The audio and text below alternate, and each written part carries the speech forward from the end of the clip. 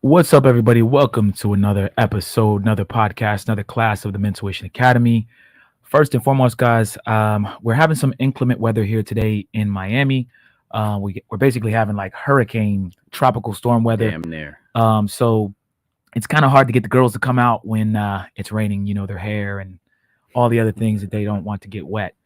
You know the thing we want to get wet, but it's kind of hard to get the girls to come out when it's raining. Hold up. You know, their hair and Got a all little the other. feedback. We got some coming in. feedback. Hold up. Get wet. You know the thing we want to get wet, but it's kind of hard to girls come out. And, hold up. All the other. We got some It was feedback. so good. We needed a repeat. Yeah. Did that twice.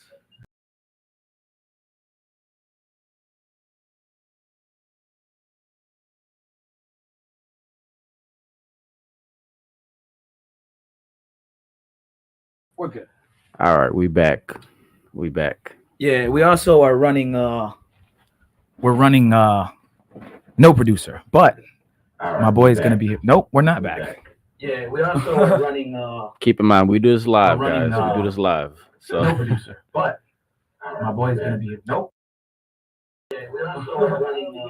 keep in mind, we do this live, We're guys. running, We do this live. Live is a different kind of animal, so I think we're good now. I hope so. If it echoes again, guys, I'm gonna just jump out and That was just a voice jump of out the God window. coming to you. Yeah, we wanted y'all to. That was our replay. All right, guys. So what happens is if you have another tab open in the browser and you have the window open, we're watching the stream, and you guys can obviously hear it coming out of my computer there. So I had to find which tab it was. All right, guys. So anyway, we've had some inclement weather today, so it's really hard to get the ladies to come out. So we're gonna give you guys some game. We're gonna talk about cheating today, and it'll just be Professor King and my boy Professor Carl. I'll let him introduce himself. Carl, tell the people. Yeah, so go by Carl Donovan. Depends on what circle you know me from. Ex Playboy, current good man of God. And yeah, I'm a businessman. I'm from Miami, so I've been through the ringer. I've been through the streets, like Future would say. I belong to the streets, but I'm back now. I'm back on the sidewalk. Yeah. So my co-host today, guys, Allende, he had some business to attend to. We'll be back again next Monday with the ladies with Allende. I'm sure he's at home watching. So shout out to Allende. And make sure you guys subscribe to Authentic Alphas, which we're streaming from now, and also subscribe to Mentuition. Mentuition now is mentuitionacademy.com, and it'll take you straight to our YouTube page, and you can sign up and well, not sign up, but follow from there. And also our Instagram is at Mentuition Academy. We started it recently, so make sure you guys follow us on Instagram as well and on TikTok. So again, guys, today's topic is, can modern day women handle cheating? And me and my boy Carl, man, we got a lot of game for you guys today. We want to give you guys some different game, man. We hear a lot of other podcasts talking about cheating and high value man cheat and so on and so forth. There's a lot of joking about it, but there are some serious aspects to it. So Carl, first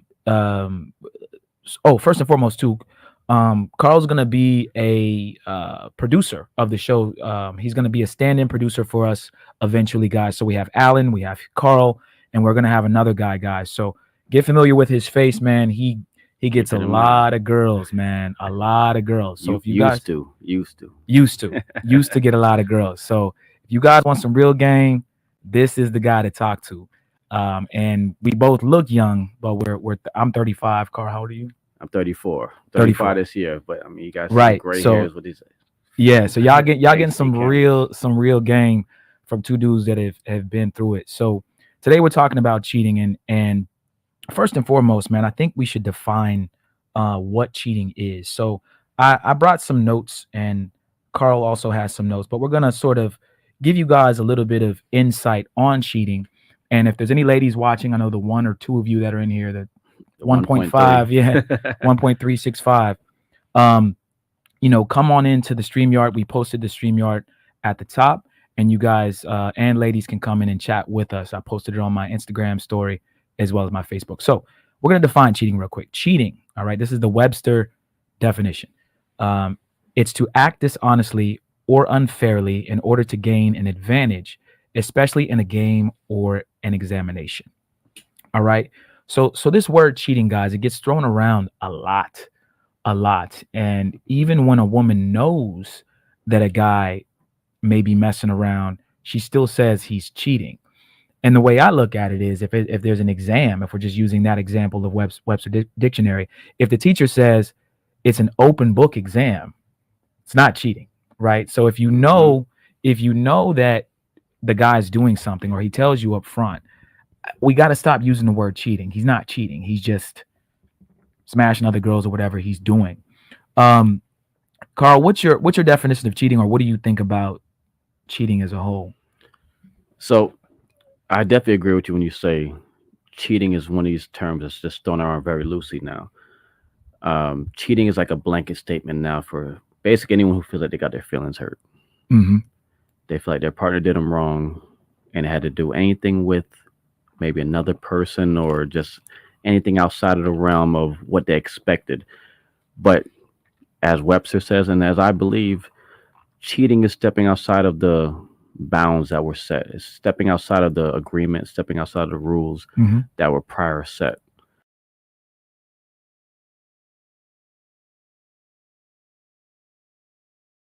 The book, I'm no longer cheating. Mm-hmm.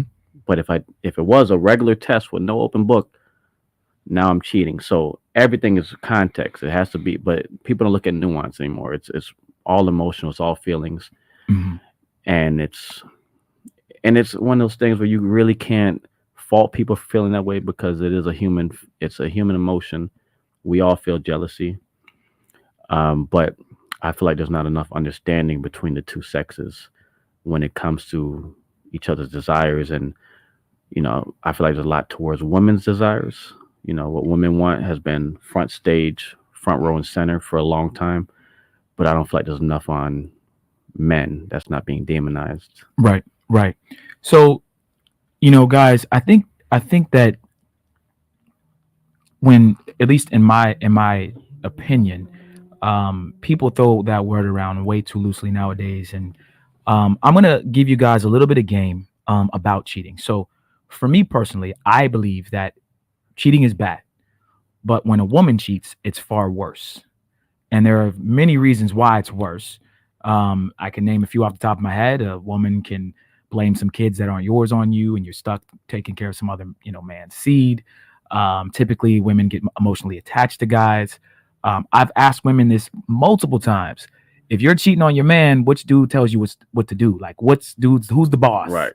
And no woman has ever answered this question. I had some girls here yesterday, and they all deflected the question. Yeah. So if you got two P's inside of your V or three, is that what you really want? And then which guy says, "Hey, go make me a sandwich," or "Hey, can you do this for me?" "Hey, I need you."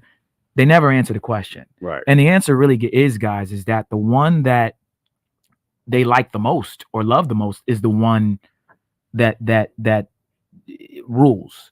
And it might not be her boyfriend. It could be some other dude. Did you have a comment on that, Carl? What do you think about that? Like, if a girl's smashing more than one dude and she's cheating on her man, husband, whatever,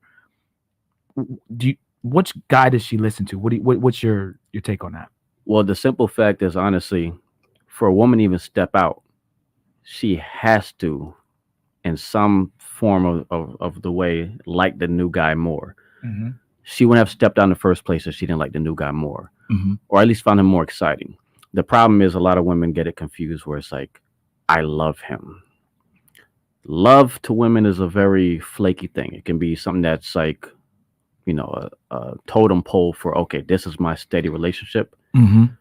But attraction is very different. And they can separate the two. Attraction, love is very different for men and women. Mm-hmm. But for women, it's a very, how do I put it? It's a carnal thing. So for her to even have sex with a new man, flirt with a new man, fuck sex. For her to even flirt with a new man, her senses, the newness, the excitement, the things that get a girl to even deal with you in the first place, the thing that made her want to be with you in the first place, that is what she's feeling for the new man. Mm-hmm. Mm-hmm. And that's when a woman's the most in love, the most compliant, the most everything. So in reality, she might love you more. She might, Right. Right. but she's more infatuated. She feels those new feelings. She feels the vibes with that new guy, Hmm. and that is who she's gonna be thinking about. Right. So real quick, I want to shout out to Babacar in the chat. He's going to be talking about armpits the whole time. This guy comes in the chat every time, and he's one of the haters that we have on the show. What's up, brother? You keep typing what you type. We appreciate you, man. Any engagement is good engagement. Armpits smell like it smells like Right. baking soda. There you go. Goofball, man. Nothing else better to do on a Tuesday night. But anyway, hopefully, Babacar, you take some of this game, man. For real, we're gonna help you out tonight. So basically, guys, again, if you're just coming in, I see a couple new viewers. We have some inclement weather here in Miami, hurricane weather, tropical storm. So no girls are able to make it. It's flooding outside. So we're just gonna give you guys some game tonight on cheating, and it's from two dudes that get a lot of girls. So we're gonna give you guys a little bit more of an insight that you won't get from other channels, and then we're gonna run a video later on in the stream of an older stream Allende and myself did with some ladies. Before we started doing lives, we did pre-recorded content to practice when we finally started going live. So we're going to run one of our older lives for you guys later on here in the stream. But first, we're going to talk a little more about cheating. All right. So again, guys, if you're just coming in, cheating is acting dishonestly or unfairly in order to gain an advantage, especially in a game or an examination. So, guys, I'm going to talk about a little bit about how I made a statement that when a woman cheats, it's worse. And I'm going to give you guys a little bit of game on, I call it the 3 degrees of cheating.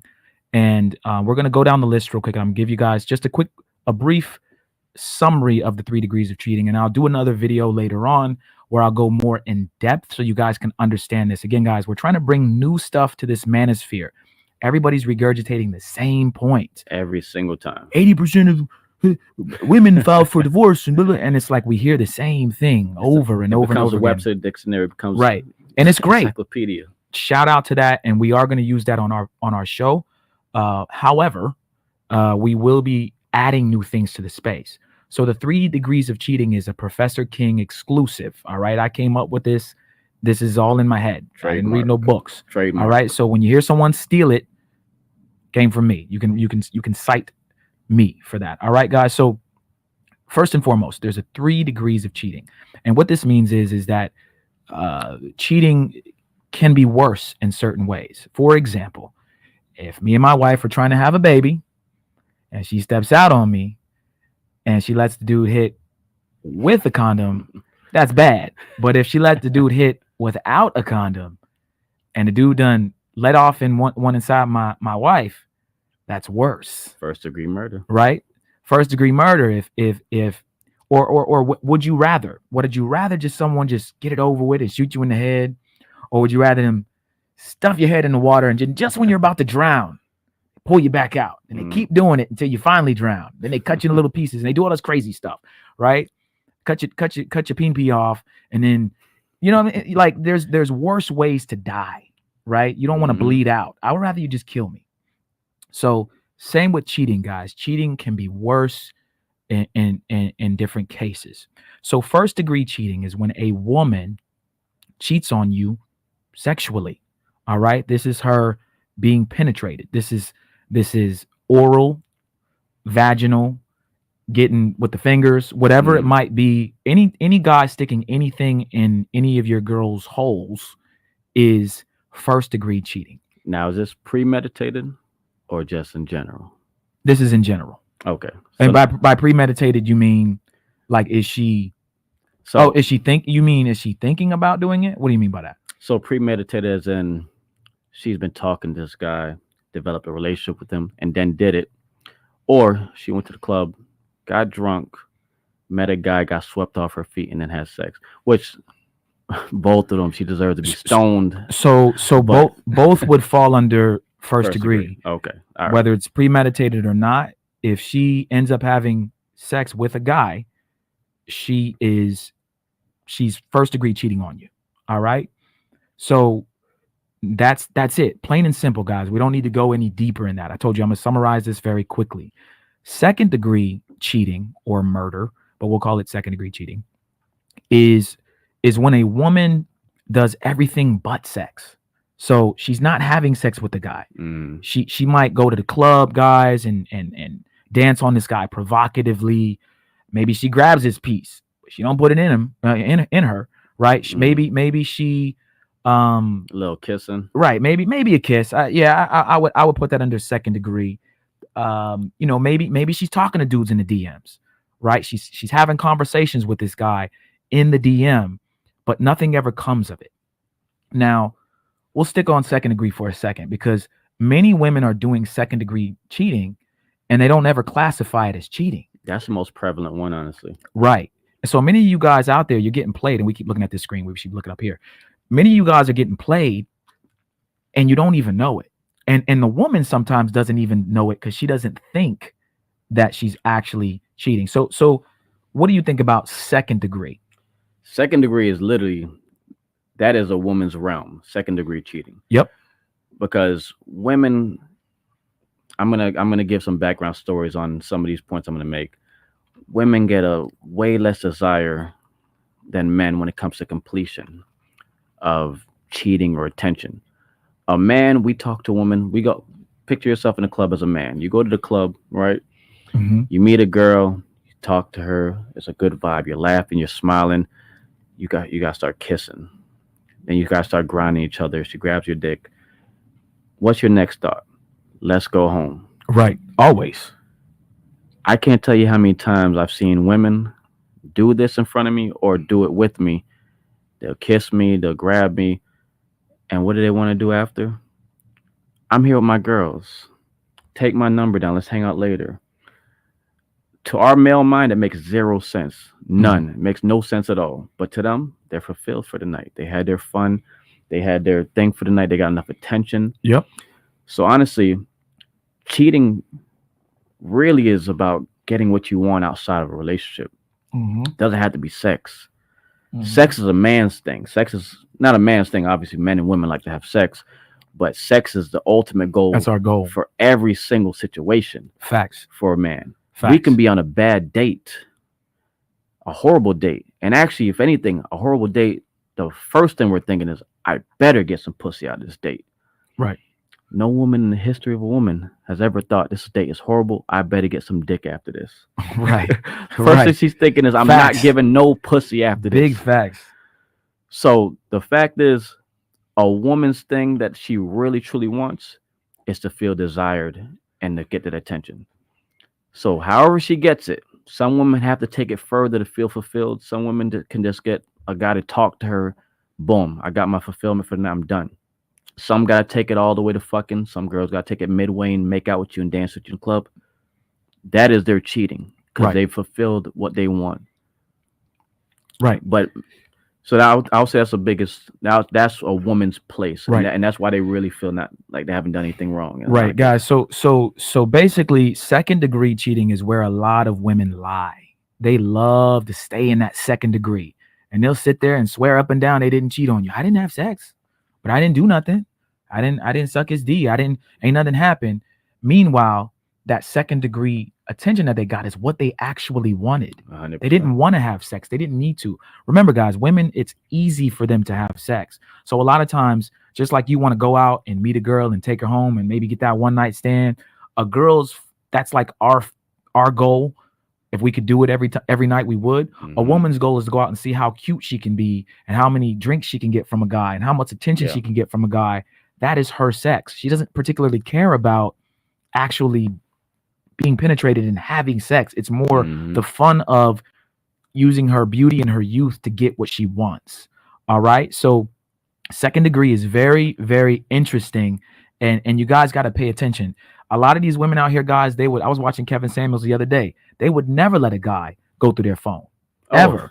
They always put it on us, guys. You let me go through all these songs about going through your guy's phone. Let me go through your phone. Right. They're not going to let you go through their phone.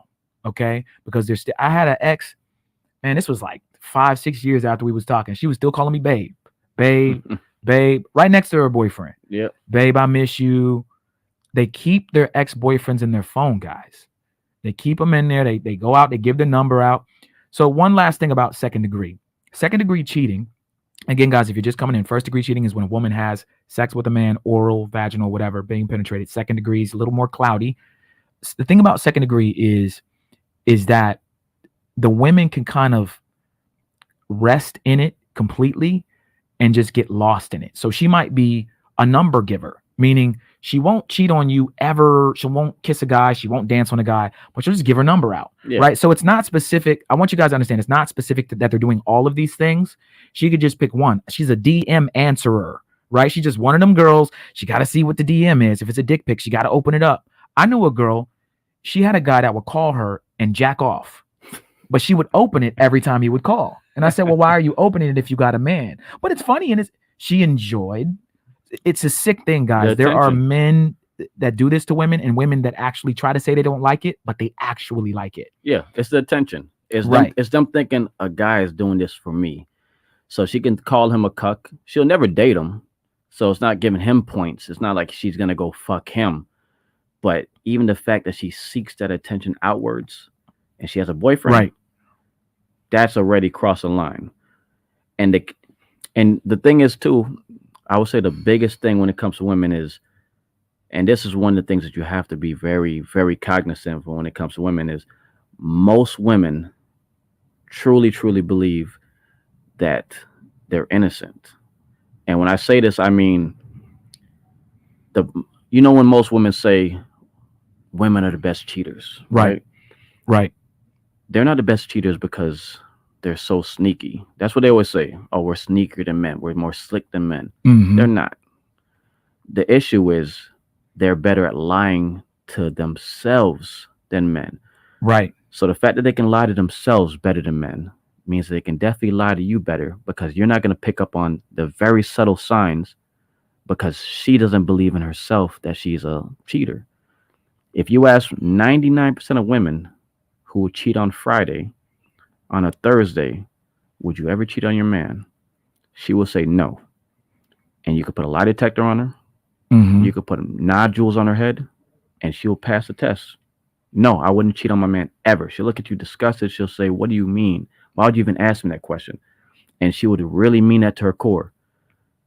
But then Friday comes and her emotions are different. Right. Friday comes and something different happened. Now she's in a better mood. The vibes are good.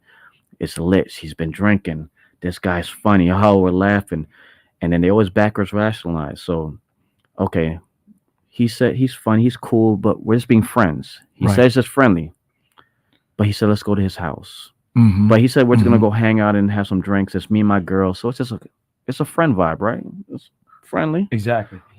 Okay, now we're all friends. We're all hanging out. It's 4 girls, 4 guys. But it's just a friend group. Oh, he said, come to his room, come check out his CD collection or his record collection or whatever thing he has in his room to seduce a girl back. Mm-hmm. I'm just going to go check it out.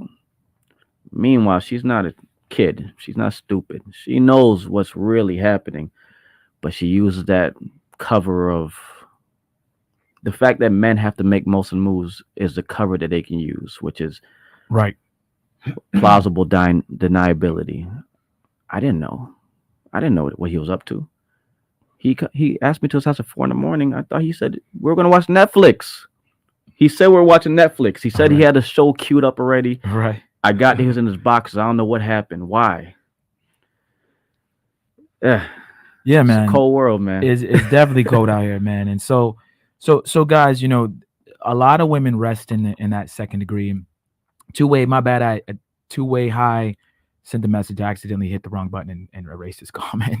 But two-way, yes, I know that Rollo has talked about a lot about these things. I know he has The Rational Male. I know that he has other books that he writes. But again, I've never read Rollo's book, and I will.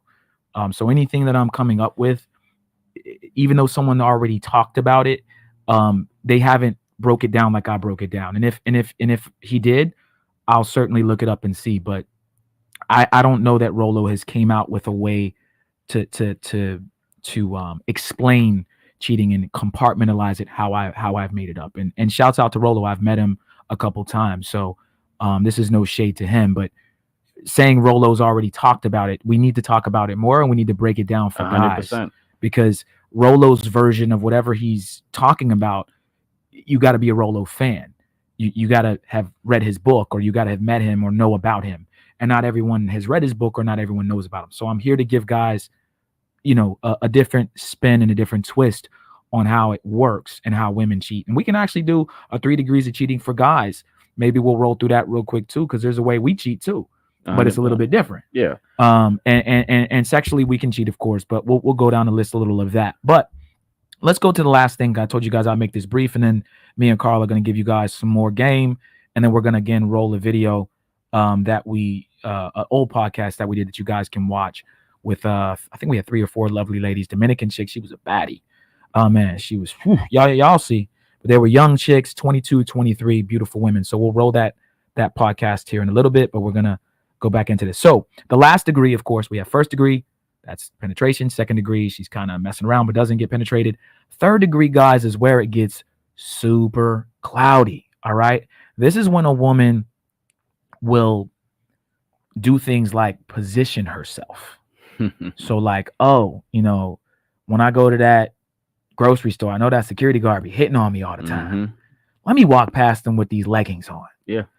I got a man, you know what I'm saying? I'm with King, but I know he always try to, you break up with your boyfriend yet? She's enjoying this like reoccurring thing. It she all might goes be back to the same thing. Right. She might be, she might be married or whatever, but she wants to get that attention from the guy. But here's the key about here's the key about the I gotta look at this camera.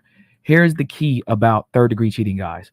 A woman can always blame it on your insecurities. Oh, of course. Why you so jealous? Why you on my ass why you trying to go through my phone? Why you trying, right? So you can't never really blame her. You can't say you keep walking past that security guard because she'll be like, what? No, there's no way that you can really prove third degree cheating. It's kind of like, let me post a picture on Instagram that I know will get likes and guys DMing me, right? But you know what I'm saying? Like, I know this is my booty looks fat here, and I know what's finna happen, right? Yeah. A second degree cheater will respond to the DMs. A third degree cheater will just look at the DM or just delete it. And you get what I'm saying? And both of them are gaslight central, because right. you can get gaslit on either one of those. Third degree is easier. Third degree can make you seem crazy, look crazy, feel crazy. Third degree cheating, a woman can make you feel like a psychopath, because if she's really good at it, she'll make you feel like you're out of pocket.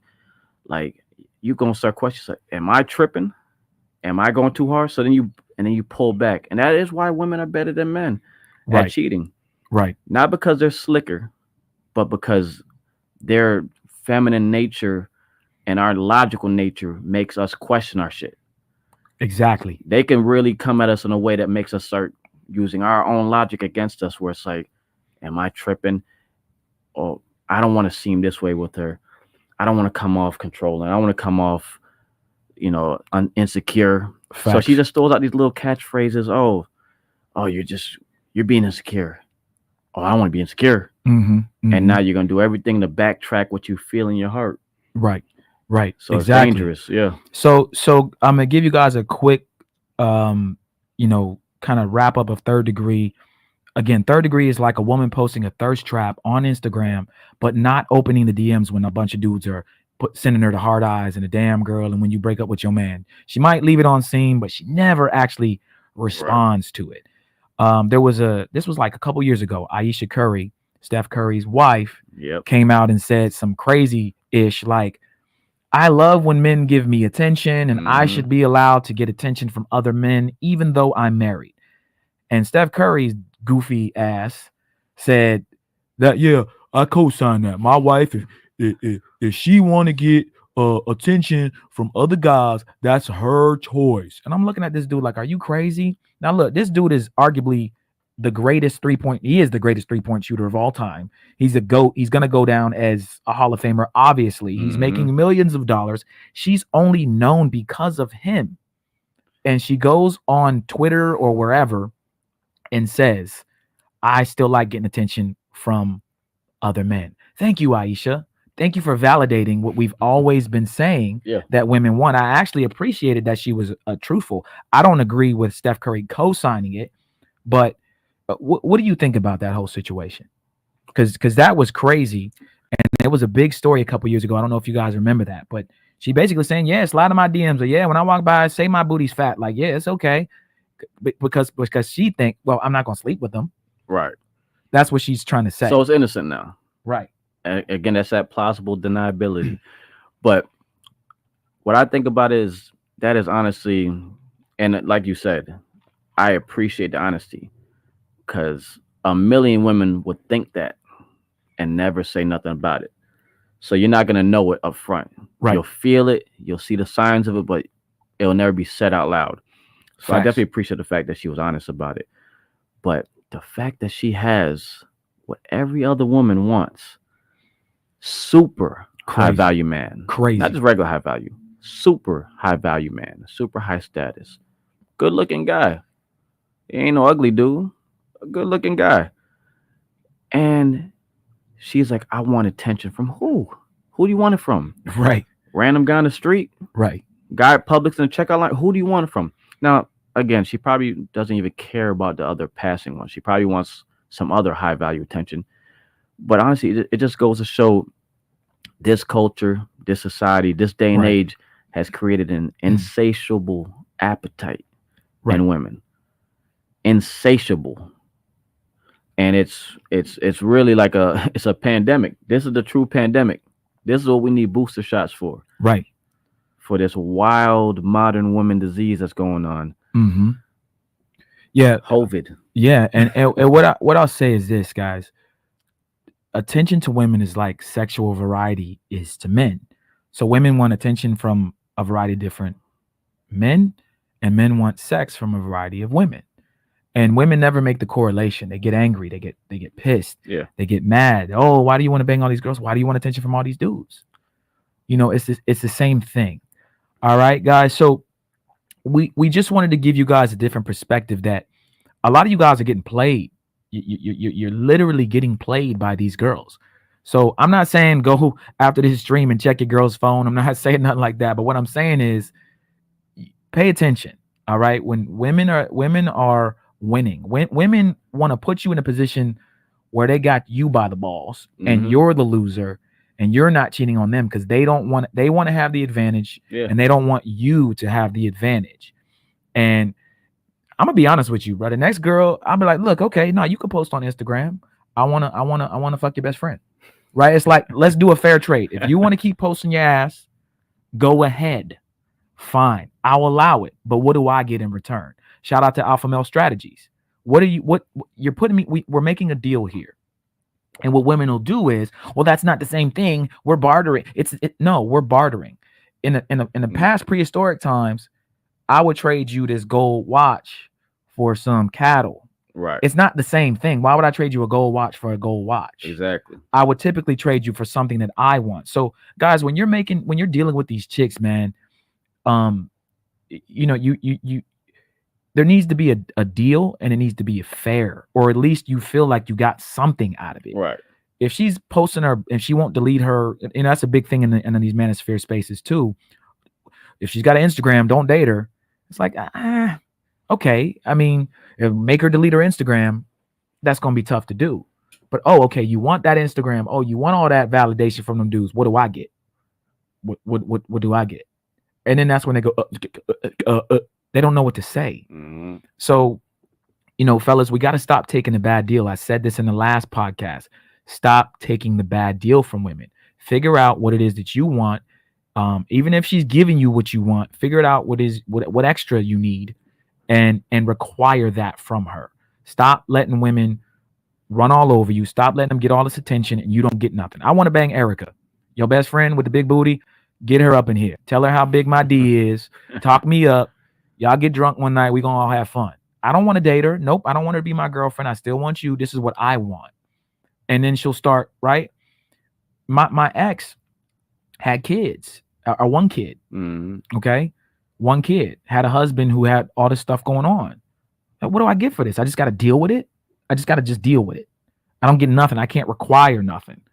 So what I'm telling you guys is, you know, look, some women will put you in a position where you're just dealing with everything.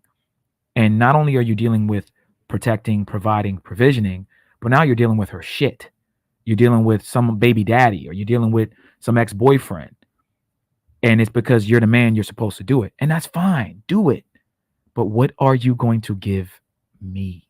That's the question. When I do this, what do I get? And the some of you guys answer don't do is that. And Kevin Samuels was trying to tell y'all that. What are you gonna say? no. I was gonna say the answer for most women is, I am the table. Right. What are you bringing me? I am the table. And that's what most men are accepting, is the I am the table answer. Oh, you don't got to bring me nothing, baby. Just breathe. Just exist. I got you. I'll take Right. care of all the rest. I'll take care of this 99%. You take care of that 1%, which is breathe. And honestly, most men are getting a bad deal. Most men are getting a bad deal in a relationship. Modern dating. Mm-hmm. And you know what? Here's my problem with the red pill. The whole red pill space. Red pill at this point, just like they complain about women and modern women and feminism, where they say it's become an extremist group and it's all the way on the whatever side you want to say, left side. Mm-hmm. Red pill has become the extreme right side for the most case. Right. Which is everything is, this is a certainty. There's no wavering from here. There's no nuance no more. Mm-hmm. Mm-hmm. Everything has nuance. Everything is a nuance. Not nuance to a point where you accept or bend your back backwards to accept bullshit from anybody.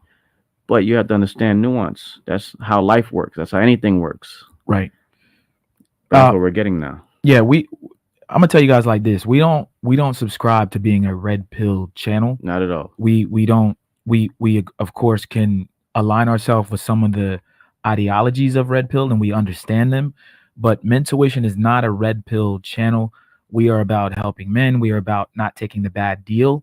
We are about not getting bullied by women. But we don't hate. We love women. We love all women. But we're just not for women just getting the advantage because they're women. Does that make sense? Just letting them do whatever, right? 3 kids, 2 different baby daddies, and then they're talking reckless to you out in public.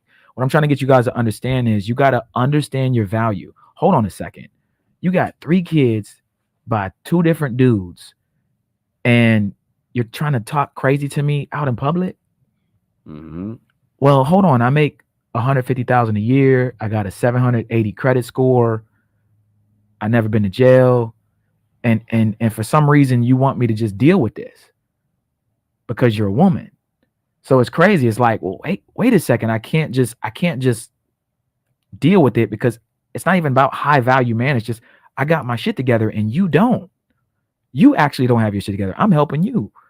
Your baby daddy calling you, arguing on the phone, and I gotta listen to the argument. Even though I'm not in it, I gotta listen to it.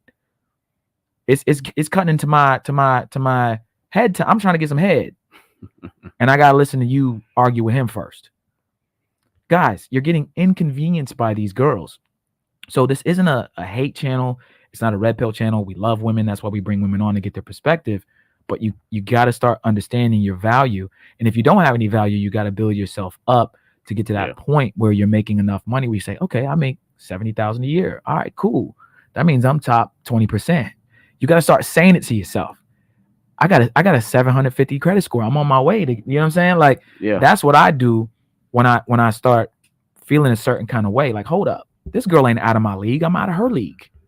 But so she should be lucky to be talking to me. But you know what? Men don't, and I'm not saying we should. Maybe we should a little bit, but not on the same level as women. But men don't hype each other up like women do. You're right. Men is a self-fulfilling prophecy. You have to hype yourself up, and then you become that man that you said you think you are. Women will look at a girl who's a bum, sleeping on a mattress on her floor. Girl, these dudes don't deserve you. Who don't deserve you? You're right. Men, we don't say that unless it's true. Right. Unless you really are that dude and you're dealing with a bum chick and she's over there driving you through hell. And then you still get concessions as a woman. Because you could be a bum chick driving a top tier man through hell. And even his boys will be like, they'll wait a little bit till they say something. Right. They'll wait till, they start seeing this shit really going crazy. Like, all right, yo, this shit getting out of hand. Mm-hmm. A woman will see a man who's 10 times better than her, she'll see her friend like happy, and then one little thing happens. Oh, fuck him! You don't need him. You can do better. Right. No, you can't. Right. No, you cannot. Impossible. Well, you can for now, I guess. You get some better dick, maybe. Possibly.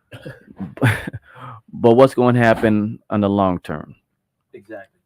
Introducing the wall. Yep. I gotta light. We got these light up cubes in here, y'all. So we gotta light this down. We gotta make it look cool, man. We got too much going on in here. I like the green. Actually, I did see that. I did see it go dead, but I figured. Yeah, I'm like, what happened to my damn cubes? Damn it. So, oh, we got somebody in the chat. What's up, Knox? Knox is in here. We're gonna bring you up in a second, brother. Two-way. Okay, two-way. Yeah, man, my bad, bro. I hit the wrong button on your chat. I saw your chat. If you have another, I don't know how to time him out or something. But Knox, we'll bring you up in a second, brother. I appreciate it. Baba, man, you can hate in the chat, bro, but you can't be typing the F-bomb, man. I'm gonna just keep timing you out. So you can keep spamming it if you want. Baba got some time on his hands. Man, dog, I just keep putting you in timeout. I like that he's a hater though. I enjoy the haters. See, I grew up in the age where trolls. I grew up. I was born in '88, so I grew up when computers first started. So I remember the trolls. Bro, I took a Google class in sixth grade, man. Yeah. Learn what Google was back in sixth grade. I remember. Oh man, I remember trolling people online. Getting aimbots. Aimbot was a thing that would snap to your head and kill you. I was the kid that would buy the aimbot. I would buy it for $50. I asked my mom, "Hey, can I have $50? I want to go to Toys R Us." I PayPal the hacker, and I get a wall hack, and I cheat. I was number one on Madden 2006. I was a number one player on Madden. That might have been the best one, honestly. And what I would do is I would freeze people. So on the kickoff, you could just freeze it. So they wouldn't kick off. They just be like this. They'd be stuck in kickoff. You had the cheat codes. Yeah. and I wouldn't do it to everybody. I was actually good at the game, but I would just, once you got to the top 10 in Madden, it was all cheaters. So whoever got the kickoff would freeze. Wow. And I just go out and go to a club. Dude be sitting there all day, 8 hours with his Madden on. And then the person would end up disconnecting because they wanted to play a game. So you get a free win. So I was that guy. So I love trolling. So Babacar, man, I can't even block him because I just love people who troll. Hey. Let's get Knox up here. Let's see if we can get Knox up in here. Knox, two-way. My bad, man. I think Oh, is he on the stream? Yeah, he's right here. Sean Simpson, what up, guys? The StreamYard link is in the description at the top. The Cash App's at the top. If you guys want to join and talk to us about cheating, your experiences, come on in and we will chat with you live. Okay, Babacar, you are welcome. Come on, I want to see what this dude look like, bro. That name Babacar, that's crazy. Babacar Jean-Marie Lawson Diop. That's on some chicken. That's some crazy, bro. Chicken. Yeah, I bet you ugly as hell, bro. That's an ugly ass nigga name. That name come Babacar. That name come with pickles on it. All right, let's see if we can add Knox. Yo, Knox, what up? What's going on? What's good, brother? How's it going, man? Can you hear us? I think he muted himself. You muted yourself, brother. Y'all hear me? Yeah, I hear you. Yeah, we can hear you now. All right, cool. So I was trying to tell y'all in the chat, like the whole problem with Allende's channel and why it's struggling now is because he doesn't listen to his audience at all. And then he dismisses any type of critique as you being a hater ass nigga and you not deserving to speak. And in case people aren't unaware of the current climate, the general population doesn't like being silenced. Shout out to Andrew Tate. That's right there. We don't like that shit. And if that's a fact. Tell you what the truth is from our heart, whether we tripping or not, we're not going to engage at all. I don't know why that comes with the headphones. No, that's a fact, bro. So you, so what's some of the truths? What's some of the truths that you kind of want to speak? Yeah, because Allende's not here, so I cannot speak for him, but I'm sure he's watching or he'll be able to watch. So what? Can you elaborate a little bit, brother? Okay, so Allende has a problem with one, dick riding, two, being disingenuous. But I'm not gonna I'm not gonna throw too many jabs at him because he's not here Yeah, I on would the. rather you talk to him. Yeah, but yeah, you can voice your concern. Go ahead. My bad. It's better for content creators like yourselves and Allende to embrace the wildness of your chat.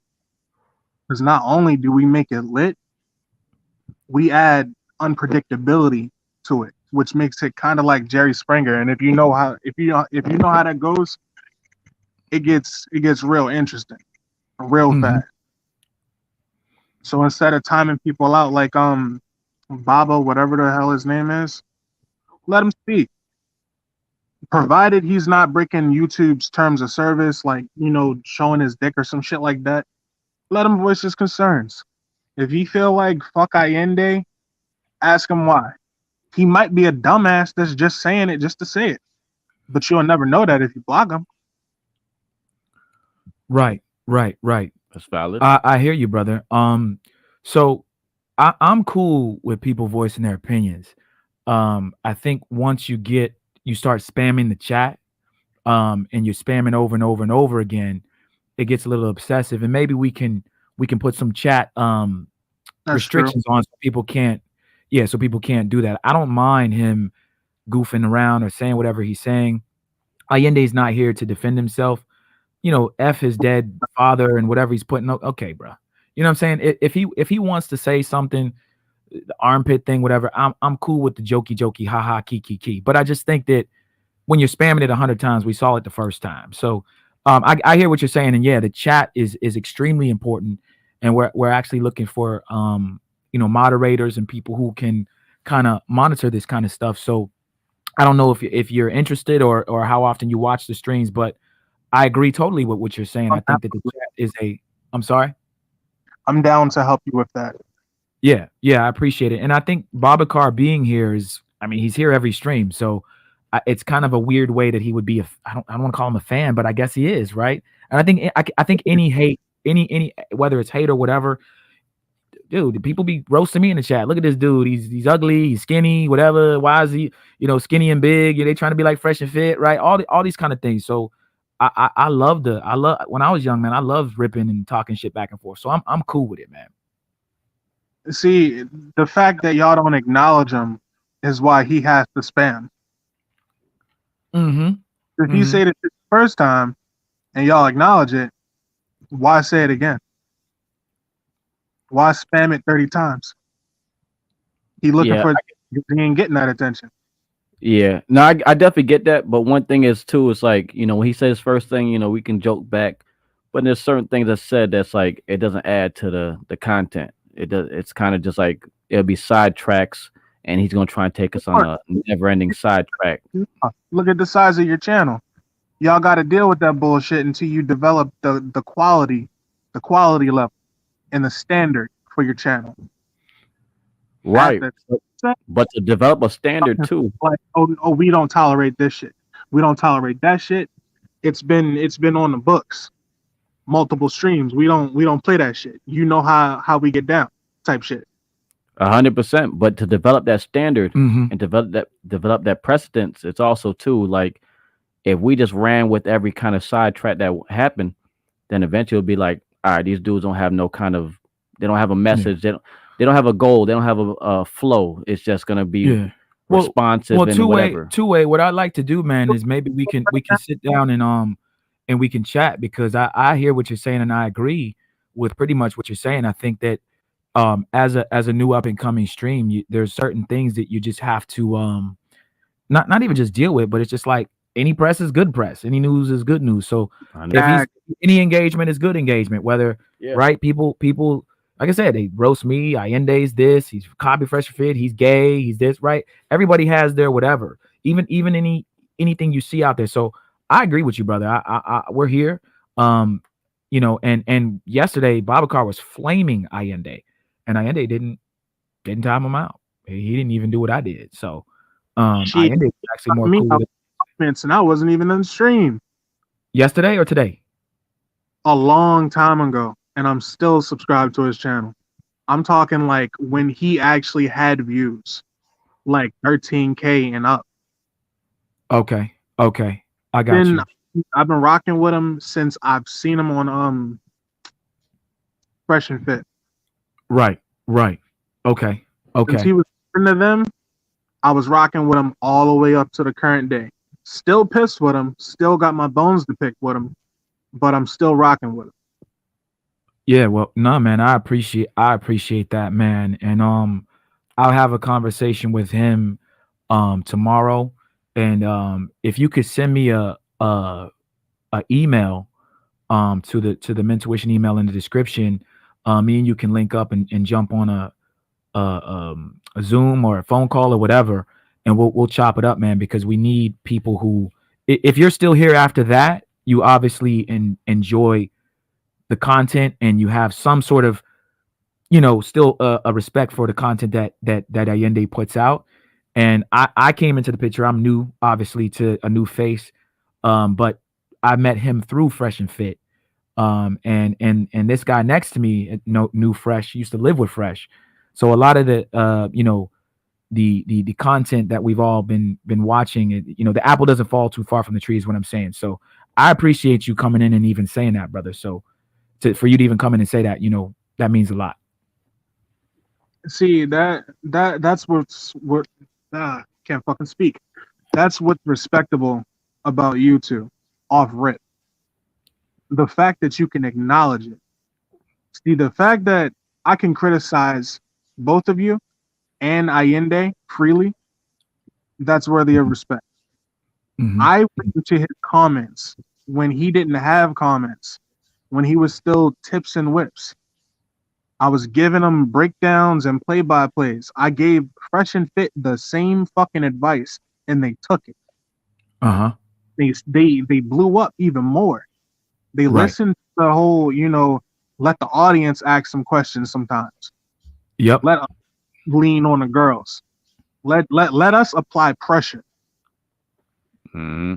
Right. Told Yende to do something similar to that. And the nigga called me a hater.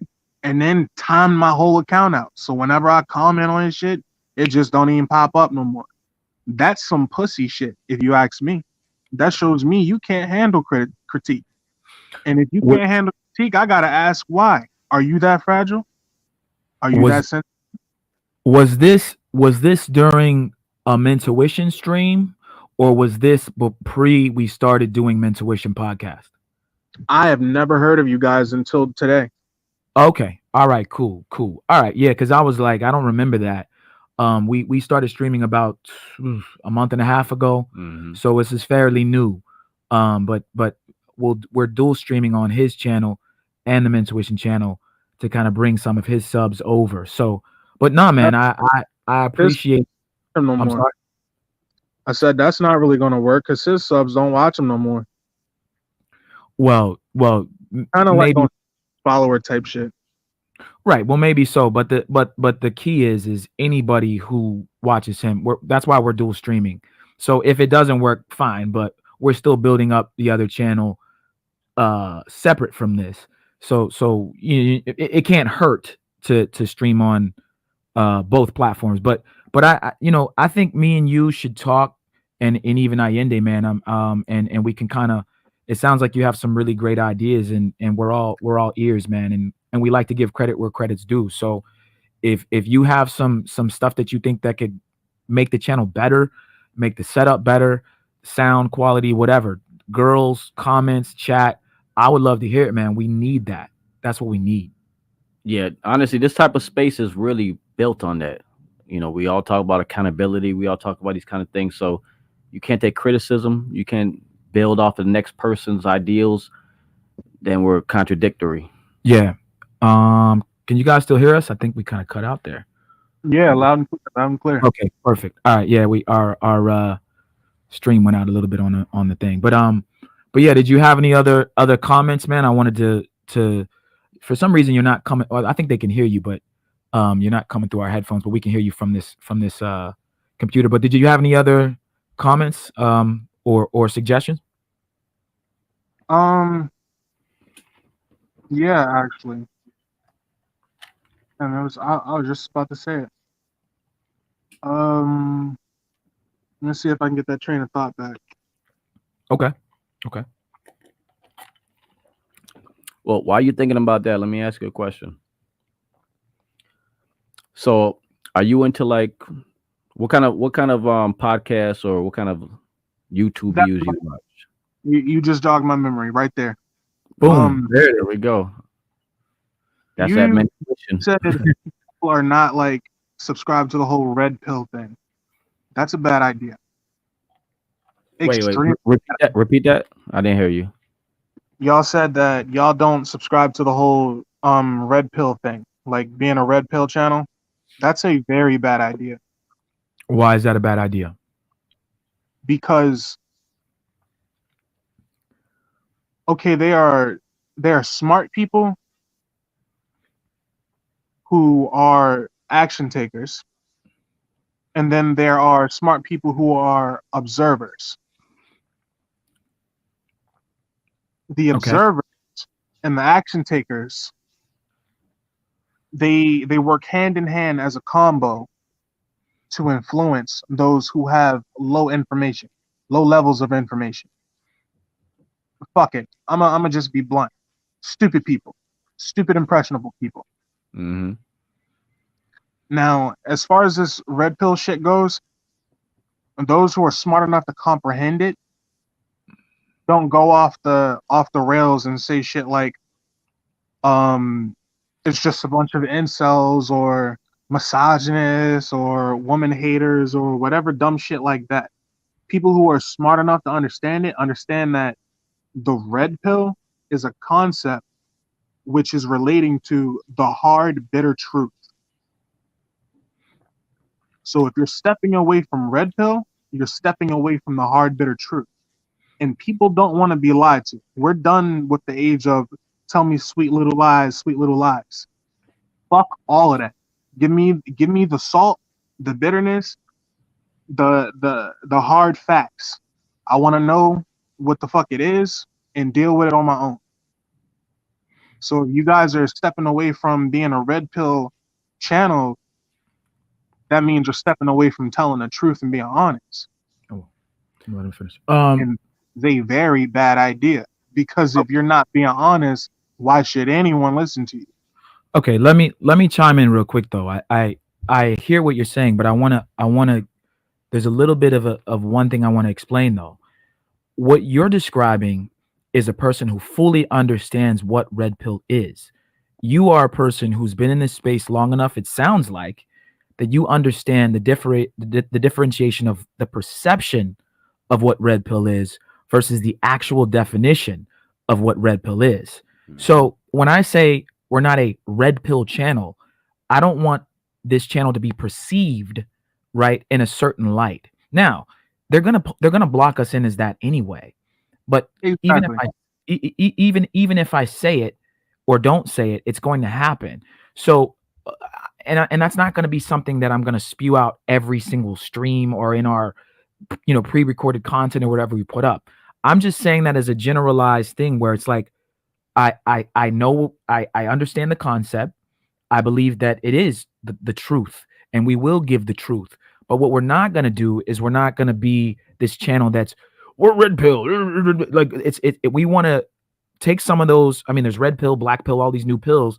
We're going to take different parts of each of them and bring them all into our articulation of how we're trying to help guys and how we're trying to further this space. So I get what you're saying, but there's one thing because there's the perception, which is a lot of people that are coming into this space. The space is still growing, channels are still growing. You got fresh and fit, you got unfiltered, you got just pearly things, you got MTR, you got all these people, you got the older guys, Rolo, Donovan, Kevin who's passed. All you know all the people, but I don't think that people perceived Kevin Samuels as red pill content, right? Even though a lot of what he was saying would Oh yes, align.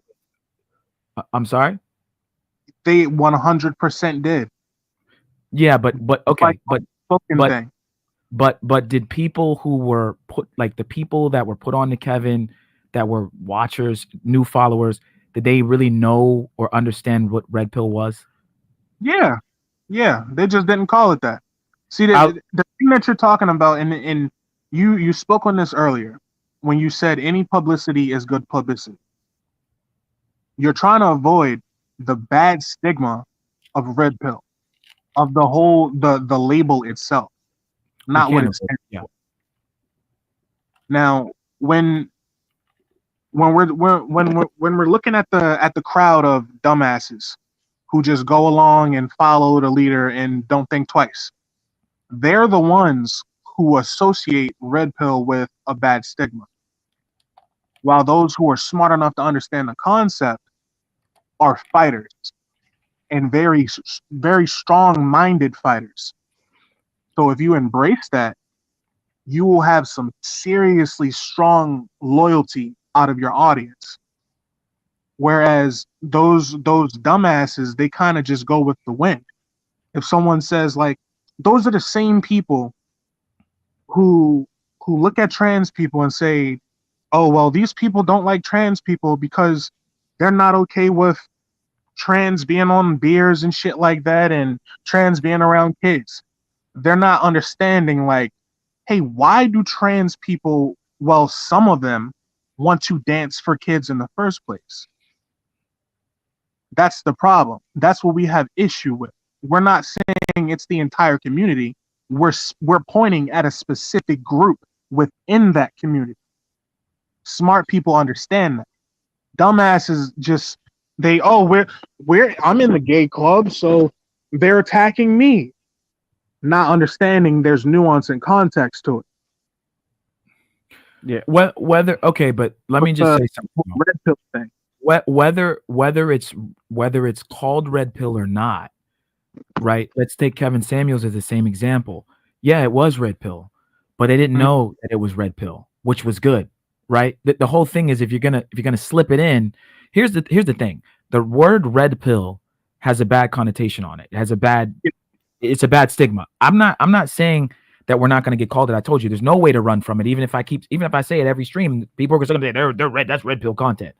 But what was great about Kevin was that you didn't really know, nor did you care. If you didn't know about it, you're just like, oh, you just telling the truth, man. You just telling like it is. That Kevin, he's great, right? So I get what you're saying. We're not, and I want you to understand, we're not going to shy away from that. We're not going to shy away from the truth. We're not going to every stream them red pill guys. But I just the reason for me saying it is more that those group of people who watch a video and go, oh, they're red pill, and then they don't watch it, right? So I want to be clear that we're not going to shy away from those truths, and we're not going to try to, and I get saying you're not red pill may scare some people away who think it is red pill and want it to be that, but that's why I said I'm not going to continuously have a conversation about that. And I got a point on that too as well. So saying it's not red pill, in my opinion, I don't know, exactly why you say it, but I know why I say it as far as this channel is concerned, or as far as my mindset's concerned. It's not just saying I'm not red pill to distance myself from red pill, because I know my mindset is very red pilled as far as how I think, but the distancing, or not even I want to call it distance, but the kind of little mini barrier of saying we're not a red pill channel is to not box ourselves in or box myself in to a certain, because at this point it's such a saturated market where there's a set of beliefs, there's a set of stats, there's a set of this statements, that statements that are always said on every red pill channel, where all the watchers of red pill, if you do not follow the exact guidelines, you're going to receive, oh, well, that's not red pill, that's not red pill. So it's just kind of like eliminating the box of saying my thoughts are more nuanced than the standard red pill statements. Like I have very nuanced thoughts. Right. King has very nuanced thoughts where it's not just this is red pill thinking. This is our thinking, which happens to fall into the line of a lot of red pill, Right. but it's not all red pill. Shout out to Alan T, $2 super chat. My ninjas keep doing God's work. Appreciate you, Alan. That's our producer. He'll be back in a couple weeks and producing for us. Carl right next to me is also going to be doing some guest producing as well. So he'll be behind. If you guys can see back there, hold on. How do I? Can I do it? There we go. You guys see the green M on the wall, the logo. There's a white screen there. That's our producer station. I don't have the camera set up now, but on the back right hand side there, you see it. Shout out to Glenn Gatto. Glenn, what's up? 2G DJ 2G's in here. In case you guys didn't know, I am a DJ at Booby Trap here in Miami strip club, where I'm probably gonna start doing some content from there. I really can't be putting videos up of strippers, so that'll be some behind the scenes content for you guys. But I would love to go live from the strip club. That would be really fun. And I work there, guys. I'm a DJ, so it's not me and they're just being crazy and throwing money and tricking. I'm actually employee there. I think as long as you got the background in there, yeah, no strippers. But two-way, man, we do appreciate you coming in, man. And dude, let's talk and let's honestly have a conversation and because it sounds to me that I can tell that you've been watching this content for a while. You have some good ideas. Maybe we can run some ideas by you, and you could say that might work, it might not work. I'm all open for it. I don't know if you're down with that. I'm down. Okay, cool, man. All right, I'm gonna bring you down real quick. We appreciate you coming in, man. If anyone else wants to join the stream, you guys, the stream yard link is at the top for like I said, 1.5 ladies that are in here. If you want to talk, we do have a topic today about cheating. We're gonna go back into that for a little bit longer, and then we're gonna go into one of our lives, or it's a pre-recorded content that we did about 3 months ago with some lovely ladies that you guys can watch and comment on, and I'll be in the chat commenting with you guys. Jay Velez, what's up, man? I appreciate you checking in. Jay Velez is a regular. He's been in here pretty much every stream. So let's get into a little bit of nitty gritty. And we're going to talk about cheating as you and I have dealt with it. Let's give the guys some game on some red flags that you can check. Yep. To know if your girl's cheating. And then we'll also maybe give some stories of some crazy girls that we've smashed that were cheating on their significant others, just to give you guys a little bit of sauce. And then we'll jump into the video. But we want to give you guys some games and do a quick story time. So Carl, what are some red flags that our viewers can look for when their woman, girlfriend, wife might be cheating? Well, one thing I'll definitely say is the biggest red flag. As we all know, women are very, very, they're not upfront, but they're very emotional. So you can see most of the things if you just kind of look at how they're acting, how they're moving. Right. One thing is, if you see a woman go from very compliant, very comfortable with you, and if she starts getting that kind of wall up where everything becomes she starts getting annoyed by every single thing you do. Everything becomes an argument. Things that were never a problem become an argument. Facts. Big facts. She's looking for a reason to have a fight. She's looking for a reason that she's upset at you. Mm-hmm. Those are big things, because as somebody and I know you've experienced it plenty of times before, any girl who ever cheats on her man, your first entry through that door is, oh, my guy's not doing this. My man's not doing that. That is your first entry through the door. Yep, that's right. Complaining. Yep. Once you see her start complaining, that is the entry. That's a wide door open saying, yeah, I have a gap that needs to be filled. My man's not doing this. Here you go. If you can fill this for me, you're in. So that's one of the big things, is once a woman starts finding little things to start nitpicking and complaining and having issue with. Right. Guys, what will happen a lot of times is the ladies will start to disrespect you. She'll start to do things that she never did before. You know, that honeymoon puppy dog phase that you have where she's doing whatever you want, and that might last for a year, or it might last for a while. But once that stops and she kind of starts to challenge you a lot more, and do things, your antenna should certainly go up. I would say, the phone, being on the phone, hiding their phone from you, little things like that'll be some red flags that you'll see. If your woman is cheating on you, always going out with her girlfriends or gay friends or something like that. You got to watch that. Mm-hmm. I mean, a woman could tell you anything. I'm going to the mall with Jessica, right? Like 2 times in 2 days. Y'all went to the mall twice. Like, what y'all buying? What y'all buying? Right, and so you gotta a shout out to Sean, man. I appreciate you, brother. Sean Simpson, what's up, man? So yeah, you got to just pay attention to the a woman's actions and what she does. And I'm gonna give y'all some real game. Stop trusting the girl with the gay friend. All right. First of all, she could lie and say she's with her gay friend to shut you up. You guys got to understand, women are very clever, or they think they're clever, and if you're not on game, they'll get you. So saying she's with her gay friend does not that okay. What does that mean? The gay guy is the one that'll put her on guys. Yep. Right. So if he's not bi, which is another thing you gotta uh be careful of, because he's gay, but she won't tell you he's bi. Right? That's the trick. I just say he's gay. He's not gay, or he's gay, but he'll have sex with a woman too. Some of these gay dudes claim to be gay, but they see a girl naked. Right? I mean, she's doing all kinds of things in front of this guy. And if enough drinking and drugs get involved, you just have to be careful. These women will still smash a gay dude. So I'm saying all this to say is, don't just believe what women tell you all the time. It's not that they're all liars, but you can't be so fickle. I was that guy, man. I would just believe what women said. I was like, and some of you guys are still on that. Whatever they say, I'm gonna believe it. And you just have to use your brain. All right.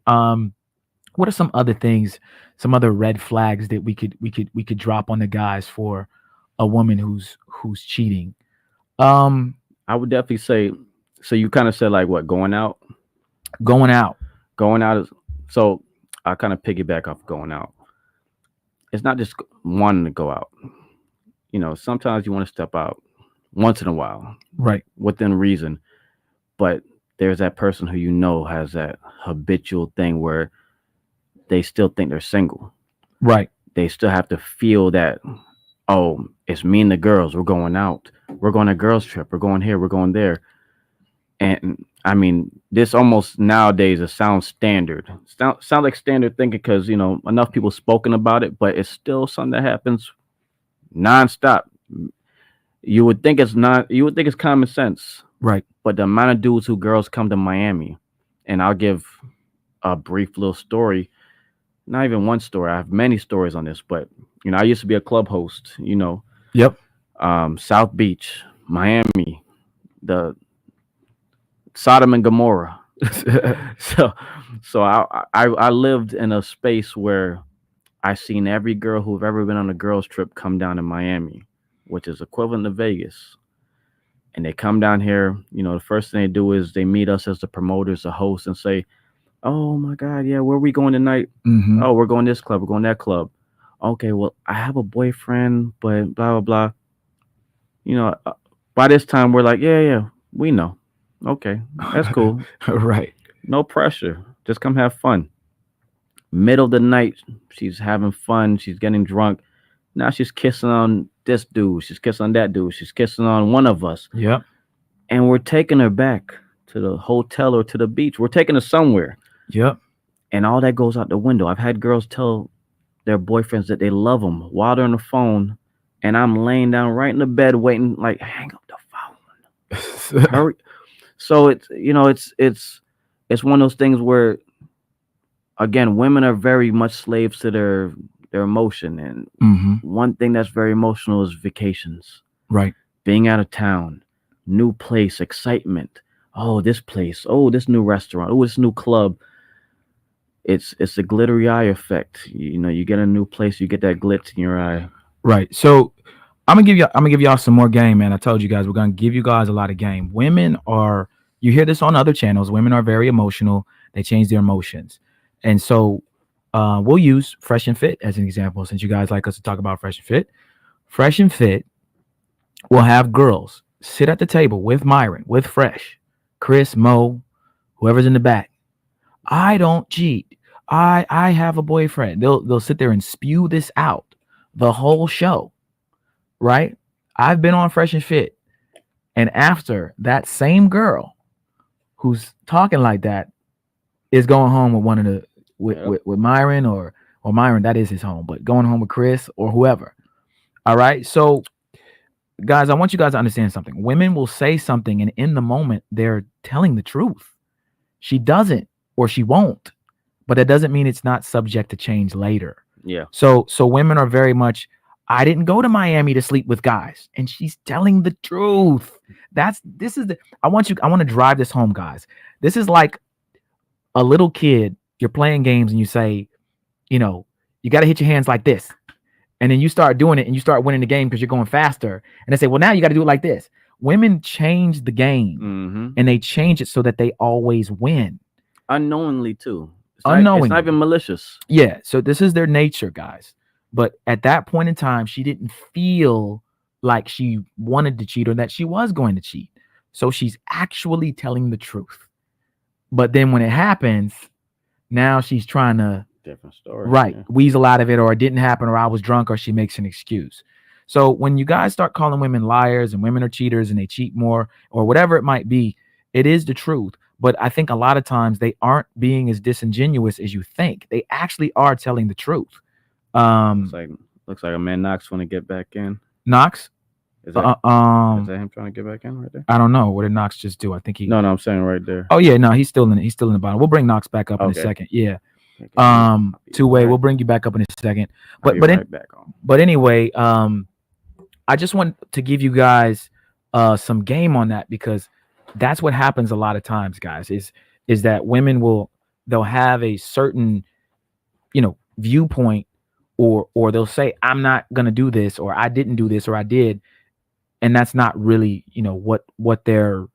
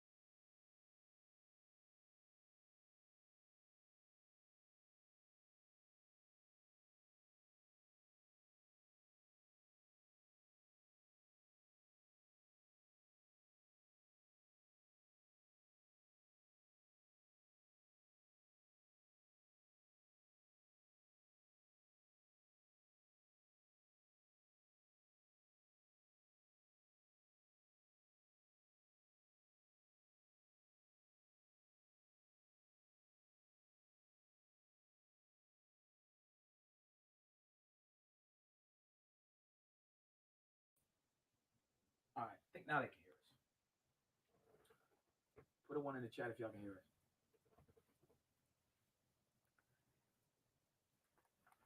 All right. If you guys can hear us, put a one in the chat. Good enough. I think we cut out for a second there, guys. Sorry, I don't know. We got some rain and some thunder going on here, so our internet's a little screwy. If you guys can hear us, throw a one up in the chat. I think we're good now. I think we're good now. So anyway, I was giving a story about There we Chris go. from Fresh and Fit. All right, Yeah. I was on that. So yeah, so Chris, in case you guys didn't hear me, Chris would do basically like a, all right, ladies, get ready, blah blah blah blah, right? All the ladies be sitting in their chair and shit, right? And Chris had this whole routine where he had, and this is just because Fresh and Fit have been doing it long enough, so they just have it all down, right? It's all down, and which is great. But what would happen is at the end of the show, Mm-hmm.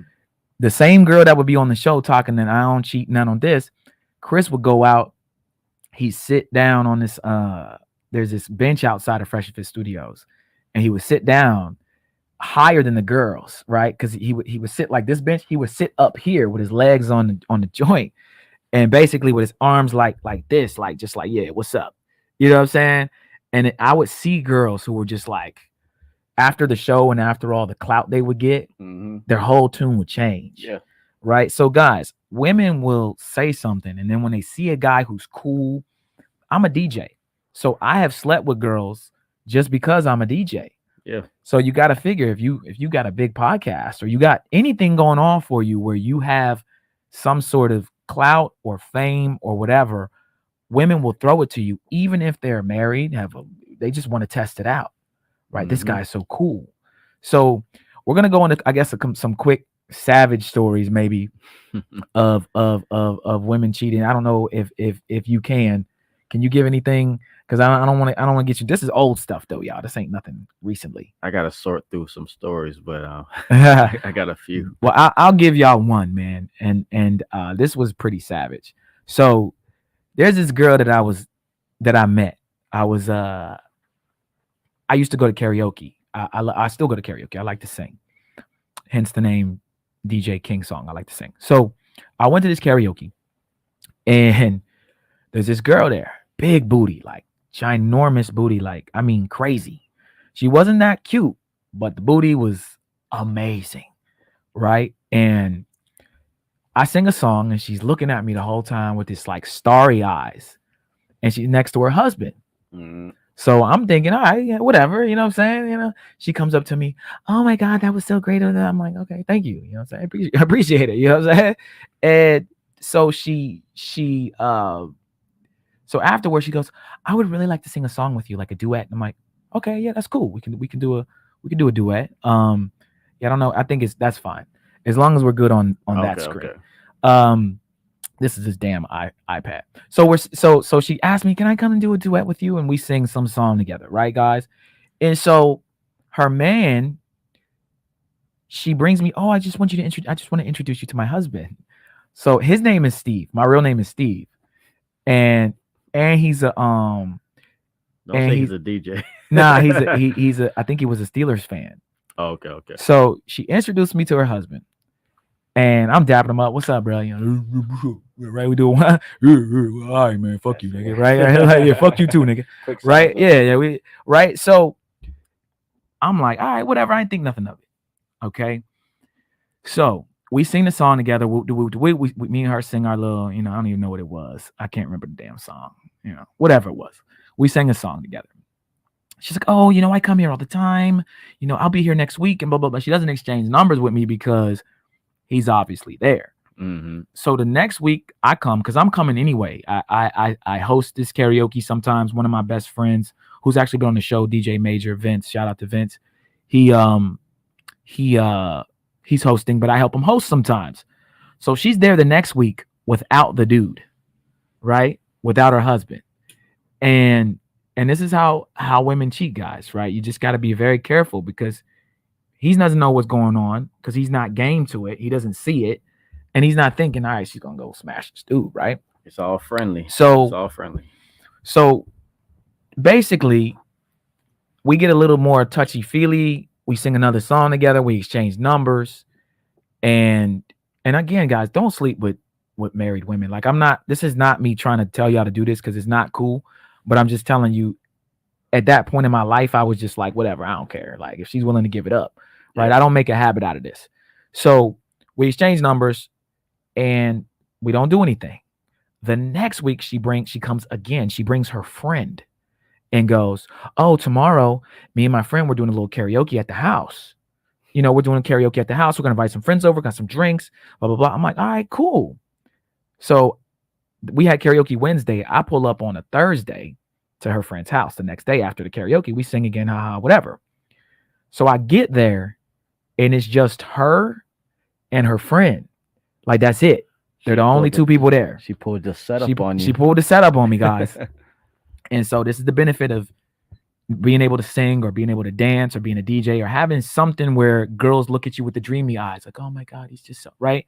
Because that's what you want. You want the googly eyes from the girls. Because you can smash when they got the googly eyes, right? So we sing or whatever. Her friend goes to sleep on the couch right in front of us. So I'm singing her. We're singing whatever. I'm singing her more like freaky songs. I was about to say, what song were you singing? I was singing damn, I think I was singing I was singing some Carl Thomas or some what's the dude? And I wish I never met. Right. What's the song? I got your legs spread over the bed. Is that Carl Thomas? I think that's not Carl Thomas. That's Avant. Yeah. Right. Yeah. So I'm singing Avant. Big booty chick, bro, like super thick. Like, man. So she goes. So I'm singing to her, guys. This is a married woman with her ring on, by the way. She still has a ring on. And we go, so I start singing and I'm like in between her legs as I'm singing, guys, whatever I'm singing, right?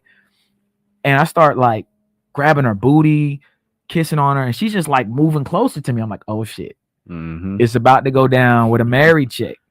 So here's the most savage thing, right? Not that I just hit, but they had planned it all along. And she was like, my friend said we can use her bed. So and all of this was because she either thought he was cheating on him. She thought he was cheating on her, or he did cheat on her and she caught him. So women will get their get backs, guys. If you cheat on them, a lot of women won't ever tell you. They'll go and smack. And so anyway, we go into the room and I start going to town on this girl. And I mean, she's being completely slutty. I mean, there's no shame in it. Like, it's not like, oh no, I have to, I just don't feel so good. It wasn't the stop and the wait. It was like, nah, she was down to go. And the crazy part is that if I wanted to, could have hit without a condom. She wouldn't have cared. Didn't ask me for a condom. Could have went up, skeeted up in it if I wanted to. Wouldn't have cared. Went back to her husband. So anyways, guys, it was crazy, right? I'm blowing this girl's back out, who's married. I smashed her again like 6 or 7 times after that. And I would smash her at the karaoke. I'd be like, yo, let's go to the car. We'd be singing a song. She'd get horny. She'd text me like, and that's another thing, guys. When a girl's into you, she'll be like, I want to F you right now. She'll send you like, I want your D, right? Like when you get those texts from a girl, I'd be singing a song and she texts me some shit, or right after she's singing, she'll text me something. So I'm banging this girl out in the car like every weekend now at this point. And she's just going back to her husband. I would drop her off back to her husband, like down the block. And this man think his girl's going to karaoke. He's like, she doing a wholesome activity. Look at her singing, girl. Sing, girl. Sing. Savage, bro. and I remember, here's the last part of it. The most savage moment is I'm getting head from her. He's blowing up her phone. I'm like, don't answer it, bitch. You ain't answering that. Like, I'm literally just pulling her head down and the phone's like ringing. And I'm like, decline. Real shit. So I'm like, yo, like, and then after a while, I'm like, man, this was 8 years ago. I was like 26 or something. I don't know. I was younger, but savage, bro. Savage. Yeah. And I'm like, and I saw him again after that. That's the most messed up part, guys. When you see the husband or the boyfriend afterwards, you're like, yo, what's up? Yeah, I just fucked your bitch, dog. Yeah, we was just fucking yesterday. It's savage. And this is why I tell it, when women cheat, it's so much worse. Cause it's like, you done introduced me to the dude. And I'll let Carl go. The last part of this, guys, is I could have took her from him.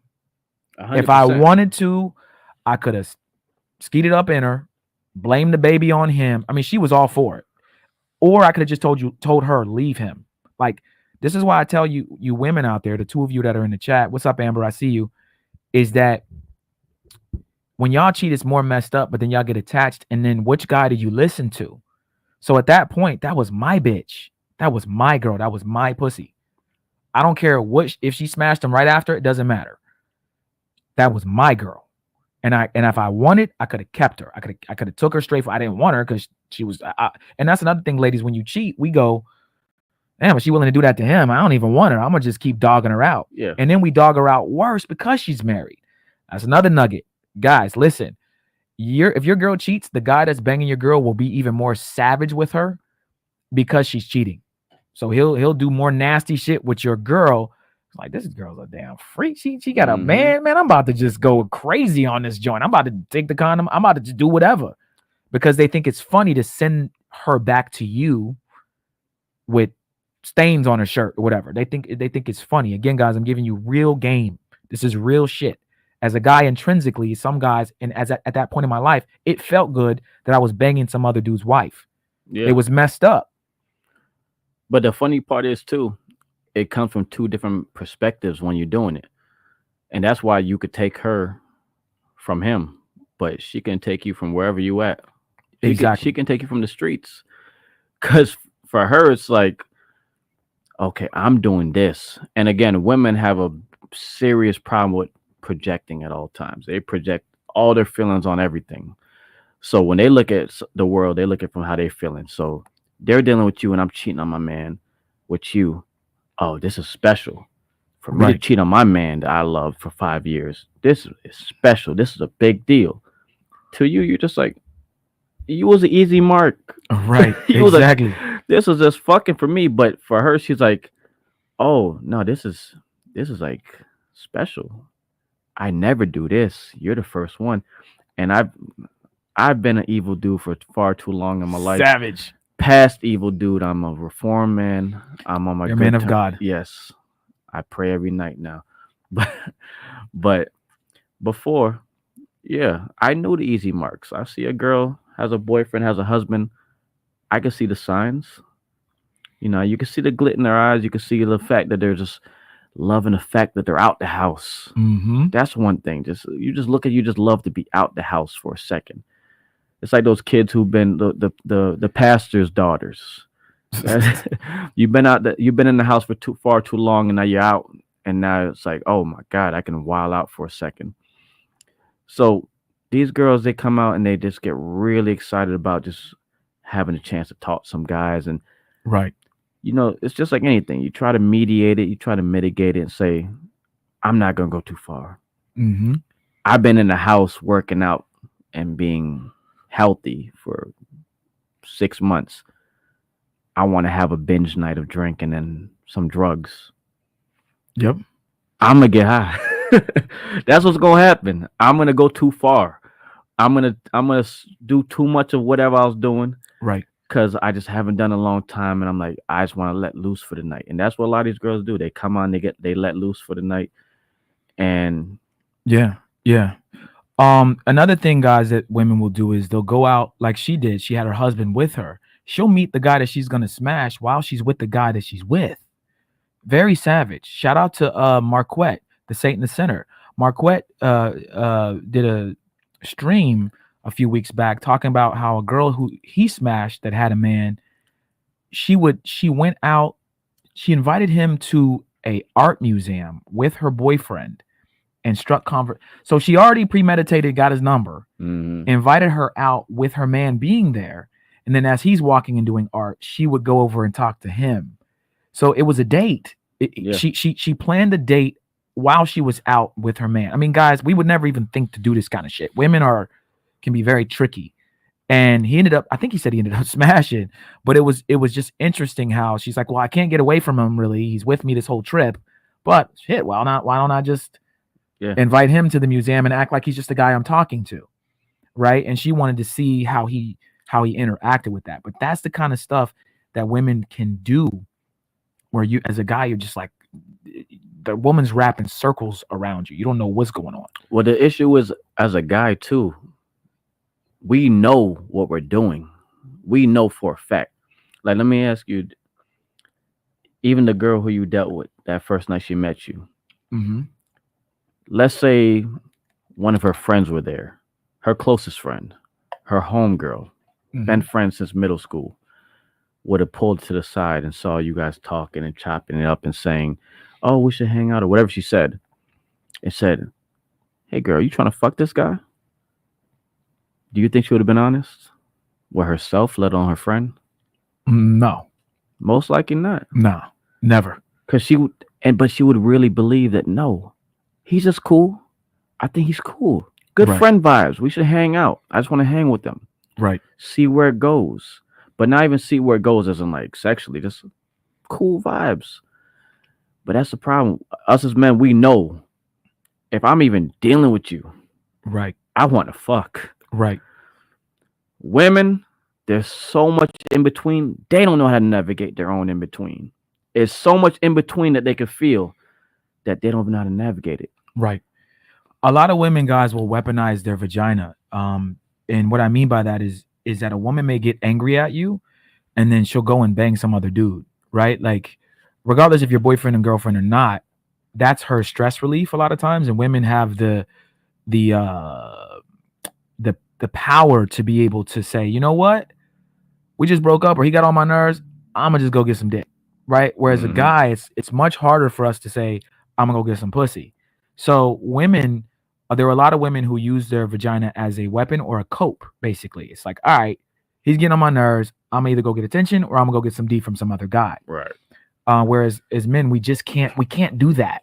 I don't care who you are. Like, you can't do that. It's hard for you to do that unless you're Drake or somebody that just got harems of women, but you can't do that. So you just have to be very cognizant, guys, that I'm not saying all women are like this. This is not what I'm saying. I'm just saying there are women that exist that are like this. And we're trying to give you guys a little bit of game on that. The girl that I slept with, she was mad at her husband because she thought he cheated on her. Some women will cheat on you because they just thought, right? So you just got to pay attention to what's going on, man. And again, women don't necessarily, the worst they can do is smash another dude. But remember, women don't really particularly care about having sex with a bunch of guys. She might just go out and give out her number a bunch of times. She might just go out and she might post a thirst trap, right? She might do whatever she needs to do to cope and to get over it. Coping is the best word you just use, because I was just about to ask you that you say they thought that he cheated on her. They thought, right. But in some cases, they might not really think that he cheated. They might have, women are so good at spinning webs in their head, right, that they could have literally just created a whole little snare in their head, right, so that they feel comfortable doing what they did. Exactly. They really would. They would. And when I say that's why women say they're better at cheating than men, because they are better at lying to themselves. Right. Here's some quick game for you guys. If me and Carl had an argument, or I was something I was mad at him about, what I could do is I could act aggressive towards Carl first, right? Nigga, you right, get in his face. I'm not that mad, but I'm sort of setting the stage that I'm mad. Mm-hmm. So what he's saying is that women can create something out of nothing. I want to go to Miami Music Week or Miami Spring Break or NBA All-Star Weekend. How can I cause a problem with my boyfriend so that I can go, right?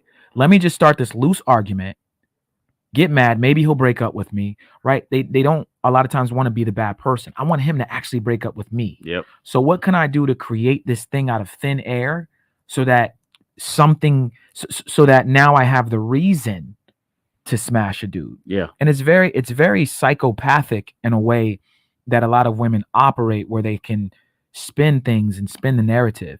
And that's the thing, as a guy, you just have to think a little deeper on how they operate. And again, it's their nature. A lot of it's not, they don't know they're doing it. I really do believe, I do agree with you on that they just 100%. naturally can do it. Yeah. It's like, I don't even think they're doing it on purpose a lot of the times, guys.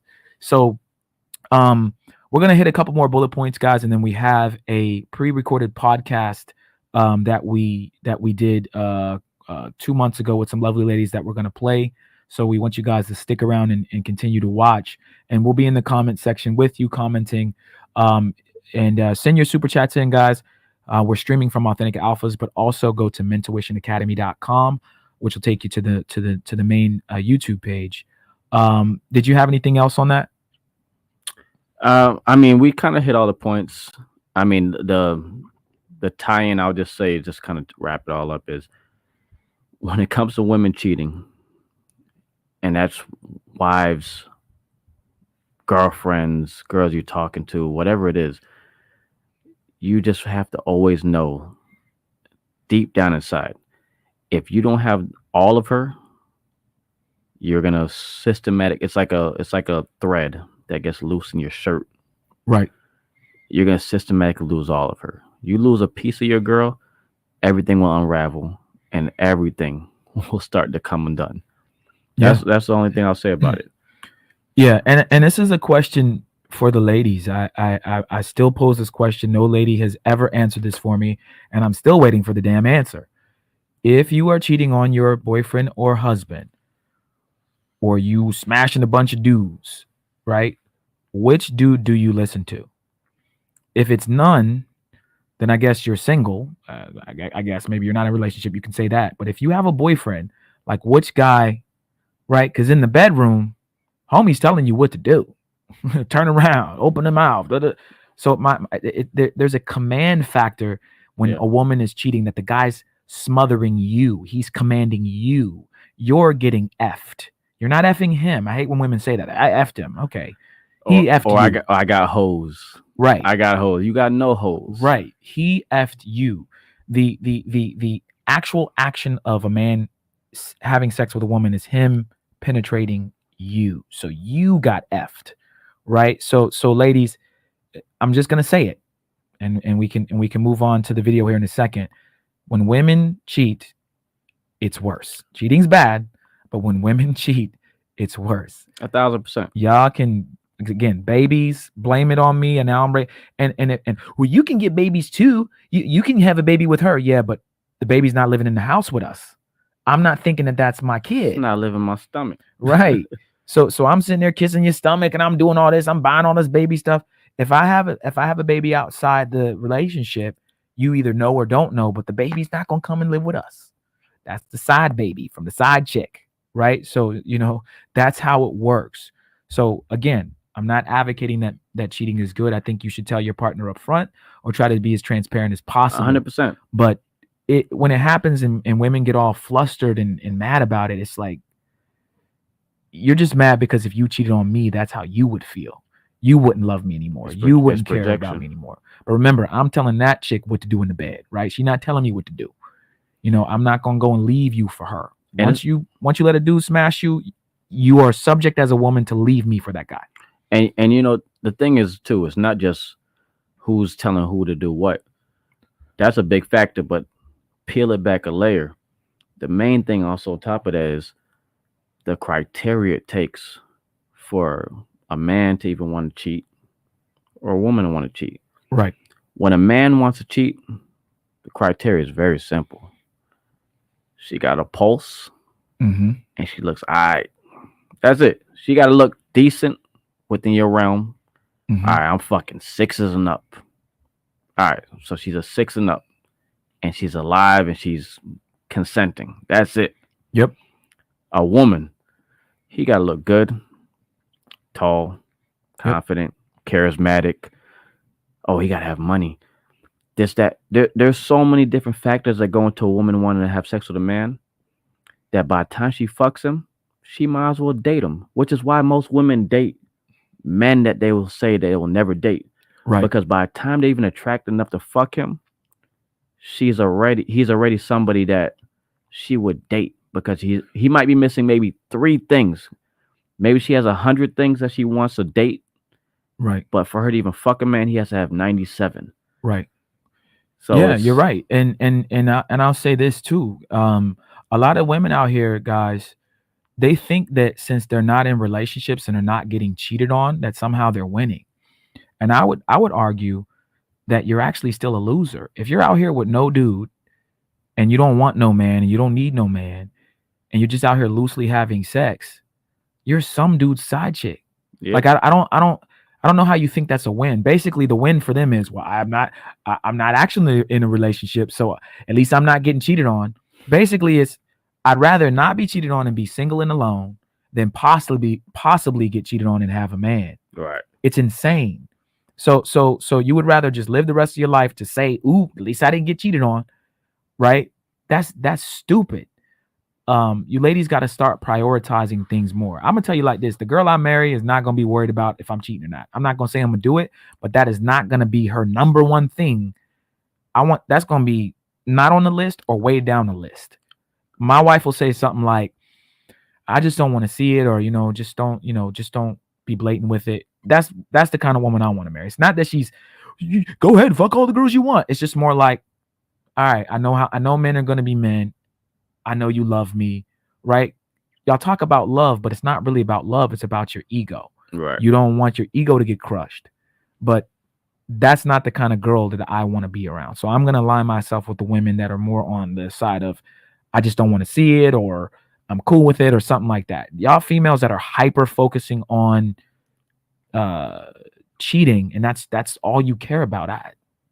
No, thank you, guys. That's a recipe for disaster, because that she's already gonna be looking through your phone. She's already gonna be thinking something's wrong with you. So, um, Amber says, "No, you don't love your girl if you cheat."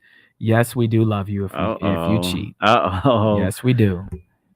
And it starts. Yeah, we do love you, Amber. I would love to have you on the show again. We'll do a one-on-one, and we can go over it. I would love to sit you down and we can do a whole cheating talk right here, because I think it's far more interesting when there's some women in the room, but even just me and you talking. So this was actually a topic, man, and we're gonna have to do a part 2. Yeah, This will be a big debate. The love you part. Yeah, that's no, just in general, just cheating. We need some women on the other side of the table, because we talk about cheating on the Men's Tuition podcast, guys, but we haven't done a podcast centered around it. So I'll talk to Allende, and I think we should do something centered around it. But I even like the question: do you love your woman if you cheat? No, you don't. But she also should trust you, and you shouldn't assume you're going to cheat. Okay, well, I got news for you, Amber. Even if we cheated, we can love you at the same time. When you ladies cheat, there's a problem. There's a big problem. I'm not saying it's a problem. It's not a problem when guys cheat, but it's way worse. Again, when women are cheating, you are subject to be pulled away from me. And who do you listen to? Who is the chief? Who's the guy? Who's the head honcho? Because if he's blowing your back out, pulling your hair, pushing your face in the pillow, I like to put those actions in there, because women seem to forget that. Like, he's railing you. I got to use rail, smash, pounding. You're taking D. I get it, but I still like to go back to the action of sex. If a woman is willingly opening her legs to another man while simultaneously having a boyfriend and or husband, it's far more savage. It is what it is. Okay. Amber, I'm not saying cheating is good, but we can love and cheat. I don't believe women can love, or maybe they can love, but respect. There's a bunch of stuff in there that men would want on the top of the list, which is actually respect. That y'all aren't. There's no respect there at all for that man. Okay. All right, guys. I think we're gonna jump into a video here. Knox, we'll bring up Knox two-way one more time just to get some final thoughts from him. We're gonna run a podcast we did with some lovely ladies. So guys, stick around and watch part of it or all of it. It's not super long. But let's get two-way back up here. Two-way's been patiently waiting. I don't know if he's still here. And then we'll run the video. Let's see here. Two-way, what up, bro? Can you hear us? Loud and clear. Can you hear me? Yeah, man. We wanted to bring you back up just to get your final thoughts. And again, man, I want to, if you could send me an email to the email in the description, I'd love to chat with you, brother. But I just wanted to hear your thoughts on the channel, the show, anything you want to say, man. I'm open ears. Let's start with what y'all was just talking about. Let's do it. And like what you were saying earlier, this is what you bring to the table as an independent content creator or duo. You bring your perspective, because there is no changing the truth. Just like mathematics, there's no There's no making 2 plus 2 equals 3. Mm-hmm. You can make your own way of how you got to 4, but it ain't gonna be 3. And that's what each individual content creator brings to the table. I wanted to touch on that from earlier. But the thing that'll make your girl cheat on you is you not being King Kong in every aspect of the word except literally. Like Mm-hmm. you be an unstoppable force, like a fucking monster through and through. And she needs to think that she can sit right on top of your head and come along with you on your adventure to go do whatever the fuck you want to do. If your bitch go out there and she's seeking other dudes, you're not King Kong in her eyes automatically.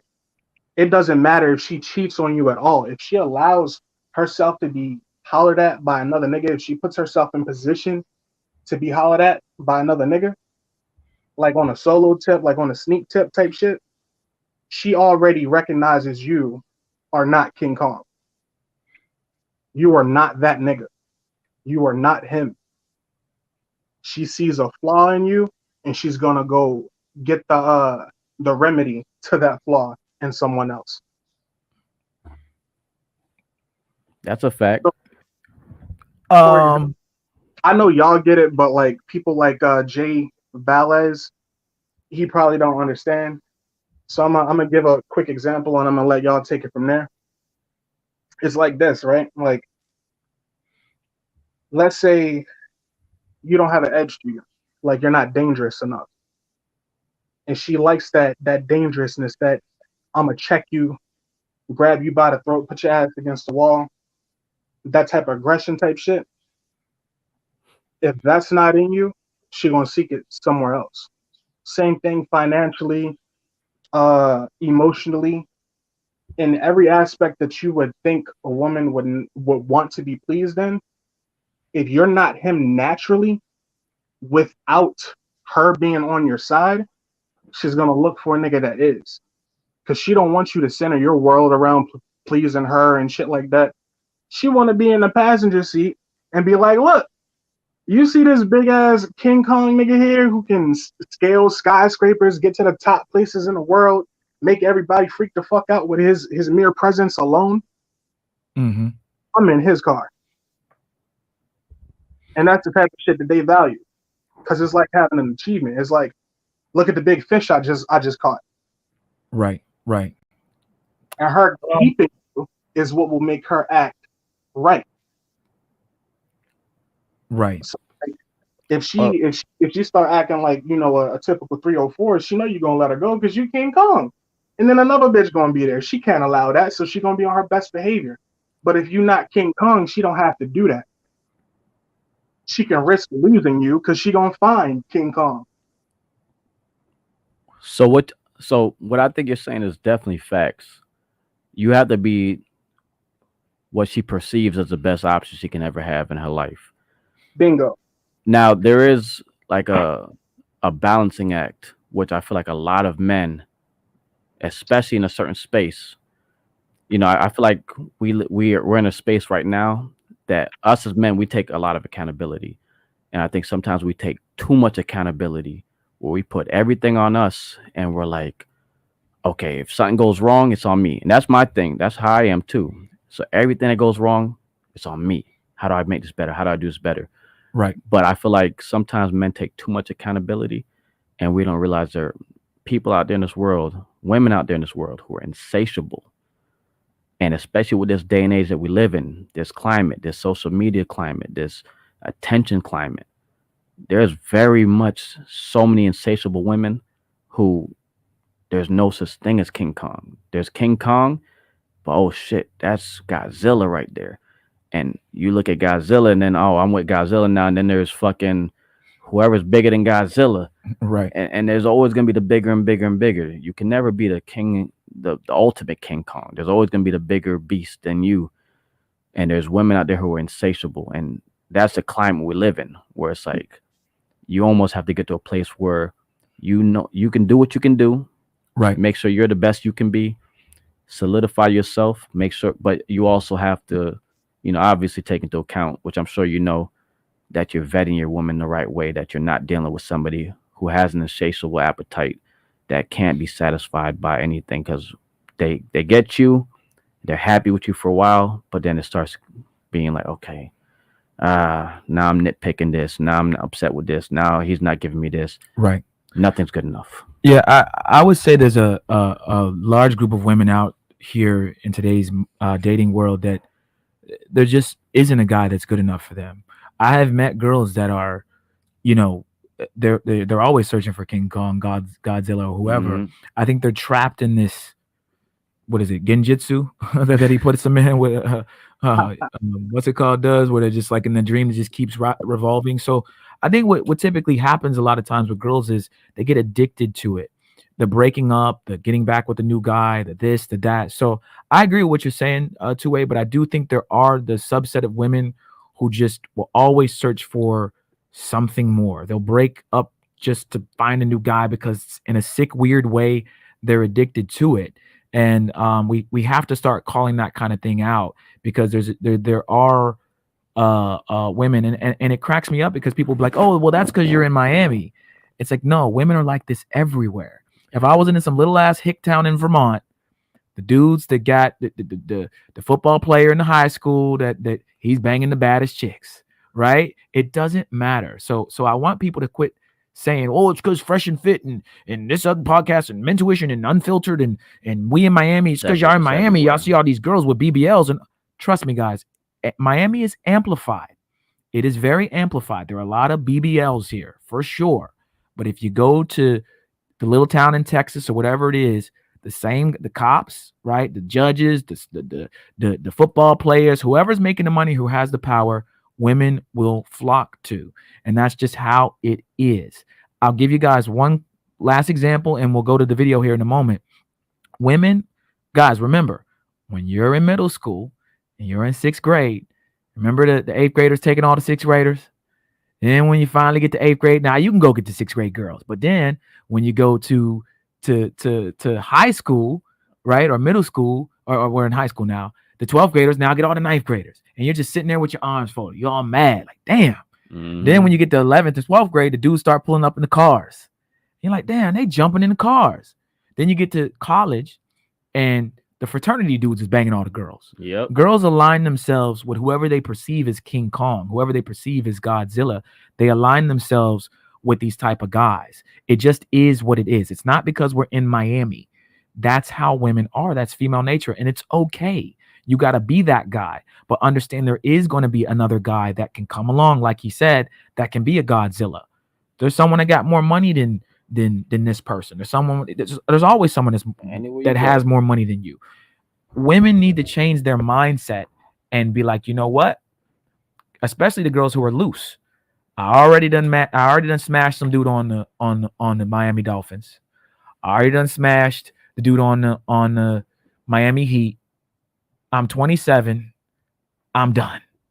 I'm just going, and I want a football player. So I'm just going to sit here and get cheated on. And look at, and what women do is they don't look at their past. They don't look at what they've done in the past and go, I've done that. I cheated a bunch. So who am I to get mad at this dude when I was the one thoughting around? What they want is they want to win. They want the total W with all the accolades. Meanwhile, their rap sheet is as long as a dissertation. Yep. It's crazy. So what I'm trying to get at, guys, is that you got to understand, ladies, especially you know, one lady, two ladies in the chat. You can't just go around and have all this fun and then at the finish line when you're 30 something years old be like, well, I'm not gonna get cheated on. But you were the one doing the cheating. You done smashed all these dudes. You done had all your fun. And then you want one of these dudes to now settle down and be with you and not cheat or not be lit or not whatever. It's like you're almost in competition with your girls. Almost like she's jealous of you or something. It's just weird. Mm-hmm. But to answer your point, two-way, I agree. But being that dude there is no being that dude. You know what I mean? It's like you are that dude, I guess, for the moment, like he said, until a new dude comes along. So I think there's ways that you can put little nuggets in your girl's head. Kevin Samuels used to say she needs to know that you'll replace her. There's little things that you need to. Being that dude isn't just being that dude. It's two-way. I think you said that. It's her knowing that you are the man, and you can just, hey, I got other ones. Look, if you ain't going right, and it's not you're being mean about it, but she has to at least perceive you that way. Otherwise, the cheating or whatever gets worse. So, Amber said something that I want to say something about. go ahead. Let me see. She said, I think some people cheating is either on their nature or not. It's a character flaw. So A character flaw. yeah. So this is what I want to say about character flaws and cheating nature. For men, 100%. If it's your nature to cheat as a man, it's your nature to cheat. If I ask you on a Monday as a man, will you cheat? And you know you would, you'll say yes, and you'll do it on Friday. For women, a lot of women, unfortunately, it's not a nature thing. It's a circumstance thing. It's what's happening at the moment. There's so many moving components. Oh, am I happy in my relationship? Am I not happy at this exact moment when I met this other guy who might be a better candidate? Mm-hmm. And the biggest problem with a lot of women is they get so caught up in the moment of newness. One of the biggest things I hate that women say all the time is, oh, and granted, I try to like be as even as I can. Mm-hmm. I could put some on a man too. When a woman says, oh, you used to do this and that for me in the beginning, you were like this in the beginning. Oh, you used to say this to me. Mm-hmm. I'm not a fan or advocate of putting on your best foot forward in the beginning. I put my ugliest foot forward because I don't like to set the bar too damn high. Right. I'm not trying to set no unreasonable standards for myself that I got to live up to long term. When I start a relationship, it's gonna be the ugly version of me. So if you can love that version of me, you're gonna love me forever, because that will be me. But yeah, so I admit some guys do start off in a way that's like, oh yeah, girl, I get you flowers, I'll take you out, I'll open the door. If you're not willing to do that forever, don't do it. Yeah, and another thing though too, Amber, is that I think you missed the first part of the stream. We talked about first degree and second degree and third degree cheating. And I think many women believe that since they're not actually having sex with a guy, that they're not cheating. Women, like I said before earlier, y'all be texting your ex-boyfriends, never deleting them out of your phone, still calling this dude babe, opening your DMs. So many of these women are out here cheating, guys. And it's, again, they don't want to have sex. What they want is attention. Yep. So they're attention cheating on you. Whatever you want to call it, it doesn't matter. They're getting what you want. What they want, and what you want is sexual variety, but you're not getting what you want. She's out there giving her number out to every dude. I got a boyfriend, but you can follow me on Instagram now. I got a boyfriend, but here's my number. Yeah, and they're getting all this flattering and this and that. And I want to make a big point, guys. There's something called unsolicited attention. So if your girl just happens to be at Publix or whatever grocery store, and some guy pulls up on her, that's not her cheating. Mm-hmm. She just looked bad, and dude's doing what he's supposed to do. He's shooting his shot. She can't help that. There's nothing that she can do to change that. She's bad. She even wore the baggy sweats so her ass don't look that fat. Right. But dudes is still coming up to her like, damn, I know that ass is fat. She even wore the Corona mask, right? How did he know I was cute? We can tell that you're cute, ladies, even through your mask. We can tell that you're bad. So unsolicited attention does not count as cheating. But there are women that are purposely positioning themselves in front of men, purposely posting thirst traps, which is a lot of what you women do. Amber, I am sure you have friends, and it could even be you that, but I don't know for sure, but you know what I'm saying, that may have done it in the past where you've had a guy and you've given your number out, or you gave your Instagram out. You didn't think nothing of it. Like, it's not cheating. Or you posted something where your ass is looking fat on the sink or whatever, and your boyfriend didn't say nothing about it. Well, guess what? Even though you don't think that's cheating, it is. Because what guys look at, here's the last one. I had an ex-girlfriend that used to do what I call smoke signal cheating, which is when you put up like a SOS, if something's wrong, she would post like, you females like to do this where you go on these Twitter pages and these Instagram pages, and and you'll post these little subliminal taglines or little sayings or whatever, poems that'll say, if they truly love you, they'll be there for you. Yep. Right. And when you see a girl, so this is my girl posting this stupid shit. And I'm like, do you understand what that means to men out there that you're posting this? That means, King and hers, they having some problems. That's a form of cheating. I had to check my girl on that shit constantly. Dumped her because this kind of shit kept happening. It wasn't because I wasn't that dude. I am that dude. I make over 200 grand a year. I have a great credit score. I'm great in bed. Worst you could say is he's skinny, right? Or whatever. But some girls like skinny, right? So, but what I'm saying is my shit was together. Her shit wasn't together. But she was smoke signal cheating, right? And I called her out. Many guys would be like, I don't know who that's about.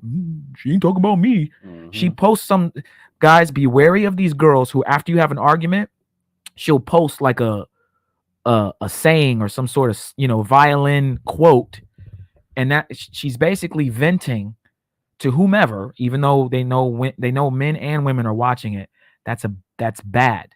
Be very careful of women that are doing it. They want attention. Again, attention cheating. Mm-hmm. So be very careful of that stupid shit that women do. Because if I'm a guy that has real game, I'm like, oh, they about to break up. Let me slide her. I've smashed some girls off of that. Doing that. There's an issue. Yeah. And that's and guys don't know it though. Yeah. Because they don't even see it. They're like, oh, she's just posting that. Y'all been boyfriend, girlfriend for 2 years. And she, every time an argument happened, that's 1 foot in, 1 foot out of the relationship. Like I said, that little thread comes undone. Everything can be unraveled. All you got to do is know how to pull that right string. And those are the worst. Because I've had to deal with that with my ex too. Where you see those little posts and those things are gaslight bait for them. Hell yeah. They'll post it. And then what happens when you say something about it? I'm just posting it because 3rd degree cheating. Yeah, I just posted because it looked good. I like the saying. 3rd degree cheating, guys. A woman can put it back on your insecurities. If she makes a post, I wasn't about you. You thought that was about you? Oh my God. Why are you so insecure? And then you got to educate on common sense. Common sense. Well, baby, look, if you post this while you're in a relationship, then it looks like this. Well, no, I just did it. And then now you sound like you're crazy. Amber, when it comes to my ex, you're correct. But other than that, I try to make good choices. And to speak to your other point that you made earlier about why does a man want variety and is your woman not good enough because of that? Amber, you're asking why is the sky blue when the sun is hot? It is in us. It's ingrained in us. It's innate in us. We can't help it. Just like you guys, I can't put in a comment saying why y'all women want to have periods. That shit crazy. Or why y'all want attention. Let's just bring it back to attention. Why y'all want other dudes saying your booty's fat? It's the same way we want to have sex with multiple women. Why you keep posting up on Instagram? Why don't you delete your Instagram? But you know what the difference is too is if you say why y'all want attention, that one's debatable because again, women, a lot of shit is so deep ingrained, especially for women. They'll never bring it to light. It's one of those things where it's like, oh, I don't want attention. I do this for me. Oh, why do I wear these booty shorts jammed up my cheeks uncomfortably? That's for me. Then wear it to sleep tonight. Right. Yeah. Wear those tight ass shorts to sleep tonight. Get the fuck out of here with that. That's crazy. And I know plenty of men who are not like that. Amber, I'll tell you one thing. You know, plenty of good men who are very charming and good at lying to you. They're capping. If we could press a button tomorrow and my wife was like, you can have all the boom boom you want, I'd be like, yes, please. It's like, I'm telling you, men are they're gonna tell you that they're not like that, but that's how they are. It's not a big deal. Y'all gotta stop getting mad that we want to bang other girls. It's not that big of a deal. Like it's not, like I said, and we said we were gonna touch on it real quick. The way a man cheats on you, and we'll go into this in another podcast, but the way, ladies, just so you know, the way we cheat on you would be, I call it teams: time, effort, attention, money, and sex. Sex being last. We're giving that girl more time than you, meaning, you know, I'm only with my girl Monday, Tuesday, Wednesday, but that other girl get the rest of the days of the week. She getting more.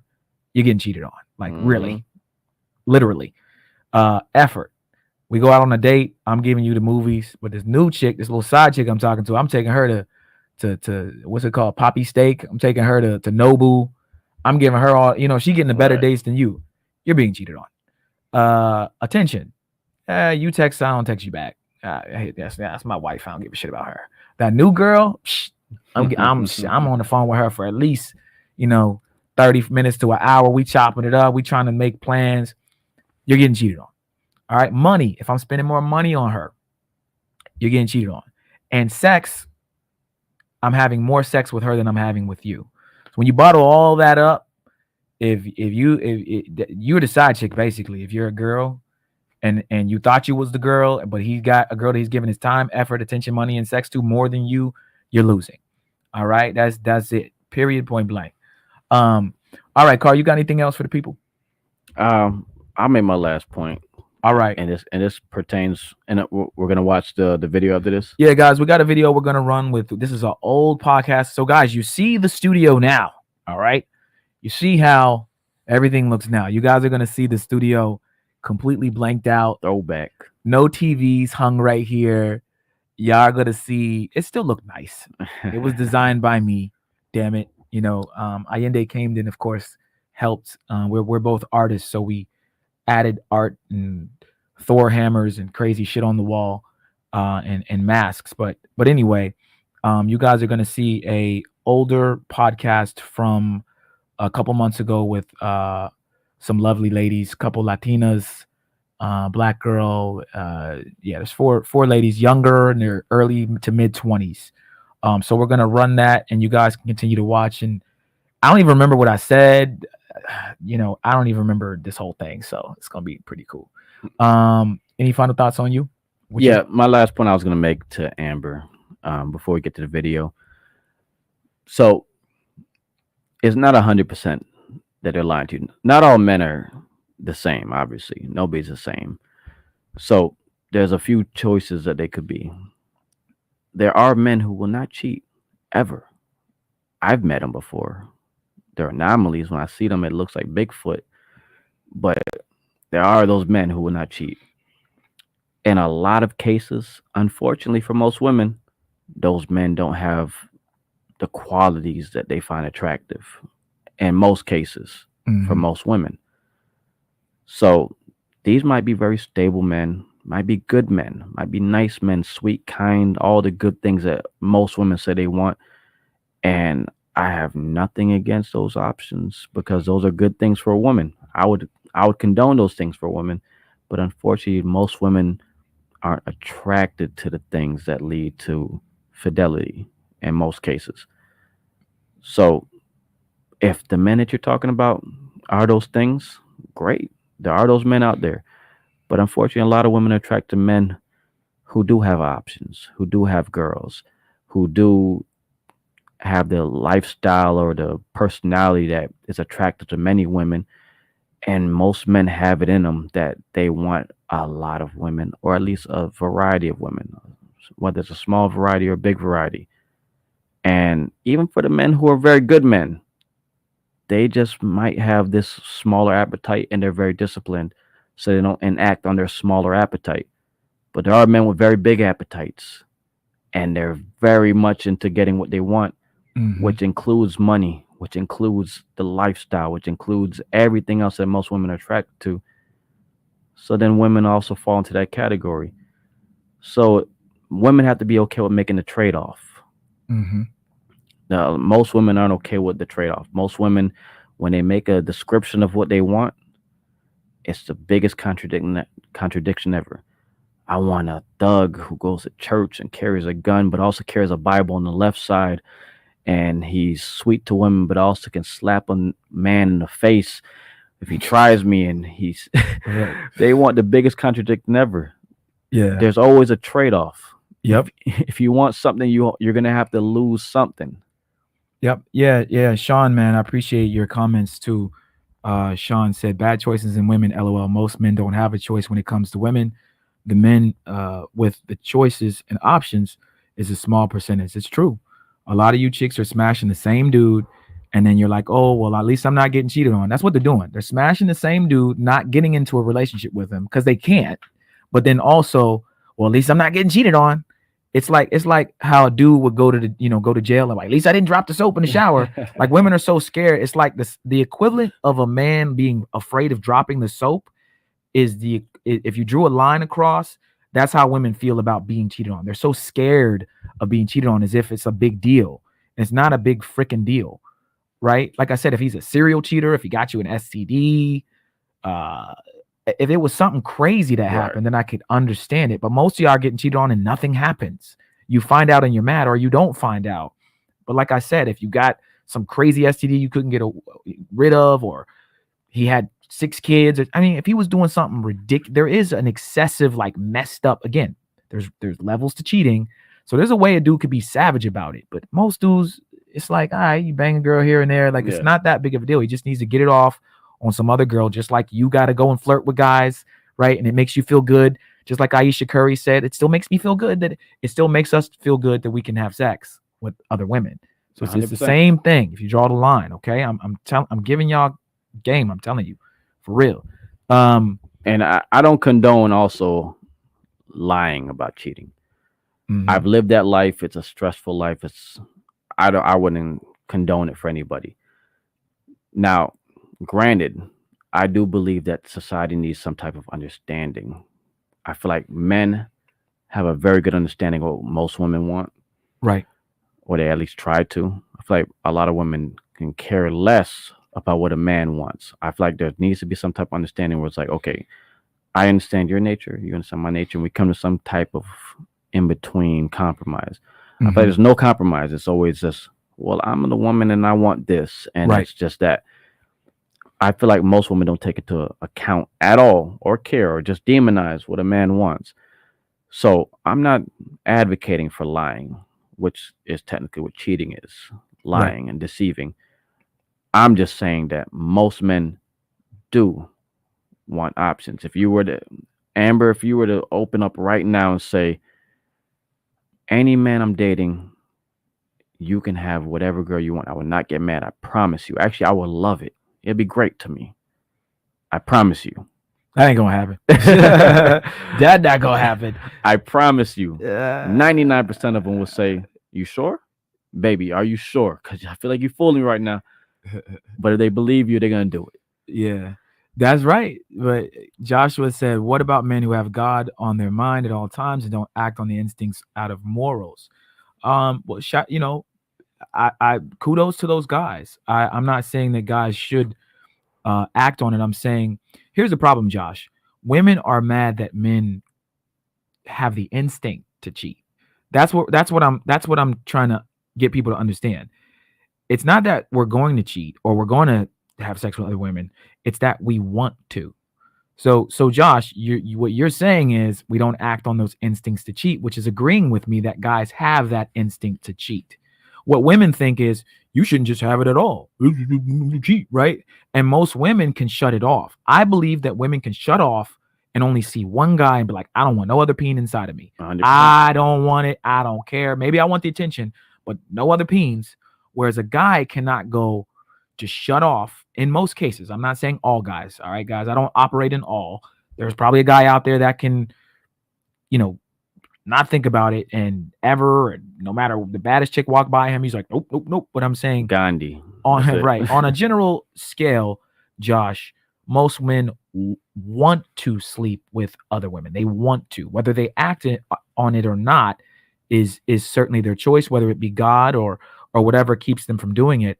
Again, this is not an advocation to have men. I'm not trying to advocate for men to go and cheat. I'm just saying when women do it, it's worse. It just is. And men naturally want to do it. Women naturally just want one penis. That's it. Yeah. And I mean, let's look at the recent thing. I mean, not too recent, but within the last few years that came up. You heard about the thing with Martin Luther King that everyone's talking about? Oh yeah, Martin Luther King got caught or he was cheating. Oh, we're talking about the ultimate man of God. Right. We're talking about the man who we're talking about Pastor MLK. Pastor Martin. And women were about to cancel him. Yeah, they were making videos about him. Yeah, they wanted to cancel him and erase everything he's done. Everything he's done. Insane. Because he cheated. Oh my God. And But that's why they care so much about it, bro. I don't want to talk about just the cheating part. I want to just talk about the fact that you would erase what a man has done and is because of cheating. And that also goes to say, even with character, which I mean, I'm sure we can all agree, MLK had character. That man was self-sacrificial as hell, Yep. and he still couldn't resist his male nature. So I'm just saying, Right. it is a strong urge. I'm not saying that all men can't resist it. I'm not saying that some men can't resist it. What I'm saying is, let's be honest with ourselves in the society, because we live in a society right now that is equivalent to, let's just flip it. A woman comes up to a man and she says, whatever it is that she would like to do that she feels is very menial, some Mhm. small thing that she thinks is not a big deal in her eyes. And she's like, she goes to the first guy, hey, baby, I would like to do this. And he's like, if you do this, I'm going to punch you in your face. And she's, oh, shit. Okay, I'm not going to do it. Then she goes to the next guy, baby, I would like to do this. You do this, I'm going to punch you in your face. 99 guys later, you've been threatened to be punched in the face. Eventually, you're going to I can't say this out loud, Right. but I want to do this, and I don't think it's a big deal. So I'm going to do it, but obviously I know I cannot do it in public. Right. I can't do it and everybody knows about it. It has to be undercovers. Right. That's a society that we as men live in for the most part, which is most men will like variety, but it's been so demonized that we're like 99% of women won't accept this or like it or fuck like it. They're going to want to knock her head off for saying it. Mhm. So, okay, I don't think it's a big deal. So I'm going to keep it to myself. Right. Again, I'm not advocating for it. I think that you have to be strong enough to say, I don't care what no one has to say about it. I'm going to be upfront about what I want, and then we can come to some type of compromise and we can figure it out. Right. But most people don't feel that way when it comes to losing options Mhm. or losing Mhm. potential romantic situations, losing love of their life. Right. It's not even just options as in like some frivolous shit. Like, we're talking about love life and family, building something with somebody. If you feel like you're going to lose out on those things by saying what you truly want, people will start to hide things. Right. And that's where most men come into lying when it comes to cheating. Yeah, we finally have spaces where men can speak and speak freely and speak how we've always wanted to speak. And women are like, "What the hell? Where's this all coming from?" Yeah, So Chinese. it's a little bit overwhelming, I think, for a lot of women to hear men speak like this. But I think it's good that women are watching, and Kevin Samuels is in the other podcasts that are popping up.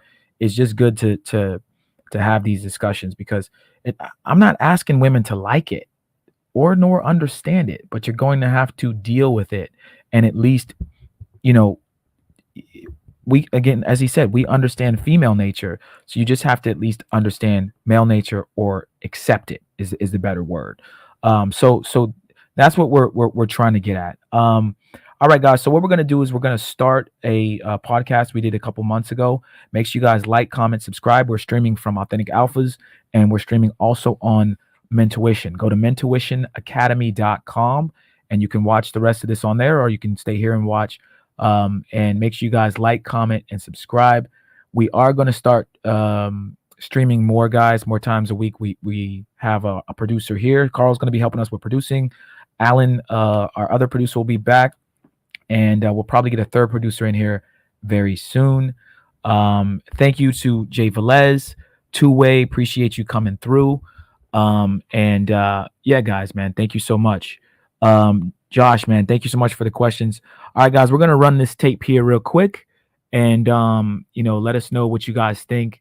We have a bunch of full podcasts in the tuck, guys. We haven't posted them because either they got too crazy or we just didn't know when we were gonna put them out. So again, we're getting some hurricane-esque weather here in Miami, so that's why we don't have any girls tonight. We'll be back with you guys live next Monday, and hopefully Carl will stop by too. So Yeah, definitely. all right, guys, we appreciate you. We're gonna run this video real quick, and I'll be in the chat, guys. Two-Way, please send me a email. mentuitionacademy@gmail.com or mentuitionpodcast@gmail, whichever one you want to use. Send me your phone number or a way I can contact you, and we'll catch up. All right, guys, I'm gonna run this video. Appreciate you guys. Peace.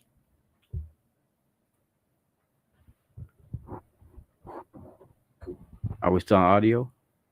No. Okay. We're out. Yeah.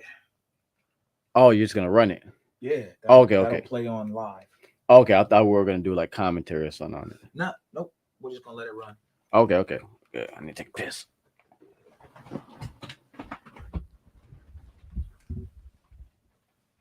Oh, that's all good.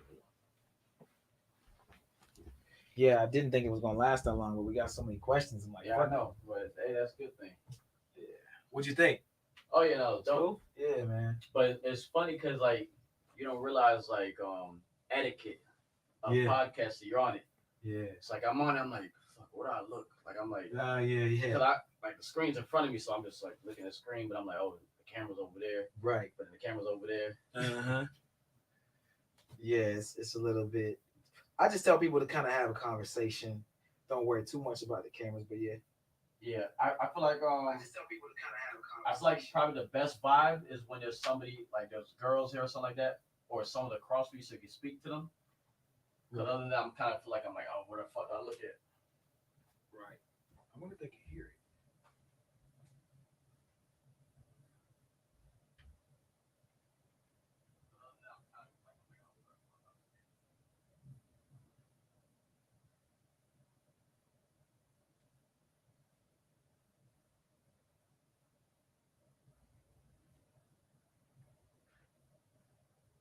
Can y'all hear the media source? Let me know in the chat. Can y'all hear this video? I know y'all can still hear me.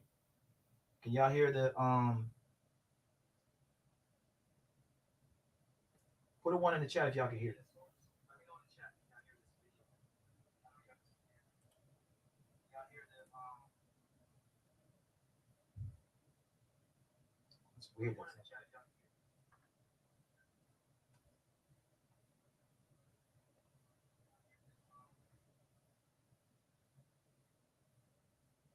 No audio. Okay, hold on, guys. It was working before. Hold up. All right, let's do this then. No audio. Okay, hold on, guys.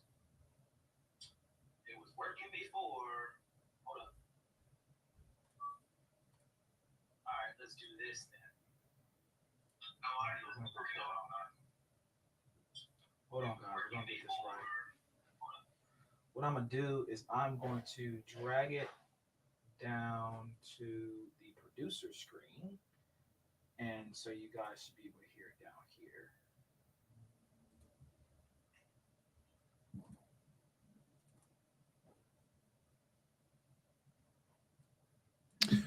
Welcome back, student body, to yet another edition of the Mentuition Academy. We're here to discuss all things dating, relationship, attraction, and of course, sex. So we have some lovely ladies on the panel.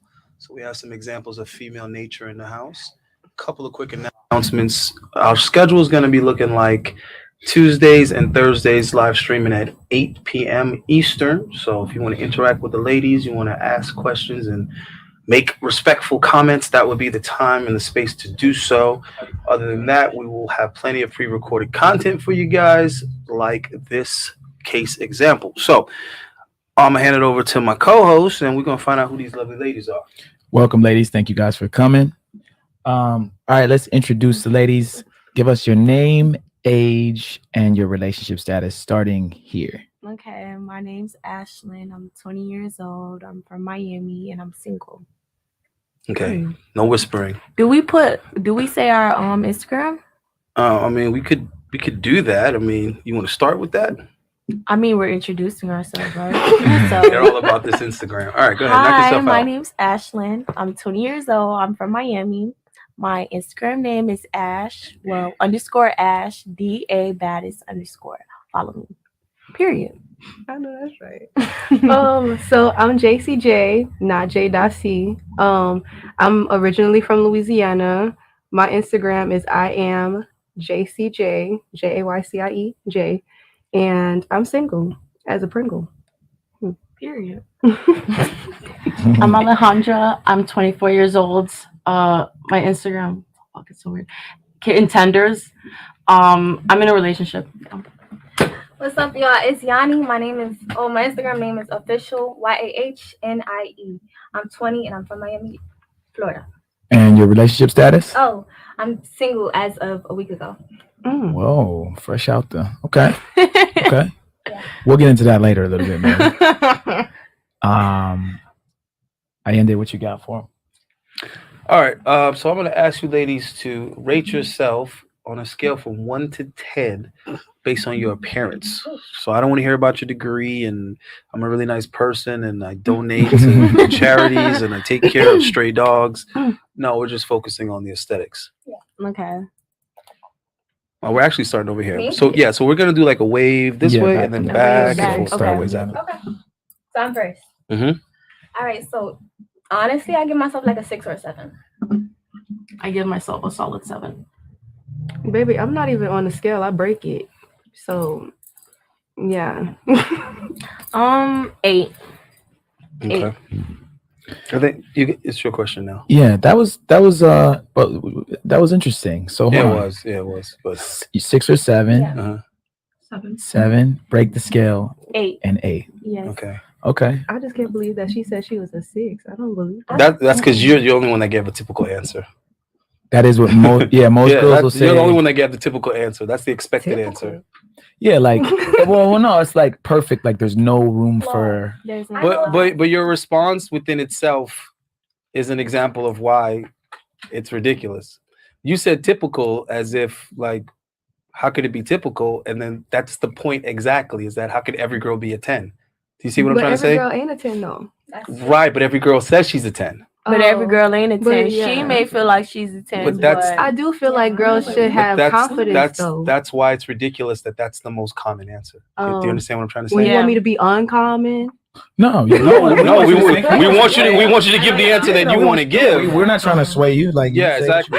People are going to come up with their own personal conclusion. But what we're saying is, literally 9 times out of 10, girls are going to say, I'm an 100. I'm 100. It's like, all right, well, when we're dealing with fractions, 100% is the magnitude. So from 1 to 10, let's try this again. And they say, well, then I'm a 10. And it's like, well, no, I'm not Beyonce. Baby, if you're a 10, well, Beyonce's not a 10. You see my point? Beyonce's a 10. I'm sorry. All right. So should we dive into why women fixate on celebrities and things of that nature? Because women think Kim Kardashian is a 10 and Beyonce's a 10. And guys think neither is even close to 10. Really? Not even remotely close. Kim Kardashian's a 10. Beyonce's not even attracted to most guys. You see the look on your face, it's so hard to believe. She's really not.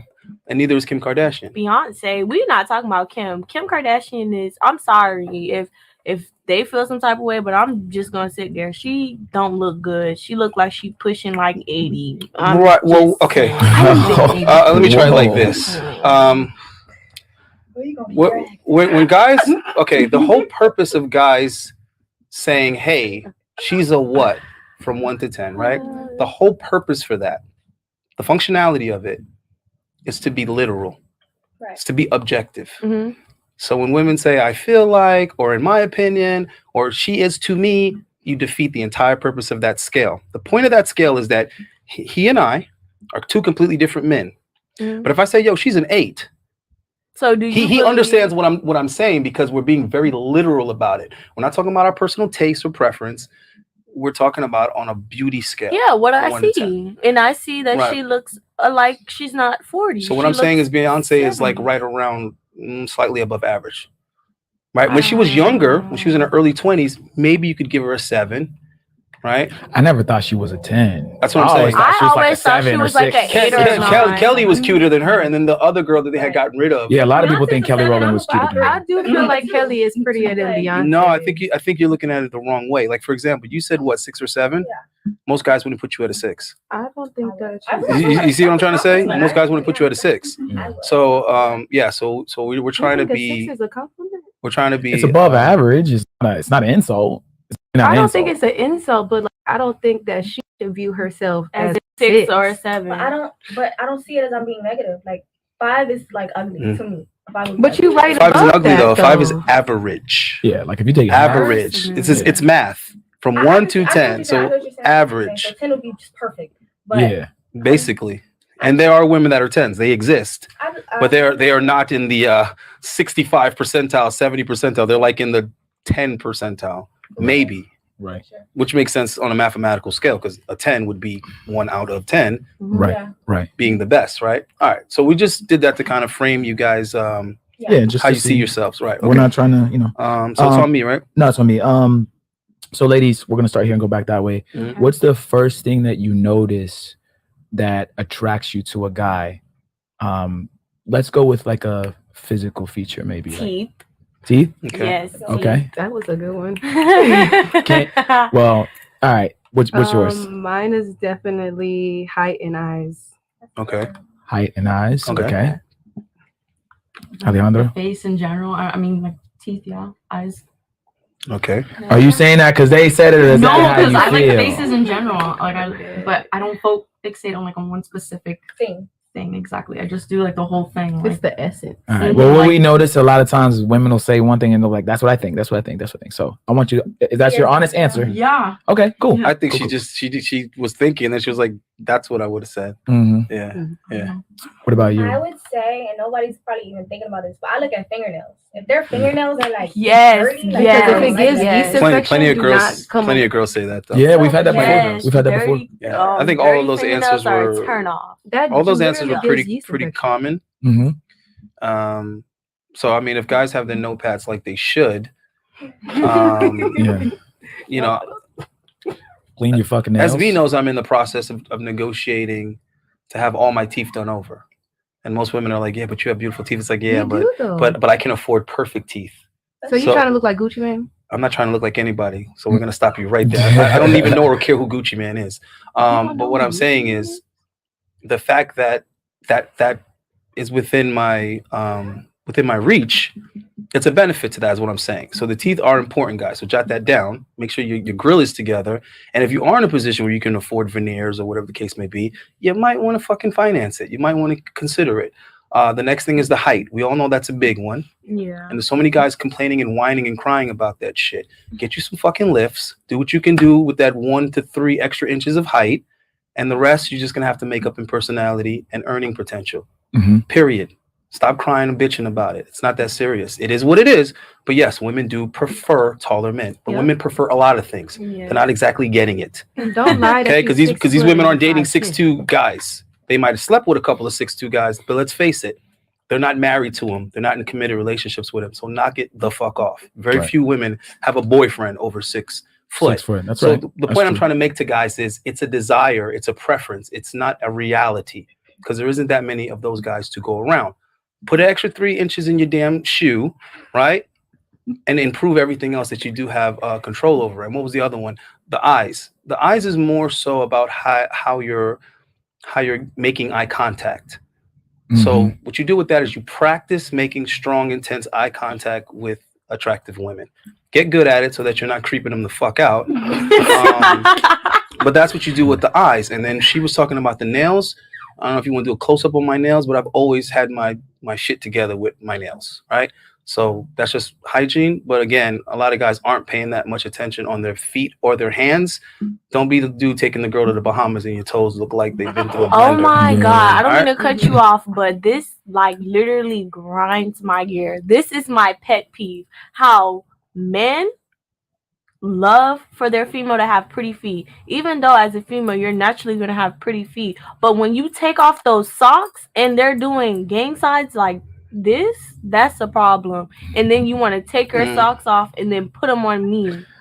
And they're hurting me. That I don't like segues to. We're actually gonna do a pretty feet Fridays. Yeah, here, we are maybe. doing pretty feet We're Fridays. gonna get the girls to put their feet on a stool here, maybe. We're But gonna challenge your theory. But I will say, guys, don't be definitely don't be like a stickler about maybe getting your feet done here and there. Like a lot of guys have this thing, like I'm not gonna get my feet done. It's like, dude, like your feet look like shit, bro. Masculine and feminine is 2 degrees. So in other words, a man being an earner and a provider, it's a masculine trait, but women have jobs. Right. Okay, so let me try to go a little further for you who are still confused what I'm saying. A woman having a job doesn't make her a man. right? But it is a masculine trait to be a high performer, a high earner. But it's on a spectrum, is what I'm trying to say. So if doing your hair is considered feminine, it's like, no, it's not. Right. Putting that amount of effort into it falls onto that side of the spectrum. But having your hair together, having a good hairstyle, having your shit right, that's just people in general. Right. So you need I to. just feel like people need to get over like toxic masculinity. Like, Well, that's not a thing. That doesn't even exist. Yes, it really is. No, it really doesn't exist. It does. Some men feel like they Can I tell you why it doesn't exist? Why? Because what you're describing is bad behavior. Bad behavior is not a masculine trait. That's just a man being bad. No. Do you see the difference? I can see that. No. Okay, like, the they traits of being think hold on. The traits of being masculine, right? Are you saying that being violent is a masculine trait? No. Yes or no? No. Exactly, No. it's not. Right. But having the ability to inflict harm, in other words, being strong, being big, that could be masculine. Now, you could use that strength to protect someone, or you could use that strength to hurt someone. You could be a hero and save someone, or you could be a villain and victimize someone. Where the fuck do you attach masculinity to that? You don't. If you're going to be hurting people and doing destructive things, you're a toxic person. You're not toxic because you're a male. Yeah. There's women that destroy a lot of shit too, but we don't exercise the term toxic femininity. Toxic femininity. That's what I'm saying. Toxic I was femininity. basically saying it in a sense of like some guys like say like when they get their nails done and stuff, like they think that it's gay. Like, okay, that has nothing to do with being toxic, has nothing to do with being masculine. That's an insecurity trait. Okay. But I think what you're describing is a man thinking that that's actually femininity. Like it's not toxic masculinity. It's if he gets his nails done, he's being feminine. So I think that's what she's trying. If he shows emotion, he's being. If he get his hair done, like comb his hair. Right, but toxic masculinity is something different. But yeah, that's not him being toxic. That's just him being uncomfortable with those things. Right. Because he thinks they're feminine, therefore he would be feminine. Right. So again, that's a security issue. Right. Okay, like for example, I was just talking to homeboy. He sent me the contact of a girl that does the Wix. Because me and him are considering, doing Wix, and it's a female. But I'm telling him the best person in Miami is this dude. Now, am I gonna say I don't want no dude doing my dreads, man? That's gay. Listen, I want the best job possible in Miami. It happens to be a guy that does that. A guy also cuts my hair. So let me get this straight. If a dude does my dreads, it's gay. But if a guy cuts my hair, it's not. It's silliness. It's just it's foolishness, right? So and then the dude's married and has kids. So what's going on here, right? So what I'm saying is that's coming from a place of insecurity. That's not coming from a place of being toxic. Just like if someone says, "Listen, I don't agree with this lifestyle," that doesn't make them whatever phobic. It just means I don't agree with this lifestyle. If I don't want to date women that were born men, that doesn't mean that I'm a phobic. It just means I'm not interested in someone that was born a dude. Yeah. It doesn't make me afraid of it. Yeah. Right. It just makes me not attracted to it. I'm not interested in it, right? Right. All right, cool. So on me. All right, so I think we're on this side now, right? Yeah. So I'm going to ask you, ladies, what is the longest relationship that you've ever been in? But I want you to keep in mind, I'm not talking about like you took a break and you saw the people, then you got back together and you're trying to put some masking tape on it and say, we were together 6 years, 2 years, and then we broke up for 6 months and then we got back together. No, one consistent relationship, no guys in between. Oh my God. My longest relationship. My longest relationship was 2 years and like 2 months. 2 years, 2 months. And at what age were you? I was between. I was early 17ish, like late 17ish, late 17. Okay. Yeah. And who broke up with who? He broke up with me. Yeah. Your age or older? He's older. Interesting. How many years older? 1. Yeah. Was it something you did though? Because normally we don't we're not gonna just break up like. Real. You weren't giving up the box. That's what it was. I did something, and I feel so bad for it, and like it's whatever. But I did do something. Accountability? Of course. You cheated on him? I did. Uh-oh. What? Pause. Wait. Hey, hold up. Rewind. When I did what I did, like we were going through a really tough time, and I'm not justifying what I did. It's terrible. It's wrong. But we were going through a tough time, and I didn't feel loved by him. I didn't feel like appreciated in that relationship. He literally told me, "Fuck," like he was just off the wall. So I went and I did what I did. And we obviously got back together, but yeah, I did cheat on him. Guys, you gotta be careful what you say, man. Now that I will say is feminine. responding in the moment emotionally, Yeah. that is feminine. And you not only have to not do that as a man, you have to kind of know how to contain and coach it out of your female, so that she understands, listen, we're going to talk, we're going to understand each other, we're going to communicate. I'm not going to let you destroy this relationship with your impulsive mood swings, right? But as a guy, you can't be the one having said mood swings. And I get it, guys. It hurts when you find out, your girl cheated on you, or she's talking to some dude on Instagram and trying to tell you that it's not a problem. I get all those things, but at the end of the day, you have to contain your emotions as a guy and revisit it when you have a plan. Because if you respond like that, it's going to justify her going out and doing something, and that's going to ruin the whole relationship. She's going to say, I didn't mean it, but she can't take it back. So you got to preemptively prevent these things from happening by being just a little bit more calculated, guys. Okay, longest relationship. 3 years. Yeah, 3 years full. Okay, how old were you? How old was he? I was 19, almost 20 when I first started dating him, and he was 22. 22? Yeah. And who broke up with who? Oh, he broke up with me. Why? Same reason? No, I'm super emotional, super jealous. I didn't like a coworker of his, freaked out. But I had good reason to, but I just freaked out. Like, I just... And you couldn't have communicated a little bit better? Oh, I tried, but then I didn't give him... my fault. I didn't give him enough space, I guess. And he was already, like, basically telling me I don't want you anymore. So I just was like, Yeah, it's still his fault. Guys, when these things happen, it's your fault. No, I'm telling you, it's your fault. At the end of the day, it's your fault. But I was like a wreck. I was like it was too much. It was too much. Still his fault. As the guy, you're the one riding the horse. You're the one driving the car. You're the one flying the airplane. You're the commander and the chief. You're the leader. So you have to learn how to operate the equipment. You gotta know how to deal with that entity, or else it's gonna become problematic and you don't know how to handle it. And even though this person maybe shouldn't be acting that way, it's your job to show them how to behave better and to prevent them from doing crazy things like pushing you away and becoming unbearable, right? All right, your longest relationship. Mine was actually 6 years, and we stayed. How old were you and how old was he? I met him when I was 13. We started dating when I was 16. Yeah, we stayed together the whole time. Who left who? We left each other. Okay, that doesn't make sense. That happen. We just drifted apart. Like we who initiated it? When women say that, usually the dude left. Yeah, he left you, and you just agreed to it. Yeah, somebody has to like come and bring it up. I mean, it was so long ago. It's okay. He left you, girl. Yeah, I'm about to say he must. Okay, it's okay. He did, but why do you want to break up? No, like I feel like I kind of initiated it because I was done arguing. Like he was arguing with me because the sun was out, type shit. Like, so in other words, he was unsatisfied, and then you said, "All right." I was over it. Like I feel like we just drifted apart because we started off as friends. Like we were best friends, and we started dating. And yeah, I just feel like the connection was often women act like they want to break up, or they act like they want to, and they don't necessarily mean it.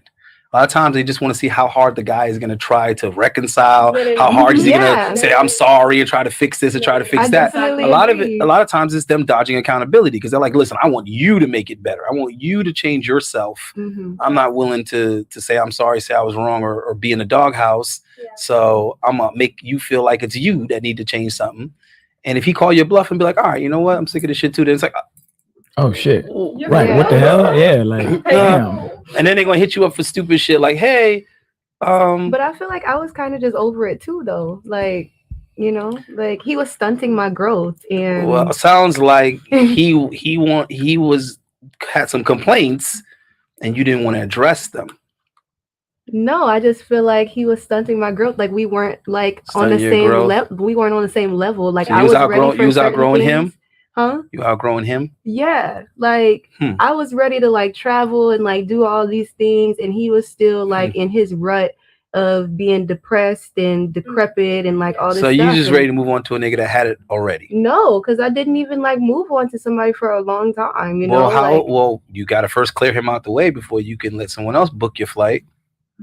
But nobody else booked our flight. But that was what you thought when you were making that decision. You figured plenty of guys out here want me, so I'm not gonna let you home back anymore. Actually, a guy wasn't even in that equation. I I cared about myself more. Like I really did. I felt that. But this freedom that you're talking about, what did you expect to go do with that freedom? That's my point. Explore myself because I gave so Mm. much of myself to To him. him, In that and relationship. I was kind of losing myself, like Yes, while supporting this relationship. Heavy on that. So I literally had to leave him, even though it hurt, Hurt, yeah. to find me. Mhm. You know, because at the end of the day, like I came into this world alone. Yeah, my mom pushed me out, but I'm gonna die alone too. So I have to have my own back at the Yeah, end of you the day. definitely don't want to have that mentality because it will happen. Well, You do know, not want to and die if alone. if You don't even want to get older alone. That's facts, but Well, if here- it happens, like it happens. Here's the you know? problem. A lot of women, we talked about this in the last class, is that a lot of women will find themselves, but there's no time frame on it. And so they'll end up finding themselves for 2 years. And nobody want what you found. In 5 years. And then Well, nobody what you're looking for doing what you is- found. What you're doing is your relationships or being in a relationship is like a muscle. You got to exercise it. So now you're 3 years no relationship. Now you're almost incapable of being it. Like you think you got it together because and you're not coachable. And then yeah, they're like you ain't gonna listen to them. Like you get comfortable in your. So what I tell females is, look, you can try to find yourself, but don't find yourself too fucking long because you're actually gonna get lost finding yourself. If that makes sense, you know what I'm saying? Like you're gonna be too. You know what I mean? Like, Comfortable being single. yeah, and then it's 'Cause I feel like that's you're how not I am right compatible now. with the That's how I guy. am too. I'm comfortable being single. Like Yeah, but A lot of women you're are gauging it. nowadays, You're though. gauging it in the wrong time frame. That's like me saying, "Oh, I'm 24 and I'm comfortable not paying a mortgage." Yeah, but when you're in your mid and late 30s, you don't own any property. That's a big fucking L. Like I could say, "Hey, I'm 21 and I'm comfortable paying for everything cash. I don't have a credit card and I'm not applying for one." Okay, now become an adult that has to operate in the world and, like, I don't know, start businesses, buy a home. You see what I'm trying to say? You don't have any credit developed. Now you're feeling like shit. I actually want to need some credit. Yeah, well, the time to have started developing your credit was in your early 20s, but you were comfortable paying for everything cash. You see what I'm saying? Yeah. So the modern woman, especially, and the fatherless man, need to stop thinking about how they feel in the fucking moment. Everybody is so how I feel right now. Like That's don't not get how me you live wrong, life. You like, plan for the future. saying, like I'm comfortable right now. Like I'm content not being in a relationship. I'm content going on dates and It's like you're not hearing what he single said. dating What he's like saying life? is you're Like, not going to be qualified to be a girlfriend when you think you're ready to be But one. why should I have to wait for somebody to be like, hey, I want to be with you? Why can't I make my own move and be like, yeah, I'm ready to be in a relationship? Okay, first of all, that would be a masculine trait. You trying to initiate getting into a relationship. Well, it's the I'm guy that would have to come. masculine. It's the guy that would have to come for you, and you would have to either choose or deny him. But what I'm saying is, when that time does come, and you're dealing with mature men, they're gonna say, regardless of her age, she doesn't have an experience being anyone's girlfriend. Just like if I go apply for a job, which it very much is like, if I go apply for a job and say, hey, you know what, I decided I want to do this now. They're gonna say, sure, shoot us that resume. Oh, no, I ain't got one of those. Well, who's referring you? What you mean? Okay, why do you think you can do this job? Oh, because I feel like it. I'm ready. I want to. You know what I'm saying? Right. Yeah. What? So this is the issue. And then I want you all to keep in mind, every time we ask women, hey, when was your longest relationship? When was your longest relationship? 5 years. Okay, how old were you? 13, Okay, how old was the guy? 16. All right. So look, this is what happens when we ask that question, right? Almost unanimously. I'm struggling to find an example outside of this. The women almost always say their longest relationship fell in their teens and their extremely early 20s. Mm-hmm. That's a very bad sign. When your longer relationships were in your youth than in your adulthood. And this is the common. Yeah, we've had So that means it's becoming bunch of women say the less same thing. likely for you to get and stay in long-term relationships as you get older. Now, keep in mind, also, when we get on the subject, when I say we, I mean society. When society gets on this subject, and this is current that we're allowed to even remotely talk about this, when guys are asked, what do they prefer? They always say younger women. Always. The guys that say otherwise are a bunch of pussies that are trying to pander to the women that can hear them, because they either don't want to offend the women or they're so desperate to get a chick that they're trying to use that as an advantage. Like, she's older, she has lower self-esteem, less guys want her, so let me try to placate to her disability. And being older in the dating market for a woman is a disability. You're like the retarded kid. You're like the cripple. I've had this right? conversation So whoever's before. feelings are hurt, I'm sorry, I don't have a boss, so I'm not gonna get banned. Nobody's gonna fire me for speaking the truth. Yeah. And what happens is whether the guy is 16 years old or the guy is 56, the age bracket that he finds the most attractive is the same. It's in the early 20s. So you can show me a dude that's 16, right? He's still on jerk off mode. And you ask him, hey, who's the hottest chick? What is your preference? He's gonna say, oh, I like this girl. And that girl's gonna be like 22, 23. Even though his little ass is only 16, the chick he thinks is the hottest in her early 20s.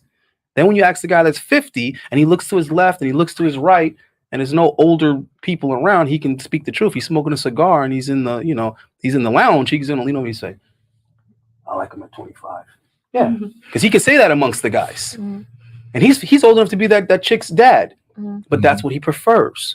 So what I'm trying to tell you is, if women are having a harder time getting and staying in long-term relationships as they get older, and we already know that men prefer them younger, that means that women are throwing away their prime. They're throwing it down the toilet because that's the age group where they're least interested in being in a relationship. Yet it's the age group that men are most interested in committing to them.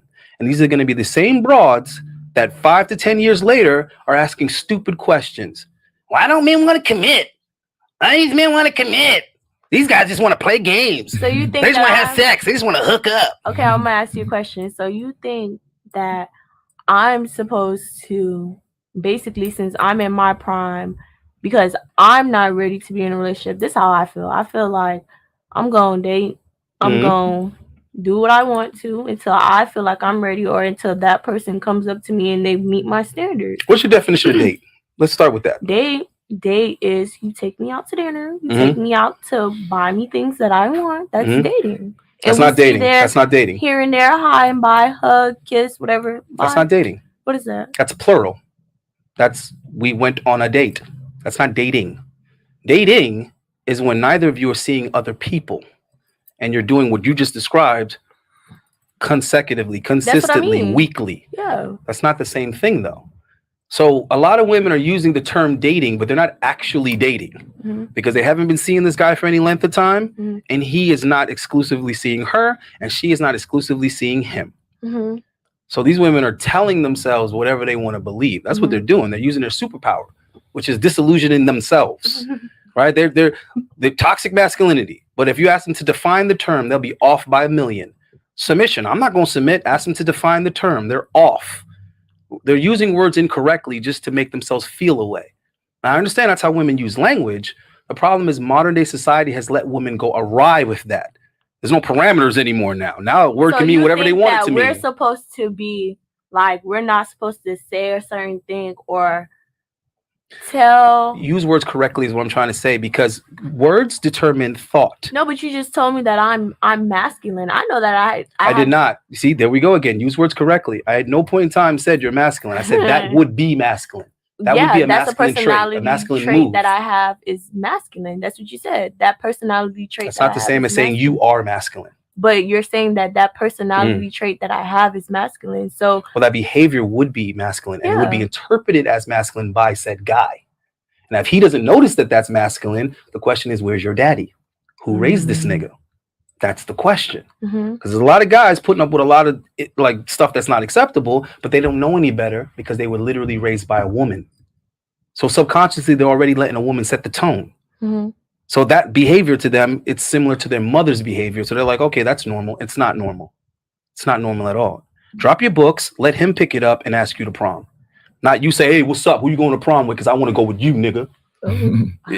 That's not how it's supposed to work. Like that would never happen. Okay, let's try this on for size. Let's say that you continue with that process, right? That strategy. You do realize you're only going to attract weak dudes.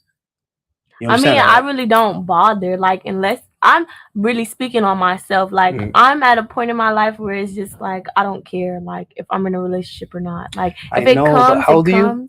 I'm 20. Okay, what I'm trying to say is this mistake is very common. When I talk to women in your age group, they say the exact same thing, and I'm trying to tell them I'm twice your age. That means I've seen women go from 16 to 40. I've seen the transition. You ain't saying nothing I ain't heard. The difference is I know where that thinking ends you up. You don't know where that thinking ends you up. You get it? Yeah. So when I meet a dude that's 17, 18, he telling me he wants to be a dope boy, he doesn't know how that story ends. I do know how that story ends. So if I'm trying to tell him something, he wants to be hard-headed as if he knows more than me, I'm gonna say, go ahead, my dude, knock yourself out. Don't call me from jail. Find your ramen noodles on your own, because that's where the fuck you going. So when women say what you're saying right now, they don't understand that what you do today determines tomorrow. So you keep saying right now. I get it. Right now at 20, it's great to be running around single. It's not great at 30, and it's horrible at 40. But you think that you can determine when the switch gets flipped. You do not. The man determines that. The only way you can determine when you get into a relationship and when you get married and when you have kids is if you do it with whoever's in your waiting box. And if he's in your waiting box, that means nobody wants him. That's what that means. Any dude that's waiting around for you to say, you ready for me yet? That means nobody wants that nigga. Yeah. Okay? Because the quality dude ain't asking you twice. That's so true. You get him once, and that's it. Exactly. And you'll be lucky if he asks you once. Right. So with that attitude, I'm telling you right now, the dudes you're going to want are not going to ask. Not the guys that are 6-something and make X amount of money and they're handsome and they got nice teeth and their fingernails is clean. Them dudes ain't chasing you. And they're not waiting around for you to decide you're ready to be somebody's girlfriend. That's what I'm trying to tell y'all. You got to plan for the future. That makes sense. All right, so to segue from that, we're going to go back this way. Describe your best date that you've ever been on. And you ladies should be thinking. Yeah, you're right. Right. The best date. That's a good question. I've been on a lot of dates. I don't know. We got a ton of them. What's the best? Yeah. Well, who's ready? Who knows? Yeah, who already? knows? Yeah. Did anything pop into anybody's I head? have one. Go ahead. All right, we're gonna start So that it's way. obviously with my ex. We did a lot of cute shit. So one day we for our anniversary, we kind of revisited how everything started. We went to the beach. It's not expensive, obviously, but it's sentimental to me because it was so sweet. Like he took me out to the beach where we did our shit. And we went to the beach and it was just so cute. I love this. He's very thoughtful, by the way. So I don't want to bash him this whole time, but I love him. Like, to this day. So wait, you would never try to get back together with this guy? Absolutely. Is he married or is he dating or is he with somebody? He's not with anybody, no. How you know? You be stalking his page and whatnot? No, I don't stalk his page. But I know I'm gonna marry him. So it is what it is. Like that's my babe. Well, I mean, I agree that could definitely happen because history and continuity is very important. Yeah. I actually had a really memorable date that was under those exact same terms. The difference is she was married though, but it was my first girlfriend. Right. And I hadn't seen her in almost 17 years. Oh, wow. And she came to visit her mom because her mom lives in West Palm Beach. So she took the drive. She dropped her kids off. She took the drive and we went and hung out. So it wasn't like a romantic date. It was just like a catching up kind of thing. And there's things that she had to tell me that she needed closure to. Right. But it was like you said, we went and did all the type of shit we did when we were kids. Yeah. When we met, she was just turning 18 and I was about to be 20. So, and I tell you this much, if it wasn't for the fact that she had kids, you would be back there? I mean, yeah, I definitely would have thought about it, considered. I mean, she asked me too, but I was like, her and her husband asked me, and I was like, look, bro, you ain't got to worry about it. It ain't going there. You know, you got kids with her and shit. I ain't trying to do all of that. But I'm just saying that to be encouraging. There could be some potential for you guys, but you can't be fucking around because your value to him is going to keep getting less and less and less. And then the only way that could happen is if it was like a default, like he married someone else, it didn't work out, he got divorced, and then he'd be trying to rally back. So if you want it, you better step your ass up. He'll be back. If he's a quality dude, you can't count on that. So anybody else can remember the bestest date? It's kind of like similar to hers. I was on the beach. I don't really know him like that. Like it was just like I don't know. Like it was just on some shit. Like I met him at my job. Or Did he make you feel calm, bro? Like it was weird. Now that we're talking about it, like we were on the beach. We're like, you know how you go up the stairs, whatever. Like I don't know what that's called. Like where the safety guards. Oh, you're talking about the lifeguard yeah, tower. we were looking at the ocean, and he was just playing a song. I was laying my head on his chest, and I just started crying, and I felt like a bitch. I was crying. Why does being in your feminine make you uncomfortable? Because like growing up as a child, like I had like traumatic things. So like I'm. Did you have a bunch of brothers? Huh? Did you have like a bunch of No, brothers? I'm the only child. Oh, okay. So like growing up, like I had a lot of traumatic things. So I was so used to basically like when I'm in the shower, cry to myself, or when I know that I'm alone for a fact and nobody's coming in my room, I cry to myself. Like I'm not the type of person to show my emotions because I just feel like that makes me weak. Well, let me ask you this. If you know this, right? So obviously you're conscious of it. Yeah. What steps are you taking to strengthen that part of your ego? Now, like my ego, like as in like I'm still not like a person that like cries. Like I'm the type of person like you wouldn't know unless you like caught me walking in the room and you see me cry, like type shit. Right, like, but that's an external shell. So that's just a subconscious remedy that you have for it. It's not permanent, it's not real. So I'm asking you, what steps are you taking? Because we're about to give you some homework now. Because if you know that's an issue for you, I mean, then that's the work you need to be doing. Now, like when I get like really like I have severe depression, like it's like here and there, like it's on. Do you pray? So, yeah, I pray. Do you pray? Hold on, this is very important because a lot of people don't know how to pray. Do you pray with a plan, or do you pray for fucking miracles? Do you pray on some Santa Claus shit? The plan. You pray with a plan. Yeah. All right, so you have a plan that you're going to enact on a daily basis. I'm going to do this. Yeah. So you're chasing your feminine because it's out there. You can find it, just like guys can chase their masculine. Like, I'm like very like I grew up in a house like with very like masculine women. Like growing up, I grew up with my grandparents. It's not important anymore, though. You're grown I know, now. but I'm just saying, like, I'm telling you why I feel like I'm like more masculine than a typical like. I could have guessed that, but what I'm saying is, we're all about making progress over here. I am making progress. We're about learning.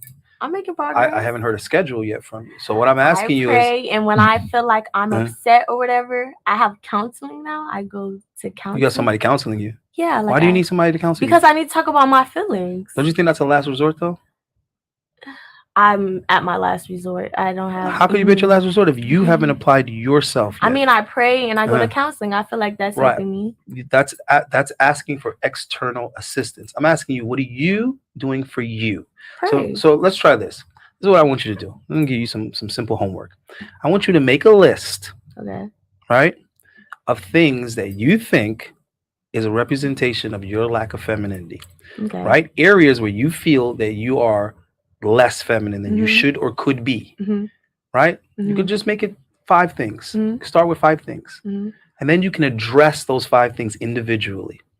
So if you say, listen, I always have to control the situation, you say, you know what, the next guy that I meet, I'm going to relax. I'm going to ask the right questions to allow him to determine whether or not he's suitable to lead me. And if I determine that he is, I'm going to let go of the steering wheel and I'm going to let this man be the man. All right. If it's, I don't cook, you're going to say, okay, well, listen, I'm going to start picking recipes that I think are interesting. I'm going to pick up the ingredients for these things on a weekly basis. Every week, I'm going to practice a new dish. Right. And so on and so forth. And you're going to tackle all 5 of those things on the list animately so that you are actually making progress rather than just saying you're making progress. People say that, and I say, give me these examples. And they're like, well, I pray and then no. It's got to be something that you're doing on this day, and this day between these hours.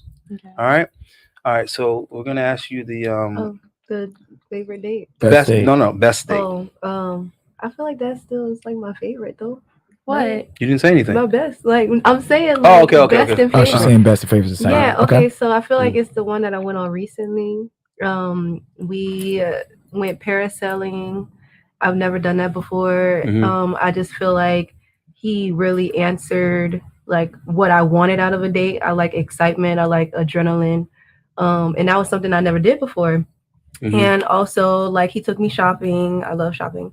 And he just did things that he saw like made me happy. So I feel like it wasn't about the shopping or the parasailing or anything like that. He just loved seeing me excited, you know, Right. and that meant a lot to me.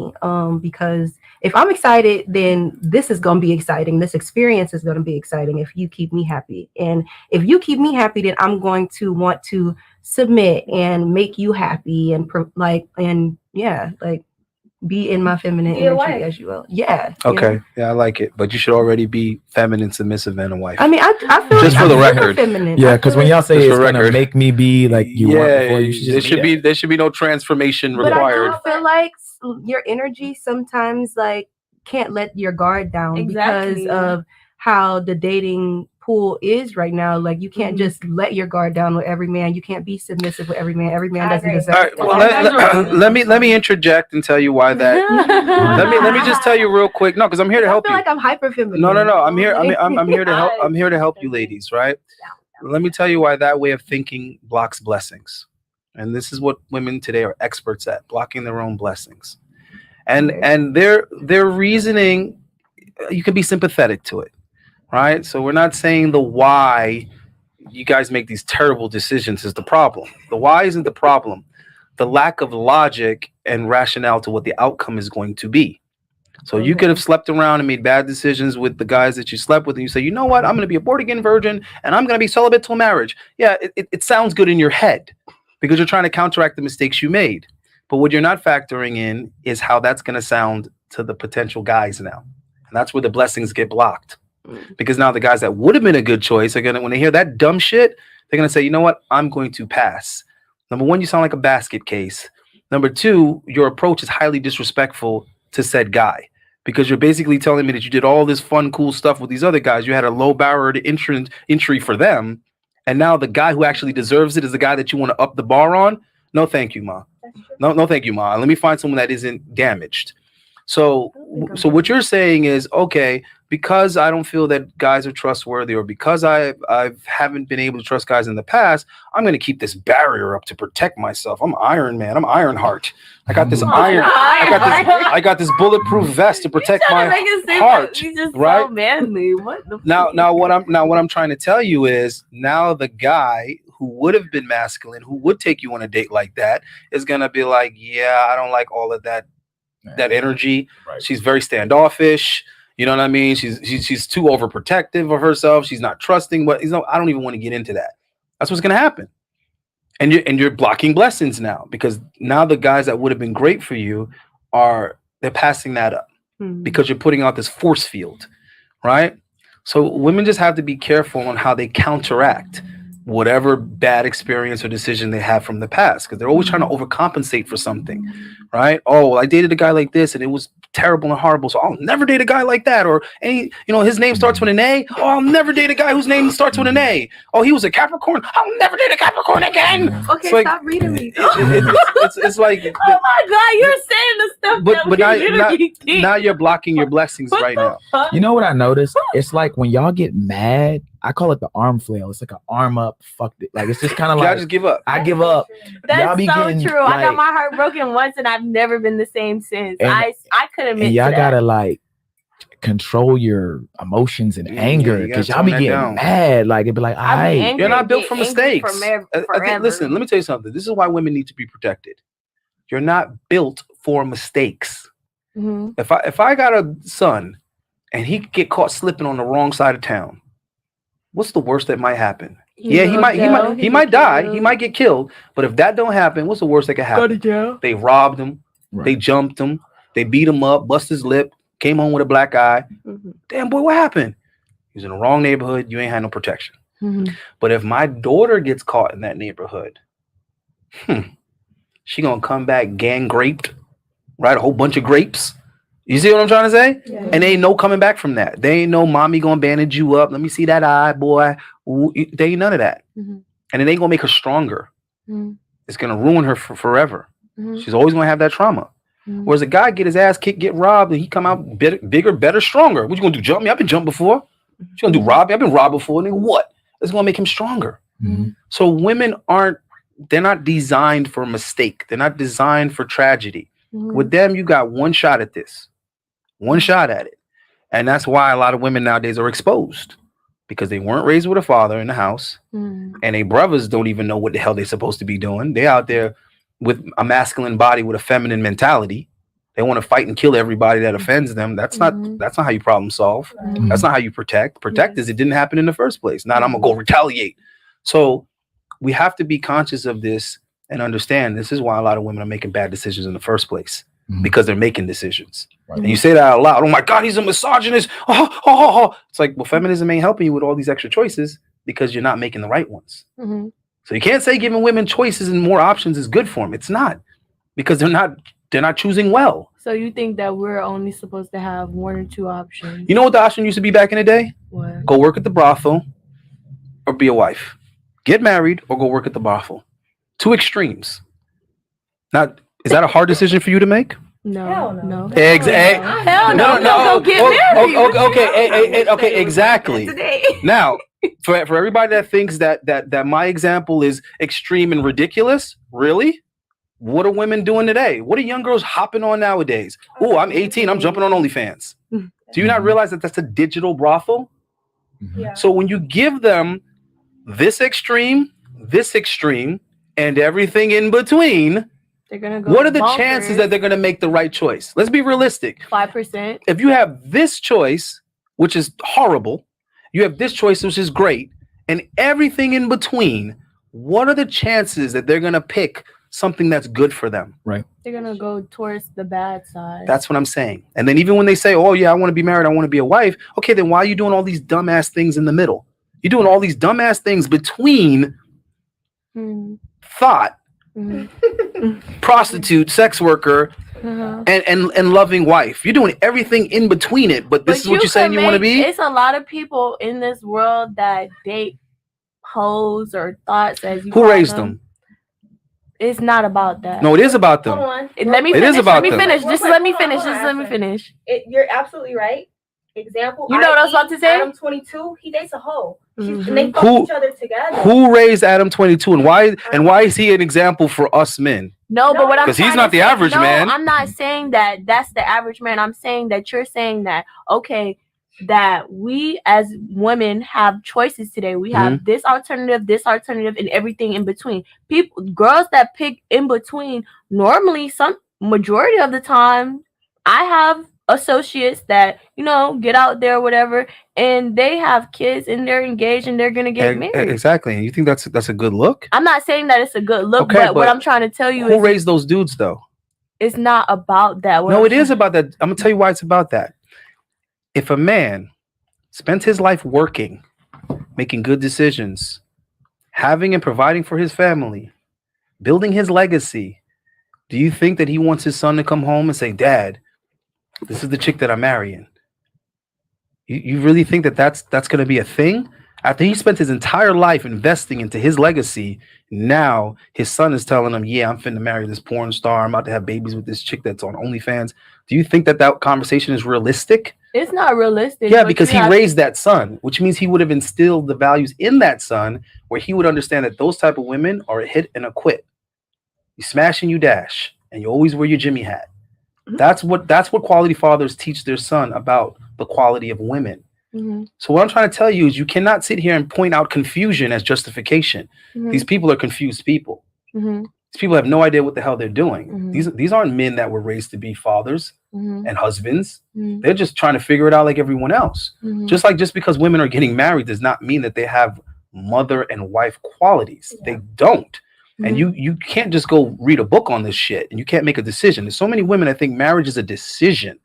Being a good wife is not a decision. It's a skill set that you start learning from your child at home with multiple generations of wives, with your aunties that are wives, your mother that's a wife, and your grandmammy that was a wife, and your other grandmother from the other side that was a wife.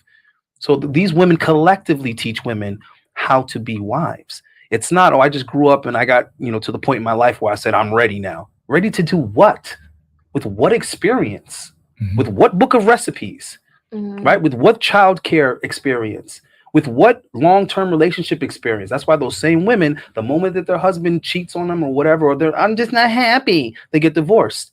That right there is the first sign of someone that doesn't know anything about marriage. You literally negated the whole point of marriage. Okay, the whole so point of why marriage did is you commitment cheat? forever. Okay, so if it's commitment forever, why would my husband cheat It's on not why would your husband cheat. It's why is it built into the vows. For good or worse, rich or poor, Okay, sick or health. for It's good or worse, built so into the vowels. just like how I took those vows, he took the same exact vows that I took. So what makes him feel like he could cheat? That I'm just supposed to be like, I okay, don't think she understands what I'm I'm trying to say. married. I'm supposed to make it work because What's the difference we're between married. marriage and being in a relationship? Marriage? Literally have to follow a certain rule. You're literally taking an oath by God. You have to follow the rules by God. It's not the rules. Those are rules. It's not the rules that's different. Those are the same rules in a relationship. What's different is the level of commitment. You can't just walk away from a marriage. You're committed by God. Like you're literally taking an oath by God. Exactly. So if your spouse, so if your spouse cheats on you, how does that alleviate you of your commitment? Do you get what I'm trying to say? Because he didn't stick to the bargain that we both took the vow to. All right, let me ask you this. Let's say your mother tells you not to do something and you go do that something. Is your mother going to say, get out of here, you're no longer my child? No. Exactly. But if it was your teacher or your coach, you see what I'm saying? You see how that person could be like, oh yeah, I'm fed up with this kid. Get this kid out of here. Mm-hmm. Do you understand the analogy now? Yeah. Okay, women need to stop thinking in their head that there's something that allows them to just walk out of a marriage because of their feelings. Okay, well, when you're in your feelings, men are typically in their feelings when they cheat. What do you mean? Whoa. When men cheat, it's the opposite of their feelings. What do you mean? If I do if their feelings were involved, they wouldn't cheat. They would just leave the chick they're with. No. This is how I feel. I feel like if you're in a marriage, stay right. For example, me and you are married and we're having complications in our relationship. And you tell me, I just don't like the way you talk to me, this, that, and the third. Okay, I'm telling you I'm going to fix it or whatever. I'm going to try to be better. Okay, month or two, you can see the progress. You go out and cheat. What does that have to do with me? Why should I have to stay because you went to go cheat? You're right the first time. Him cheating has nothing to do with you. Yeah. So you're mixing up the why a woman would cheat and the why a man would cheat. This is the confusion you're making. You never actually understood guys to begin with. For you to say that means you have little to no understanding of how men think. Of course, men don't have a problem understanding this. Just like we don't have a problem understanding that women are emotional. We know you're attached to sex. You know how we know that? Because we've been trying to get sex from you ever since we went through puberty. So we know with women, it's all about how they feel. It's all about the mood they're in. It's all about all of that. There's no guy that's going to be like, yeah, I changed my mind because I think it's going to rain and let's just do this some other time. There's no dude that's changing his mind. Yeah. Okay. When dudes want to have sex, dudes want to have sex. They don't give a damn about the condition, the time frame. I'm going to be late for work. They don't care about none of that. But women, everything got to feel right. Okay. The feelings are with you when it comes to sex. You know when the feelings are with the man? When it comes time to commit to that woman and be responsible for her, to pay for her stuff, and have to sit here and factor in her feelings in my decision making, that's when you know a guy cares. And this is the mistake that women keep on making, which is why you could be with a guy for the longest and he still don't want to give you a firm commitment. He still don't want to move in together. He still don't want to marry you. He still don't want to have kids with you. Because for him, that's where the feelings are. You were already all in once you started having sex with him. You're already all in. Here's how you know you're actually getting played. Cheating is cheating, but here's how you know you're really getting cheated on. He's giving the other bitch more time. Cheating is cheating. Listen. I'm not saying you should cheat. I'm just saying here's how it's cheating. There's levels of cheating.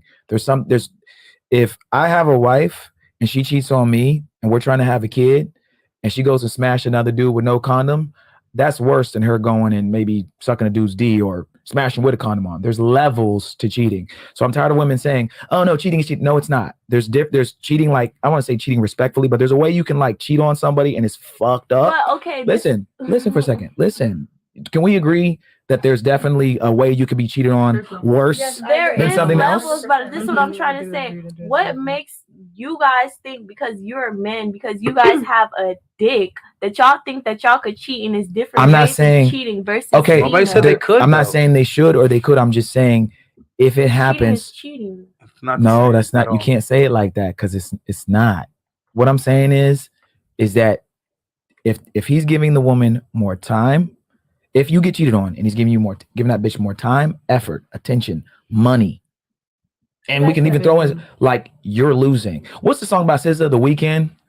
That whole song, I want to do a breakdown of that song. She's literally talking about You get these days, I get these days. Think I got it covered for the weekend. She's actually the side chick. Some women interpret it as, so she's complaining that this other girl's getting, you get Monday, Tuesday. A lot of women think somehow that's a good look. Right. SZA's actually like, she's trying to make fun of the girl. That's a good look for a guy. She's trying to make fun of the girl, but actually she's taking the L in that song. So what we're trying to say is cheating is wrong. We're not saying you should be cheated on, but we're saying when y'all cheat, it's typically like calculated. You like to do and if you cheat with the other guy, there's potential for him to like take you away, sort of. Also, even the whole act of sex, he's dominating you in bed. But even if it's not, what I'm saying is, she's still doing it to hurt or spite the other guy. There's still feelings there. Right. Guys aren't like cheating because they're trying to hurt the girl. They don't even want her to find out. Yeah. We don't. And then you got to ask yourself a simple question. Why would women be so uncomfortable with being cheated on in the first place? Like, what's the real burn with it? And if you're being honest, the real burn is that you're going to lose whatever the hell this dude is providing. It makes you uncomfortable because it means that he can find it somewhere else. He can get someone else. So really, it's what you would lose should he decide not to come back to you. And that lack of stability makes you uncomfortable. Now, this isn't logical, but this is how women handle not feeling stable. When women don't feel stable, they'll ruin the relationship themselves rather than wait for it to happen to them. I don't know why they think that's a win. It's something to do with not wanting to be powerless. So you want to have control so bad that you're like, you know what? I'll end the relationship. That way I'm in control rather than waiting for him to end the relationship with me. It's stupid. It doesn't make sense, but it's what a lot of women resort to because they get upset, they get angry, and they can't act upon anything. They can't act upon anything. They act on what they can act on, which is why they're always trying to hurt a guy, even if they break the rules to hurt the guy. They go lie about him and ruin his reputation. They just wanted to be in control of something because he hurt them and they want to hurt him too. It's like, well, how can I hurt him? Okay, well, this is just silly emotional bullshit. Now, the reason why it would really hurt a guy for his girl to cheat on him is like, because what that means is that you're not even his. You're not mine then. That's what that means. That means another dude can get you pregnant. Another dude could take you, tell you what to do, get you to betray me, whatever. Guys aren't going to betray their girl for another chick. You think sleeping with her is betraying you? No, it's not, because he comes home to you. He's not hiding you from her. He's hiding her from you. That means he doesn't care what she thinks. He cares what you think. She's the one that's expendable. I can cheat with on my chick with any other chick, but I can't have a relationship with any other chick. Do you understand what I'm trying to say? So I'm not justifying anything. I personally don't even cheat, but I just outgrew that by coming to terms with the fact that women couldn't handle it. So now, if I want more than one woman, I just do it the way that my grandfathers did it.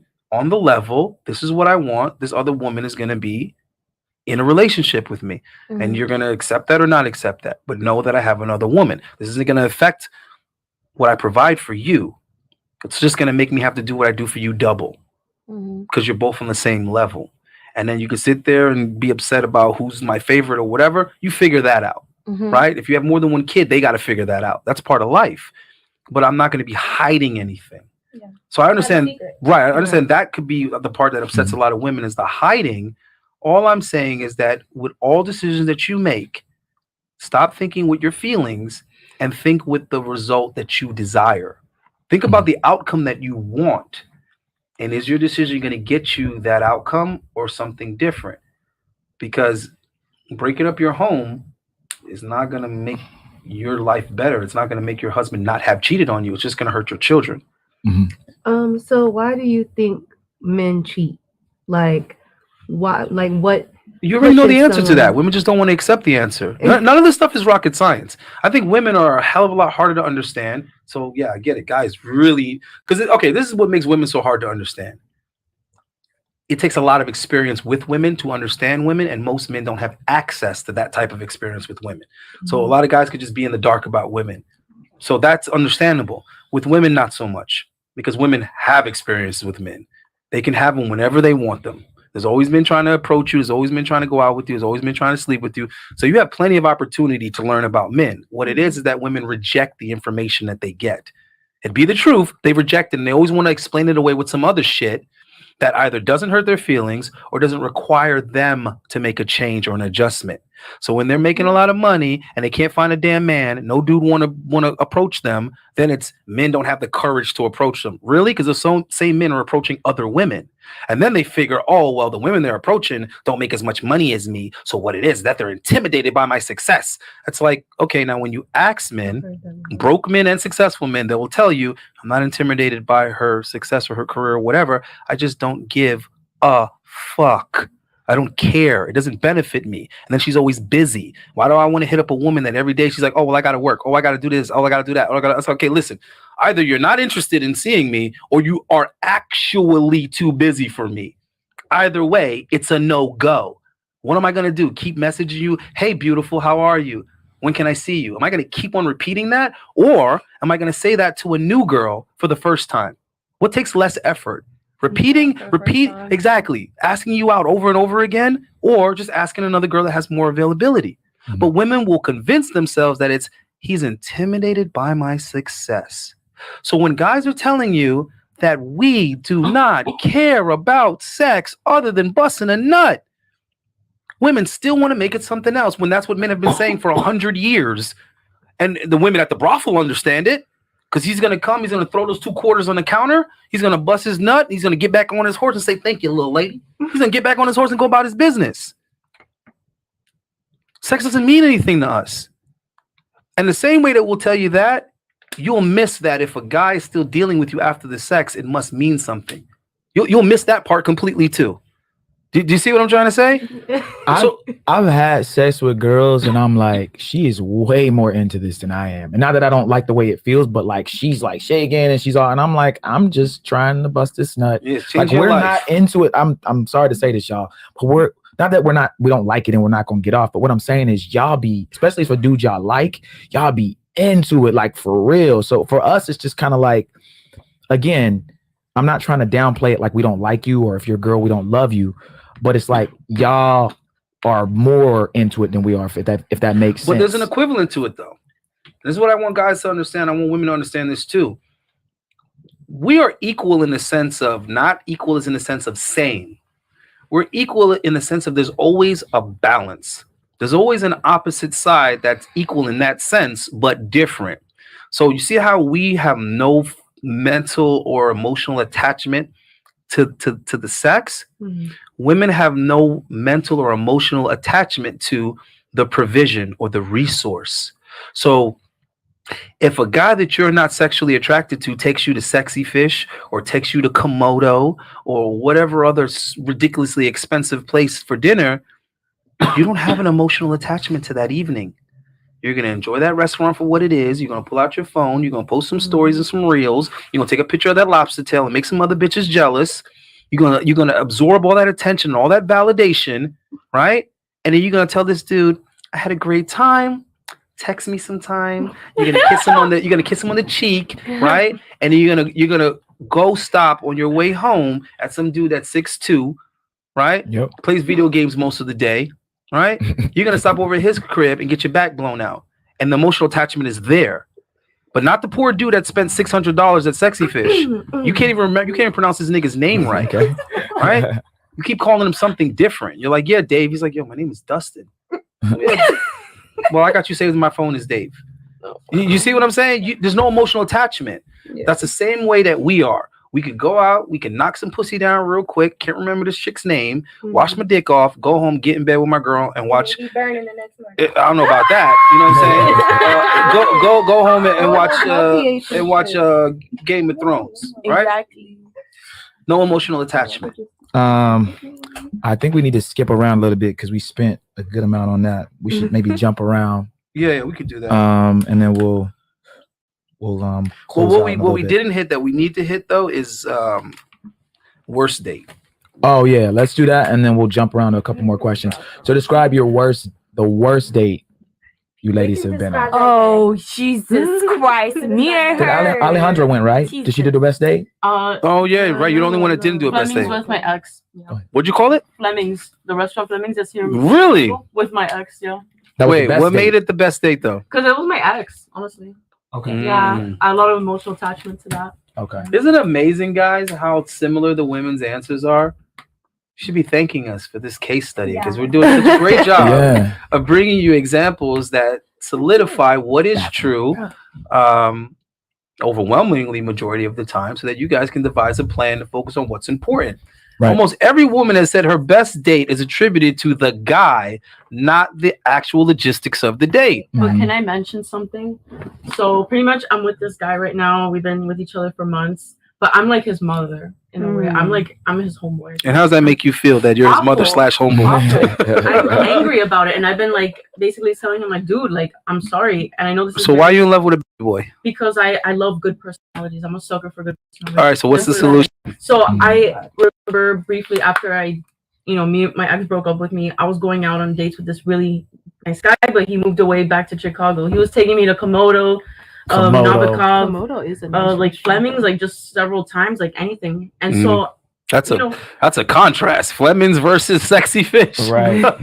But like literally, like I remember like I was just like whatever, like I'm like with my ex, I'm sorry, with my boyfriend, and I'm like, dude, like I have to speak for you, like you've never planned a date and stuff, and if you have, it's been like 2 times. So wait, do you think this is going to change on its own? No, so I'm thinking of like breaking up with him now because I'm like I've had better, and although this guy has an amazing personality, is sweet to me, doesn't treat me bad in any way. Like, but the attraction isn't there, and that's the important part there. The attraction has to be there. So the question is, are you going to find a way to get the memo to this guy that he needs to be more decisive, more assertive? He's going to have to take some type of lead. He's going to have to demonstrate some qualities that are going to turn you on.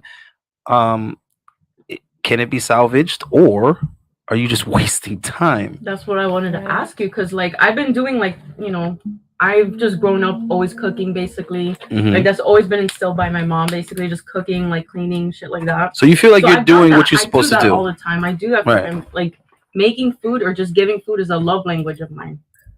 Maybe that's just Hispanic. Maybe that's brainwashed, or maybe it's just really you're rewarding mediocrity. Exactly. And so I'm like, am I just doing that, or should I wait for it more? Like, I don't know.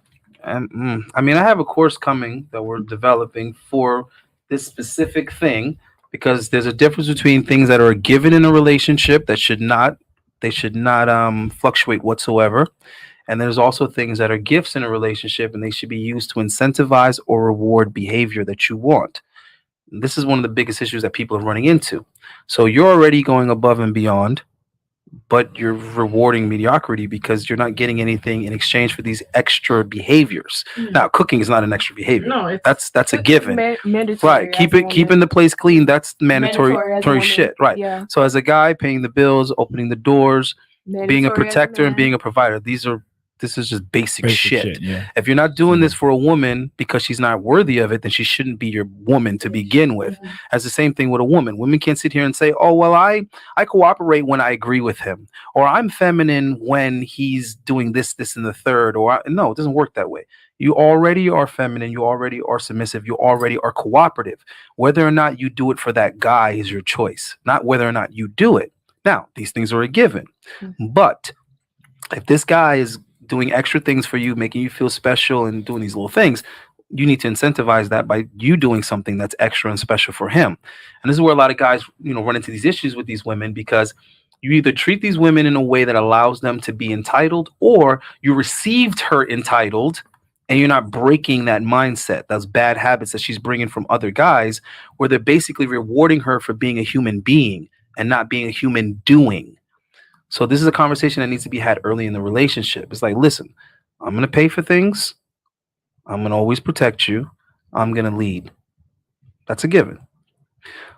But I'm going to want some extra things from her. And at first, I'm probably just going to ask for these things and see what happens. If she gives it to me, now I'm going to reward her for this behavior. So subconsciously, I'm going to associate the two. Similar to how you train an animal. You could get offended by that if you want. Humans are animals. We behave the same way when it comes to being incentivized. And if the monkey realizes that every time I do this, I get a banana, you're gonna keep doing it. At some point in time, you can stop giving the monkey the banana. It's going to still do that behavior, because it's like, well, a banana should be around the corner somewhere. And then you have a grace period before you have to make sure that you put another banana in there, or the monkey's going to catch on and say, I'm not getting anything for this anymore.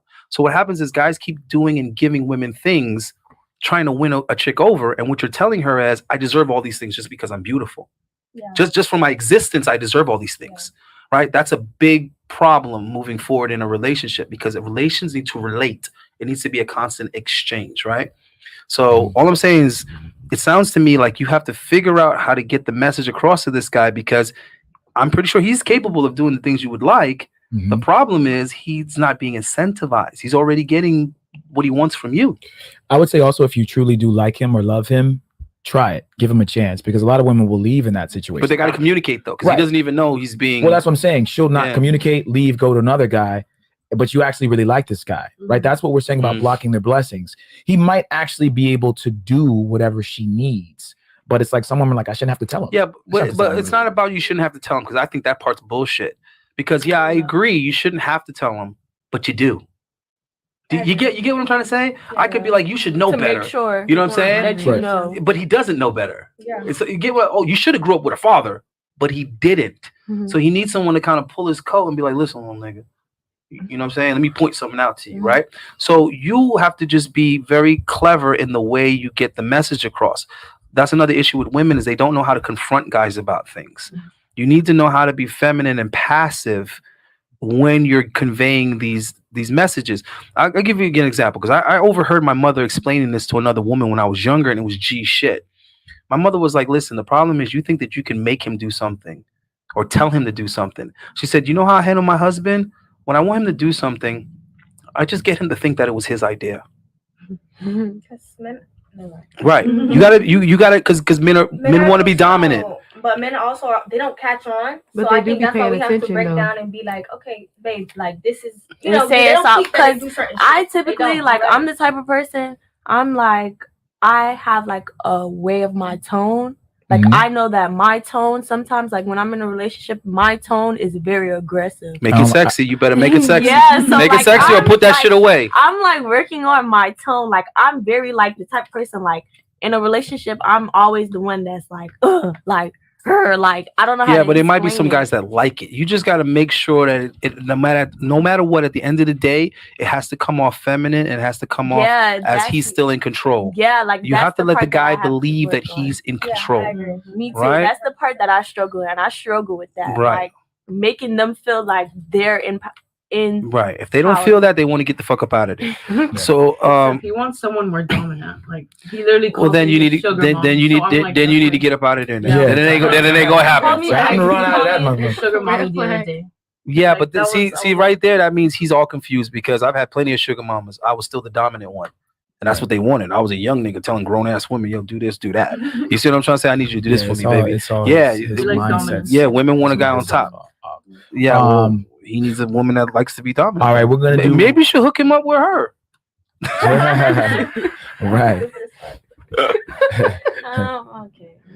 We're gonna do worst date, and then we'll skip around and do a few more, because we got into a deep conversation about the cheating, which we normally do. But I'll be plenty of cuts though. That's the thing. Six or seven cuts instead of 5. That's what that means. All right. So who's going first? So we're gonna go here. Yeah. Worst date. Give us your worst date. Okay, so basically, me and my friend. It's a double date? Yeah, raising hand. Hey, we got a two for one. Yeah. So me and my friend, I had a associate that went to school at Bethune, and I think that's Daytona, right? I believe Daytona. Yeah, we went to Daytona for a day. It was crazy. We went to Daytona for a day to go to a party. We stayed at my friend's dorm or whatever. We met these boys at the party. They invited us to go to Waffle House, whatever. Okay, cool, Waffle House. We get to Waffle House. Just like you could kind of tell the vibes were off, but you know how like you be like kind of like a little tipsy. You don't really know, like you're not really like peeping the scene for real. So we're sitting down or whatever.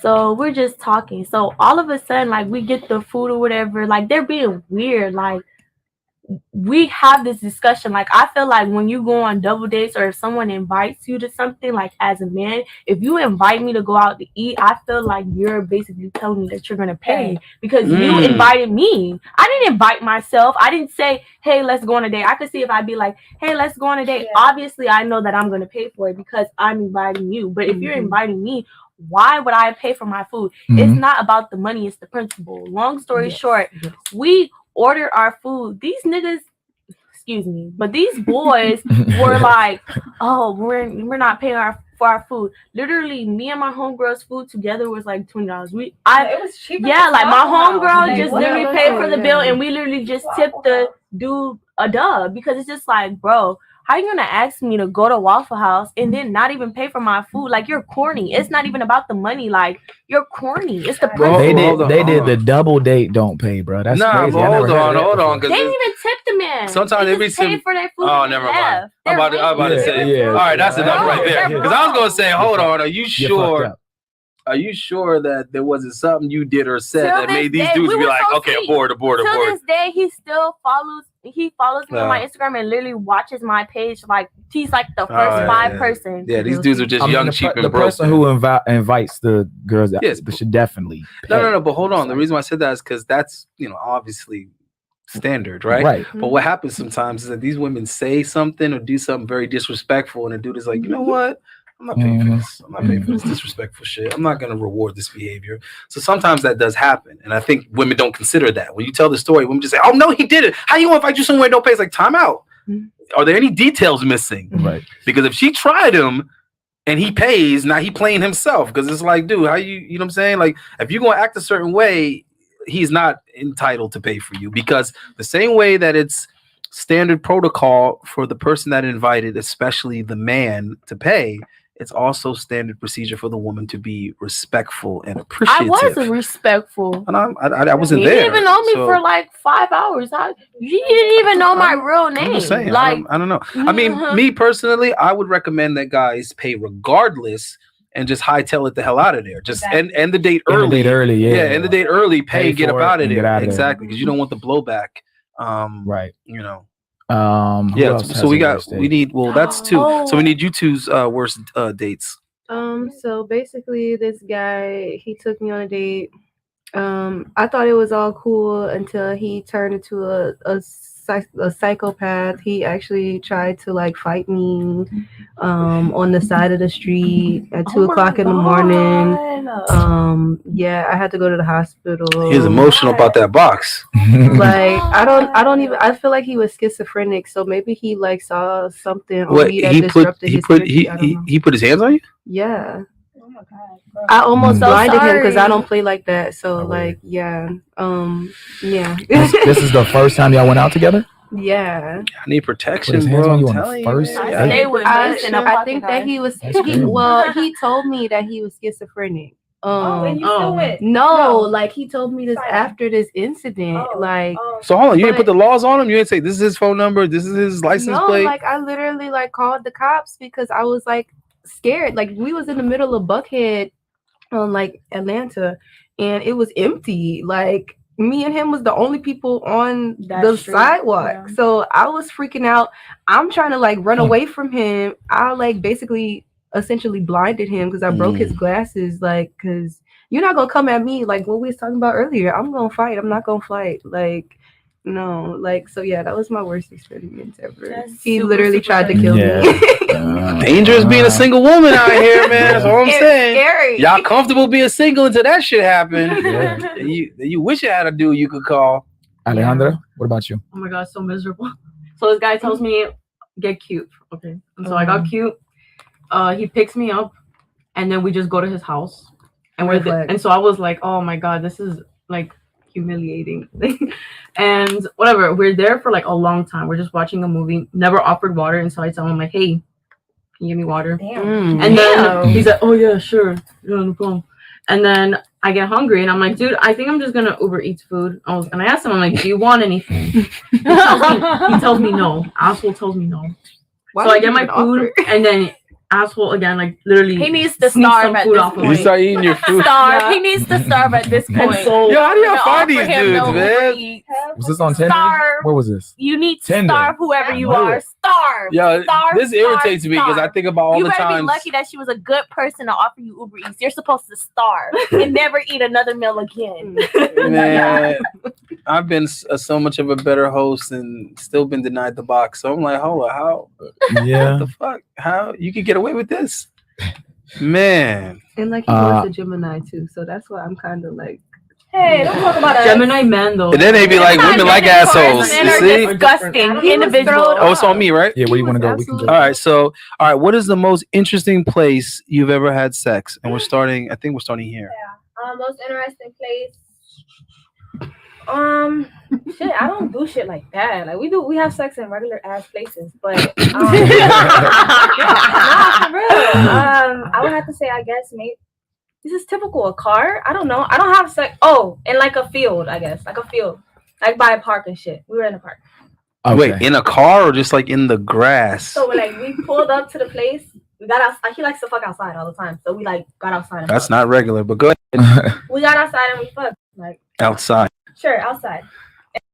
Y'all don't be outside? This nigga's prepping for I eviction. did. I thought that was normal. I did. That's No, not it's normal. okay. It is normal. I feel like that's what makes it interesting. Like Yeah. you keep the Outside fun. or just No, not like outside, but I'm saying like doing crazy shit in places that you normally that Oh keeps the man, excitement. you got to go to going. the hospital and sneak into one of the empty rooms and just do it on that bed that can. Stop like being in my Yeah. mind for real. Yeah, I Like was at stop the being in my hospital. mind. I did have It's the sex at the second hospital. time that he We did were that actually with he my went to the baby was. hospital because he was hurt or something. Like I can't remember exactly what happened because he's always at the hospital. But we went to the hospital and like I started riding his dick. Like I he was sitting down and I just started riding a little bit. And then little the doctor came in, so I stopped. What? Wait, hold on. The Why you never told me He this? never caught us, but I was like, bro, we can't. You never told me The this. doctor came in. We had to stop. I'm gonna be like real shit though. Like if I was hurt in the hospital, I would want my girl to definitely Oh, yeah, like, hell top yeah. me off or You something. Yeah, definitely please, need you some feel head in the better. hospital, Facts. for real. Nurture. I could have died today, baby. That's Yeah, Could have yeah. died today. For real. Nah. Yeah, you could have died. So That's like, actually not God, super today. uncommon because I I know don't I know want the some other dudes. girl That to do it, so I'm gonna do it. Well, hey. Okay, all right. Alejandro. Alejandro. A balcony. That's so fun. How many balconies do we have, bro? Not everybody Like, lives in a sky rise. Not everybody. Yeah, we got Everybody's been in a luxury That's condo. I've never done that before. So take notes, guys. They're like balconies. They like you guys are making me look Fields. bad You because gotta do it I in never a did on the suite on balcony the and have had Cosmopolitan in one for Vegas. years. So my ex is probably like, yeah, we never did on the balcony. You boring ass The motherfucker. Cosmopolitan in Vegas, the suite, the top. that's yours. No, no. I'm saying balcony I'll sex. try. Like if you trying to take it up there, you got to take it up there. You know, like. She's saying you gotta be like. So Oh, hi. my I got my you. most Okay. interesting one was actually in an abandoned hospital. Wait, where do you find an abandoned So hospital? okay, That's so amazing. boom, it's not gonna be a long story, but boom, a rave in an abandoned hospital for Halloween. Yeah, I got a lit life. Okay, yeah. So it was a rave in an abandoned hospital that this like really rich dude, he like sold the property or whatever, so he had a big old party. So Wow. yeah, like that ended up happening like in one of them rooms. Yeah. That is. Does it still have all the hospital stuff in it? Yeah, because the decorations, but not like anything that could like Mm. cause us to get sick or nothing. No, I just meant like, does it still have the beds, the and hospital everything, and bed. They had like some in there, like yeah. Oh my god. They had like papers in there, like from. All right, you gotta top your friend, man, because she's been holding out on you. Oh, What you got? the most interesting place that I've had sex is the beach. Oh boy, have we You heard that a wasn't million scared about times? getting sand in your. Let me tell you, right? Yeah, but So- was it your first time on the beach? Yeah, Oh, like that's that's what it the takes. That's all most it takes. craziest thing I've ever done is had sex on the Mm. beach. Like I've never had sex anywhere else besides the beach. Like that's the craziest. Mm. So it really wasn't supposed to happen like that. Basically, like it was no like sand in my like we had like a we had like a blanket down. It was so funny. It was literally this. Well, he knew it was gonna go down if he brought a blanket. No, we had planned to go to the beach. It was like one That's of what the I'm saying. He moments- had planned to get some Oh box. well, maybe he did. I don't Jeez. know, but whoever. It's just protocol to bring a it's blanket protocol to to bring a the blanket beach. to the beach I'm at not sitting on no nighttime. stand. At nighttime. So it was so crazy. Literally, it was this crackhead man. We're literally fucking. Bro, this crackhead man literally comes. You got $1. Bro, I kid you not. The nigga's just like this on my body, like a fucking board. What? He's like, stay down, don't move, Yeah, don't move. yeah. don't Yo, move." yo, I've been I'm there a like, million times. I'm Yo, literally like whispering him in his ear. I'm like, hey, I'm scared. I think we don't need to do this anymore. I don't want to do this anymore. Let's just I don't want to go to let's just jail. go. All right. So, bro, okay, afterwards, we like found this like little cut, like you know how like the beach be having like bushes and shit. Okay. We went in a cut right after the crackhead man had came past. We finished and then yeah, that's how it was. All these damn mosquitoes. It was no Goddamn. mosquitoes. It was nighttime. It was like breeze. It Niggas was know, you cool. know, Yeah, fun. niggas need to finish. Hey, listen, you don't get me all So I want to point out that the beach wasn't special. It's just that it was her first time. Just like parasailing is not the ultimate date, but it was her first That was my first time. time. Yeah, So I already that's- told you, dudes, It's your exciting, mindset too. should be taking virginities. That should be your mindset. You're not gonna take her Yes, literal yes, virginity, literally. right? You ain't gonna take her literal Nowadays, virginity. no. Just keep it So exciting. you need Keep to things you need to exciting. keep doing things with women that no one else has done before, There's only which so means you many need to get really good at dates to go. asking questions so that it's not obvious why you're asking the questions you're asking, but you still get the information you need to kind of assess what's going to be new and different to her, because women are all about experiences. Yeah, and ladies, we do want about. you to take some notes though too. That's why men, we want to add on that we value inexperience. The more experienced a woman is, a Yep. lot of times we're like, damn, she already been here. She Yep. already had sex on the yacht. She already did this. So, She already did I'm that. gonna tell y'all this, and this is gonna sound fucked up, but it's the truth. Don't tell no dude about your sex capades. Don't tell him how many places. If you've been to Mhm. Komodo before, maybe not Komodo's everybody been there, but like something, be like, you know, like, no, I've never been here. Don't tell him. I'm serious though. Yeah. What we were saying earlier, we like our ego to be stroked. If you've been out with mad dudes or you smashed a bunch of dudes, whatever is going on, do not tell the guy. I'm giving y'all permission to lie. Please. No, it's not. Hold on. It's not lie. It's omit. So what you do is you don't tell him the things you did. You tell him the things you want to do that you never did. Right. But if he takes you somewhere that you've been, meaning he already just shut up. Just shut up and That's what I enjoy mean it. by not lie, but just don't say anything. Or what you could do is you could throw in what you wish you did the time that you went without saying that you went. There you go. You could be like, oh, I've always wanted to do this. That's good too. On the beach. You don't have to say, well, the last guy who took me to the beach didn't do this. You get what I'm trying to say? There's a way to frame things, to get a better result. Because at the end of the day, if you're kind of giving hints, you're basically throwing alley-oops. Right. And he gonna catch one of them and slam dunk it. So basically, the way we kind of have to think about sometimes y'all feelings, y'all have to think about when y'all talk to us, our egos. Does that make sense? Makes perfect sense. When we're trying to dance around, is this gonna make her feel this kind of way? Y'all need to go, is his ego gonna be crushed? if I Exactly. say Right. this to him? You get what I'm saying? And men perform better when they're strong and confident. Crush. Our egos need to be crushed. Sometimes, Yes, to smithereens. No, I don't know about that. Goddamn, girl. He ain't gonna want to be with you no more because you Right. just remind him Well, of what that if crushing. I don't want to be with him. So yeah, like if you try me, I feel like then if I'm you We're were talking allowed about to a guy live that your Yeah, life- but we're talking about guys you do want. Boys, we're talking about Right. like, I'm 'Cause just saying. One of the things that women are not bringing nowadays is they're not bringing this battery to put in a dude's back. They're not telling him, listen, you could do it. You're the best. I know you can. I believe in you. I always do I that. see you as more than this and that. Don't give up, baby. They're not bringing that type of energy. right. So they're not bringing that cheerleader energy, but then they want a champion. I'm definitely So- a cheerleader when it Definitely comes be to my cheerleading. man. Like I'm always that type of person. Like, yeah, I'm. Are you masculine. sure? Is I- it sure that's yeah. how he's interpreting it I though? always be like, babe, I believe in you. You can do it. Like if he tells me something, I feel like I I do don't that know. more for them than then they do it for me. They ain't supposed to be doing that. Hold on, they ain't supposed to be doing it for you. No. So you can say I'm so My proud of you. boyfriend, My ex, and Of I course. honestly give him this. He's always been a supporter of anything, and that's why I love him so much to this day. I don't give a fuck what I have his name on me like 3 times. So, anyways, it's like he's always supporting me. He's always been like, young, like I believe in you. I go for your dreams, and I've always been the same way. Period. Like. She was saying something. Yeah, I was gonna say like maybe I don't myself. I like caught myself. I don't say like okay, I believe in you, but I'm more so like hey, like how's this doing, or like do you need help with this, or I try to talk to him like why do you think you can't achieve this, or like why do you think you're stopping yourself? Yeah. Like you're doing really good in this and this and this. Mhm. You were complaining months earlier, and look, you've accomplished this much. What makes you think that? But Right. I'm not really very literal with the terms. Mhm. Well, I mean, all of the above is good though, because Yeah. like I said, guys need that. And I mean, okay, so in your opinion, one at a time, who do you think is the prize, the man or the woman? You think the woman is the prize? Yeah. Who is the prize, the man or the woman? I say me. I'm sorry, woman. I know. Okay, so who's the prize? Me. I was gonna say Period. Who is the prize?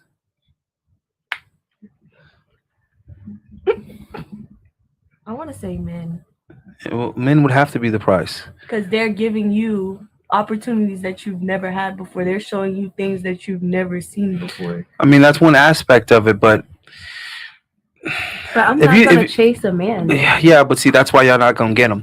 So this is the thing: women women are born, right?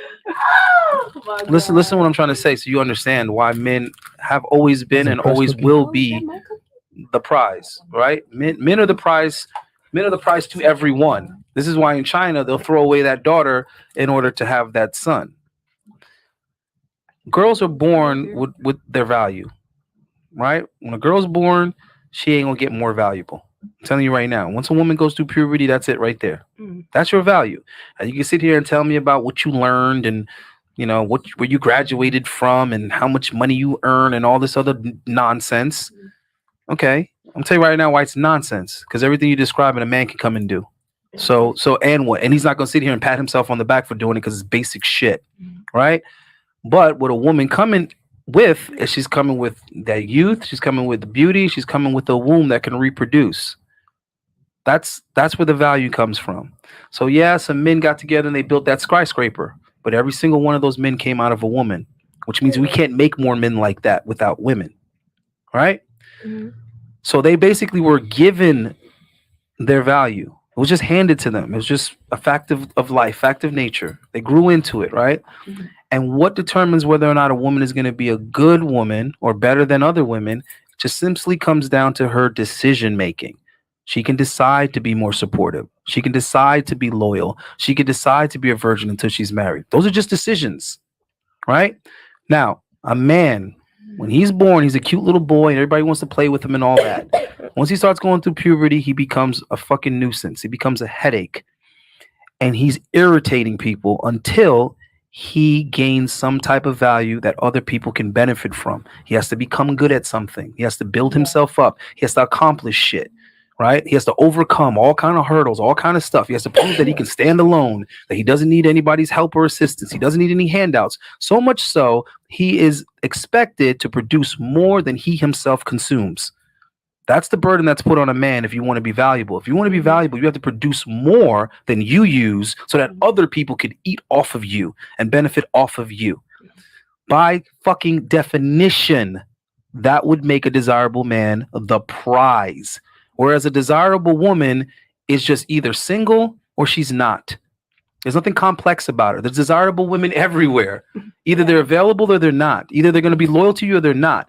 Whereas quality desirable men, they have to be made. They have to be forged. And there's less of them than there is what we consider attractive, desirable women. So how the fuck could the woman be the prize? Because any guy that's considered attractive or desired by women, he has access to more women than she has men like him. So in any way, biological, socially, mathematically, literally, figuratively, any which way you want to look at it, the man is the prize.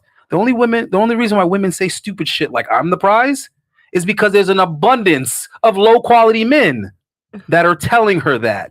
You're only a prize to men that can't have you. You're only a prize to men that can't get you. You're only a prize to men that are not attractive to you. So you're not the prize, Ma. And it's not saying that to be disrespectful to hurt anybody's feelings. It's putting it into the proper perspective so that you understand what you're up against if you plan on having what you want. So many women thinking like how she's thinking, which is one of our questions. Would you compete for a high quality man? And they almost always say no. Nope. And it's like, well, why did you think you're going to get him? Can I say, I'll say no because I know I'm just not going to get it. Like that's not necessarily true. I rate myself a 6 or 7 because knowingly there's a lot of other women that are beautiful, gorgeous. I was out the other day and I was like looking at a group of women. That's not what smart men commit to though. Yeah, but there's more attractive women, and on top of that, like I think I have like certain assets of myself that just not for myself. I like how I am, but for other men, in a very like. You're not talking about quality men though. But like I'm saying, like a quality man, more likely a really high quality man, like super high quality, will not go for me for like the first. I feel like that's like a deeper like issue within yourself. Yeah, that's what yourself. It's like realistic. No, like, how many millionaires do you know? Huh? How many millionaires do you know? What she's trying to say is personally, very few. I've lost count of how many millionaires I know personally. You know what they all have in common? The women are never drop dead gorgeous. That's so true, bro. So true. Yeah, the thing is, men. Shout out to Kevin Samuels. Men will go down in looks. Men will go down in looks to go up in cooperation. They don't necessarily need to be with the baddest. Yeah, or loyalty. It's got the same attitudes. The baddest bitches got they have issues, and those the ugly bitch And those are the women that are gonna think that they're entitled to better. Yeah. And they're gonna take your shit and leave. Yeah. And it's like you gotta realize you don't want us in a relationship. I'm not. So it's like you have to like think about that. But someone like me with like how I've actually been told is like with tattoos and everything, I don't appear as classy. They can't really. Yeah, but who is telling you that though? Is that person telling you that in a position to? Yeah, like he was taking me out like on nice dates and stuff, but he was like, I can't really commit to you because it won't look good for me. And I was like, hey, I mean, you were nice. Yeah, but he was still having that conversation with you. That means that he's weak. And he's worried about what other people think about you. Because if he's with you, he's not the one that has a problem with it. That's what I'm trying to say. It's about you. And if he makes you happy, and if you make you everything, like I'm not against the LGBTQ community, but like say for example, transgender women, when they find straight men, it's some straight men that are like in the closet or whatever, and they still take out transgender women. What I'm trying to say is some transgender women that find males that are not embarrassed of them, but you could clearly tell that they're a little more masculine than what they're supposed to be because they're transgender. But their boyfriends, their boyfriend doesn't care because it's about what's on the inside. That's what I'm trying to say. To that person. It doesn't matter what the outside is thinking. We may be looking at this person like, oh my God, she's a freak. She's a freak. Look at her Adam's apple. But it's what he sees. He sees that she's the most beautiful thing in the world. That's what I'm trying to say. You are perfectly imperfect. And I don't even know. I'm tongue tying it, but I just said you might have just gave him the wrong answer because this dude doesn't sound like someone that's like assertive and confident and making his own decision. 8, 9, 10. I don't want you to think of yourself what if you had said to him, well, listen, if that's the only issue that you have with me and you're interested in committing with me and taking it to the next level, there is a such thing as laser removal, right? I wasn't interested in that. I just told him, and he just told me, he's like, I come from an Asian. He's like, I come from an Asian family. Say no more. Say no more.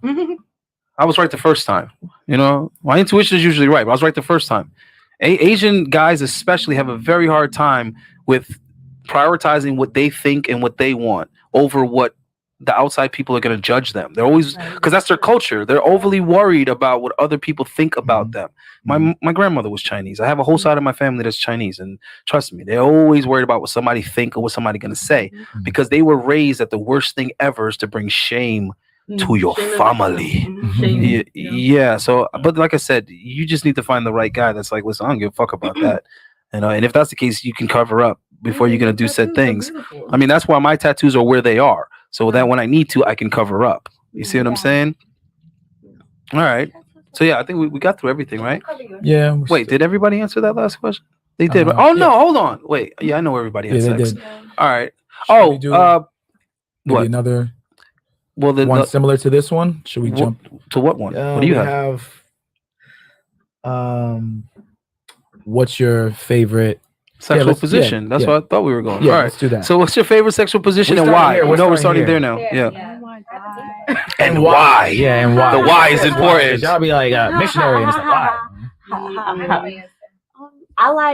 I don't know what it's called, but like I'm not really like you don't know what it's called. For sex, like the butterfly or some shit. You know how like you're laying on the bed and another person laying on the bed and you're laying on the bed and he's fucking you while you're laying on the bed, like but sideways. From the side. Oh, yeah, I like it from the side. Okay, and why? Because I feel like it's the less penetration. Like I'm the type of person when I have sex, like it's like I can only last like 6-7 minutes. The shit starts to hurt. Like at this point, I'm like, bro, hurry the fuck up. At this point, I just want to give you head. Just please stop. It hurts. Please, I can't take anymore. Really? So the side I like it because I feel the less penetration. I feel like I could breathe. Yeah. That's okay. Is there some truth in that? Like, ladies, when y'all say, like, I want to suck your dick, it's kind of hurting. Like y'all trying to get him to come, and you trying to get over with because it hurts, like you said, or is it okay? I've had girls do that, and I'm like, is it because she just want to like, especially if you're going for a long time, like if it's like 20-30 minutes plus, I can see. I ain't going. I am not happy if you're not. But first of all, my nigga never took longer than like 10 minutes. Sex should not last over 10 minutes. That's my opinion. What? Absolutely. She's still okay. With rounds and like breaks and stuff. And he'll come again back, but like to just sit there for The 30 first minutes nut should be out, but crazy. like in the first like Man. 5 minutes. 10. Yeah, they 10 young. They minutes is still so young. long. Yeah. 8 minutes, I'm done for the Just count. I'm done young. for the team. I'm going to sleep for 30 minutes. But it's taking like a nap. just because you Eight do the minutes. first time don't mean that it's not gonna happen 2, 3, 4, 5, 6, Yes, 7. like they you be can fuck all minding. Niggas day. be wanting to fuck Yeah, like I agree. 5 times in a row. Nigga, I'm done first round. I'm done 5 minutes. See, I what it is know. that they're still young and they're And still smashing dudes that that are are young. younger. When Yeah. the dudes get I older, like Yeah, they, it's not gonna be the same. yeah, they, I like older dudes. What about you, I love doggy.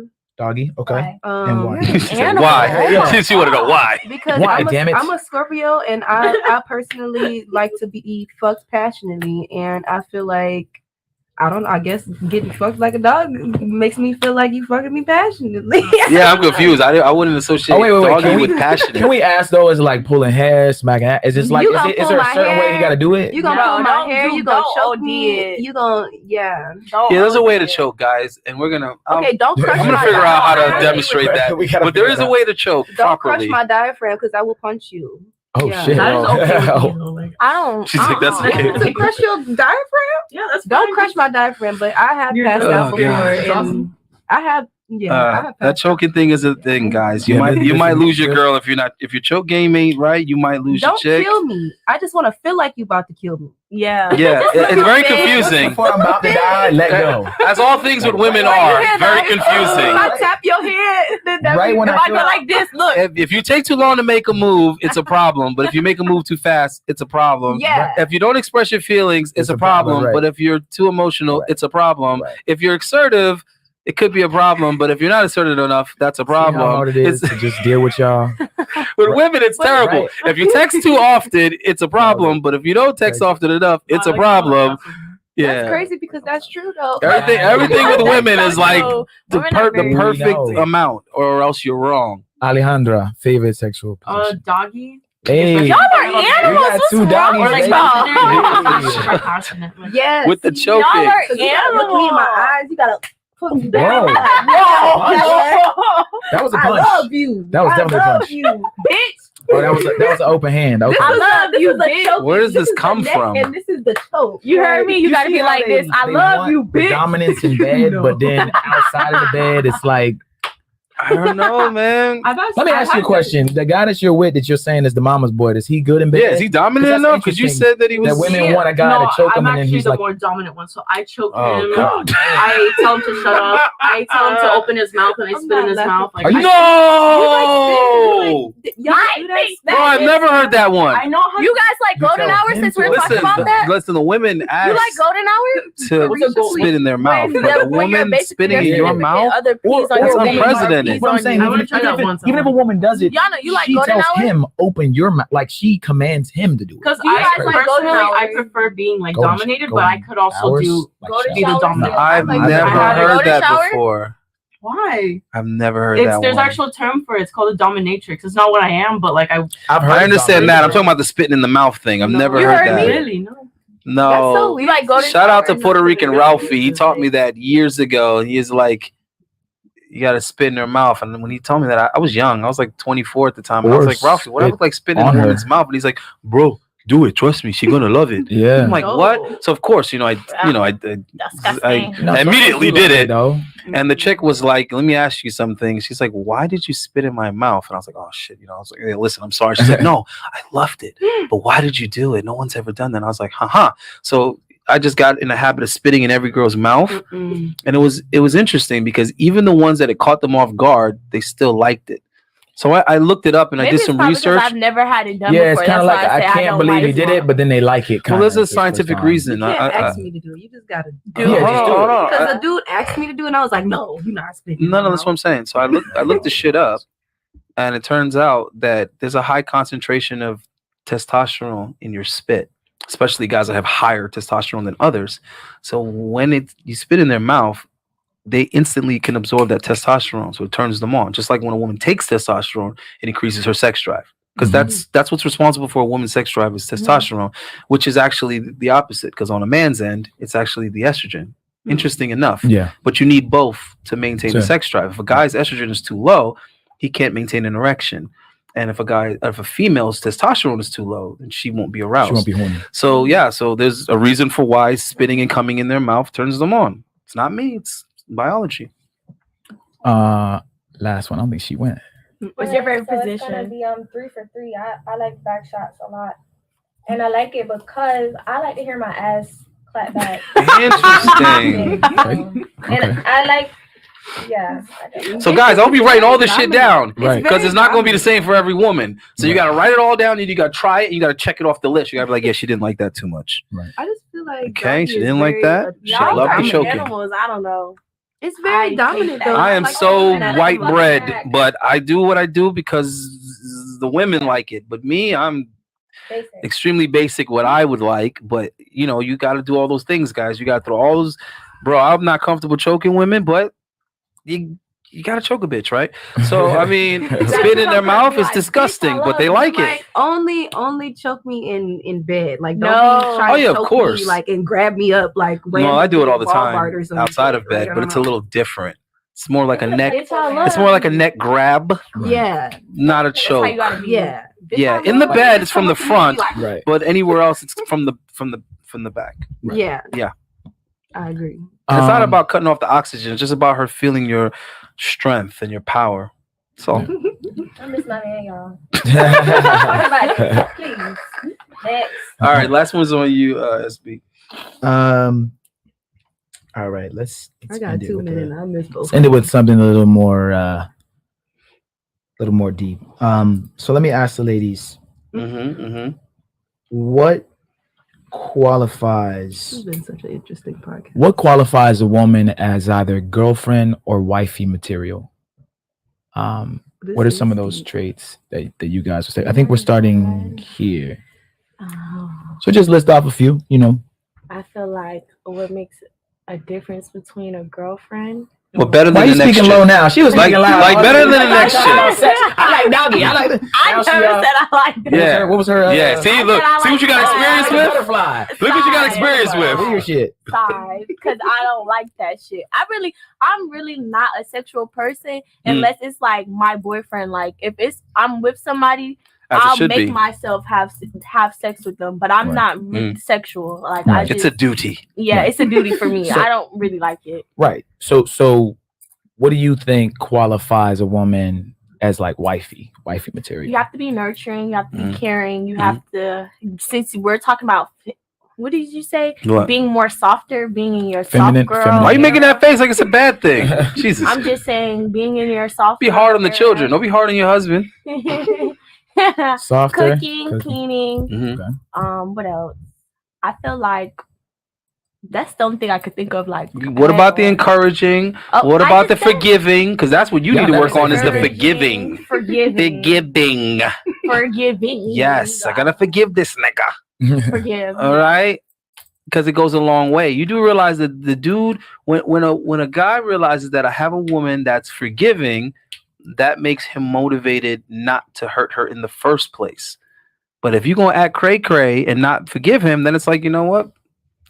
I don't feel guilty that I did this because look how she acted. So forgiving, caring, Supportive, soft girl era, right? supportive. Encouraging, I said that. inspiring. It's basically the same thing, and that's the only thing I can put my head up It's to. two different things, but go That's ahead. wife, girlfriend. Mhm. I feel like what puts you in girlfriend. I don't know. That's a tough question. How about all the same shit you just said? Yeah, How much I mean- But what I'm all in trying to that? say is, okay, so what I'm saying is, for me to be a girlfriend, I have to have the same qualities as being a wife. So that's basically I'm being a wife. Well, that's how right? you. That's how you get there. That's what we're talking about with the Right. job interview analogy he gave, where you Right. have the experience, that's or all you a show choice. that you have it. Yeah. And everything you mentioned is a choice. Yeah. And I guarantee you, if we look at the list of things that you want from a guy, ain't near none of them a choice. Being over 6 foot, that ain't his choice.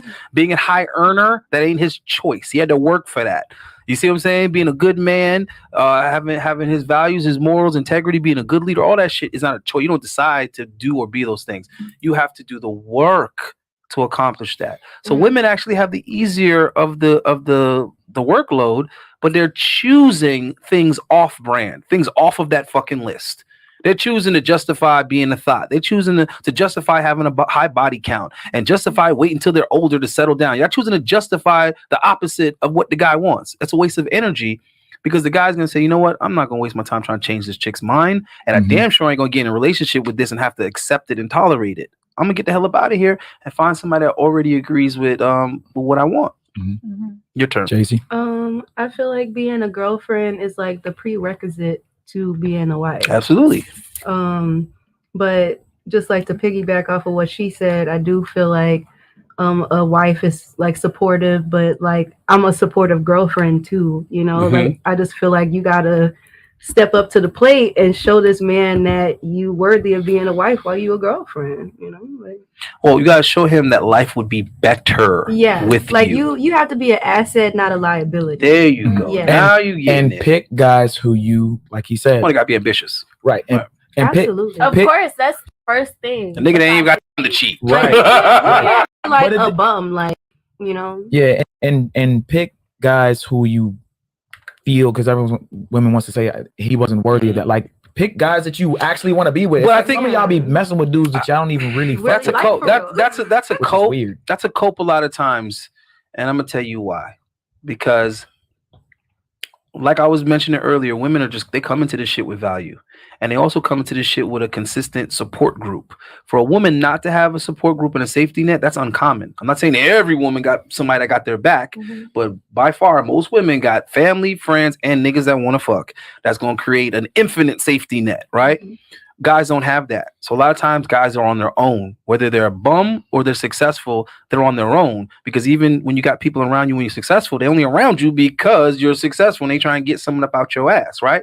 So when women be like, oh, well, he was a bum anyway, or he was an underachiever, he wasn't on my level and all that other shit, that says more to me. About me. Right. That says than more them. to me about the woman Yeah. than it says about the guy, because that means you a time waster, because you was with the You dude. been knew all of that, Right, but you still, not even that. You was with the dude, you knew that, and you wasn't trying to work with that and make it more. Because if you take that dude McGregor, that champion boxer, when he got with his girl, he was homeless.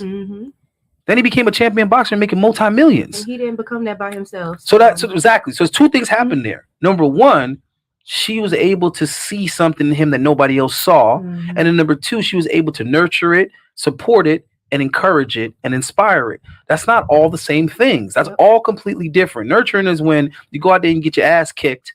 I'm over here tending to your wounds and putting you back together, right? Encouraging is when I keep on telling you that you could do this, you could be this, right? I'm putting the battery in your back. Inspiring is I'm giving you that creativation, that energy, and that perspective to say, not only can I do this, but this is how I can do this. When your girl coming to you with all these ideas you never thought of, you're like, damn, baby, that's a good idea. Let me see what I can do. All right, get up out of here. Give me some space. Let me get on that. Let me work on that. That was a good one. Thank you for that, baby. Right?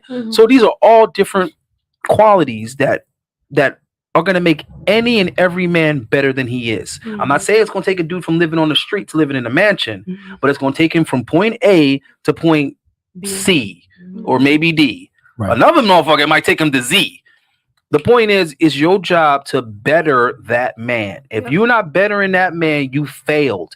And I look at it the same way as a dude. Most dudes think, okay, my job is just to protect and provide. It is. But I like to go above and beyond. If I dated a chick, I guarantee you I left her better than I found her. Guaranteed. She either worked through some traumas with me, she leveled up, she's in better shape, she making more money, she knows how to she knows her worth when it comes to whatever job she does or whatever. She's choosing her friends better, she's interacting with her family better. Something's better. So I don't ever want to hear a woman say he was a bum anyway. That's all I'm saying. He got to be better than you found him, girl. Your pussy ain't shit. All right, Alejandro. I don't know. I see it as like in Islam, the man is the head of the household, the woman is like the neck. Okay, exactly. right. And so pretty much like the man is the head, but as a woman, like you got with him, basically, you should be able to trust in him. And as far as like the girlfriend, like you said, is like the precursor to being a wife. So like I'm not gonna be like a piece of shit, basically. Like I'm not gonna be like a bum girlfriend and then expect to have like this amazing husband get proposed within this time frame, things like that. Like I have to put in my own work as well, which is what I try to do. or at least like now recently, like I've been like, okay, like I want to start doing this better, but it's because of me. I just want to do it better. But like if I'm, like just with someone that's, like a boy, basically, I have to like just move on from that and then repeat it, but just with someone that's more better, that's just better for me, basically. I don't know, like wife is, like you can give a guy a time frame. Like all of it to him, no, because then he gonna be like, you already doing wife stuff. That's not So true. what's the That's point of hold on, getting hold on, married if hold I'm on, already getting all these benefits? All of the wife Hold on. benefits. That's a communication thing. So you say, okay, if this guy's a little boy, I'm just gonna leave.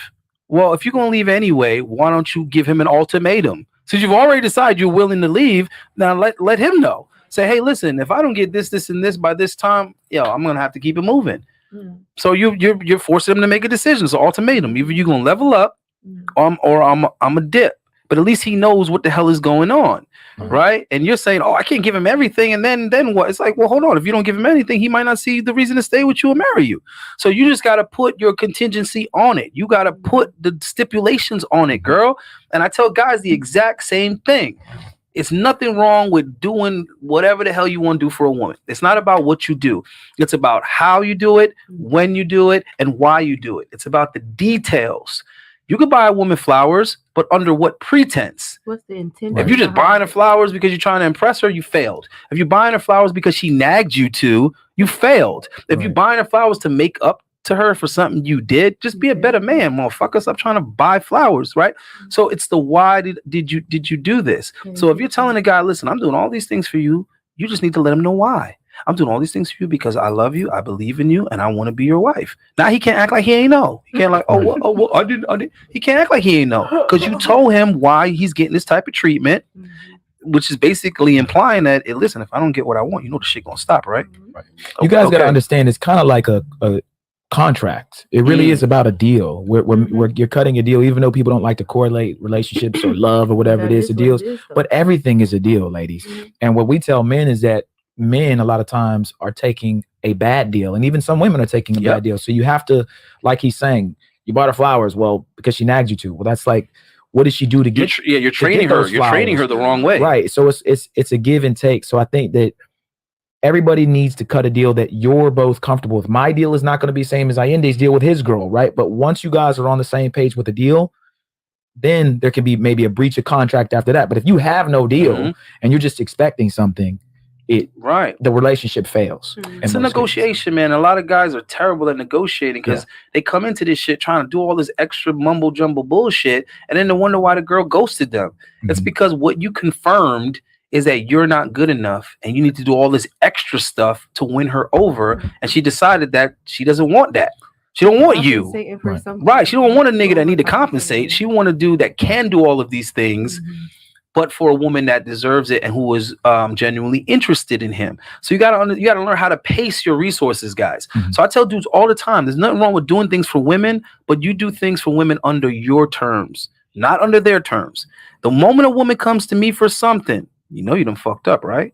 Because I could do that all day, every day, but I'm gonna do that under my terms. So you want me to do that? Okay, well, good. This is how we're gonna do it, right? This is what you're gonna do with my money. You're going to follow these instructions and these orders. Oh, you don't want to do that? Okay, good. Go call some other nigga in for it. Go ask somebody else because I don't do favors.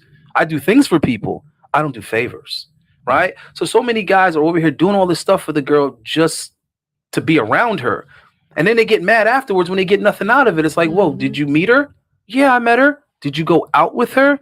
Yeah, I went out with her. Did you spend time with her? Well, yeah. Well, she feels like she gave you what the hell you right. That was your payment. Right, that was your payment, stupid. Being around me was your payment. Right, because that's how you communicated it to her.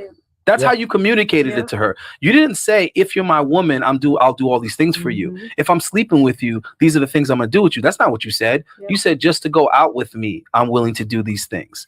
I have something to say on that. So this guy literally paid to meet me like a band, and then he wants to switch over after we already set that tone of, okay, like you paying to see me. So I'm already approaching this situation like that, So then he wants to switch it around and try to like form a relationship with me. And it's like, you're forgetting the premise on which we met. This is business, bro. Like, you literally are trying to buy my time. So I'm going to treat you as if in order for me to hang out with you, you gotta spend something. Yeah, but you gotta learn how to negotiate that. You gotta be like, so let me get this straight. I told him what it was. He tried to manipulate it into something. Right, but hold on, but it's the way you wording it. See, you gotta take control of that situation. Be like, listen, it sounds to me like you want the girlfriend experience. Yeah. Well, that's right. So that's what you should have sold him. You see what I say? But listen how you worded it. So you're selling it as an experience. Like, listen, I'm not your girl, but I'm gonna behave as such for this payment. Yeah. You ain't gonna remove this payment and get the experience. So right. So he needs to understand the deal. Remove the payment. But I tried to communicate this to him, but he literally was just pushing the deal of like, no, like I just want you to be my girlfriend. And let me use this as a teachable moment because I want guys to understand what the hell I'm saying without a doubt. Taught right now, right? Now this one's for the guys. Now you see how I just said it's not what you do, it's the details in which you do it. The how, the when, the where, right? The why. So she's talking about paying for her time. Okay, I've paid for women's time before, but not like that, not like no trick. So there's been times when I'm trying to see a girl. She's already agreed she would love to spend time with me and all like that. But she's like, baby, the thing is I got to go to work today. And I say, okay, well, listen, this is not that complicated. How much you make an hour? Oh, well, right now they're paying me $25 an hour. Okay, well, listen, I want to spend some time with you. It's probably going to take about 3 or 4 hours. So we'll make it simple. Send me your Cash App. All right.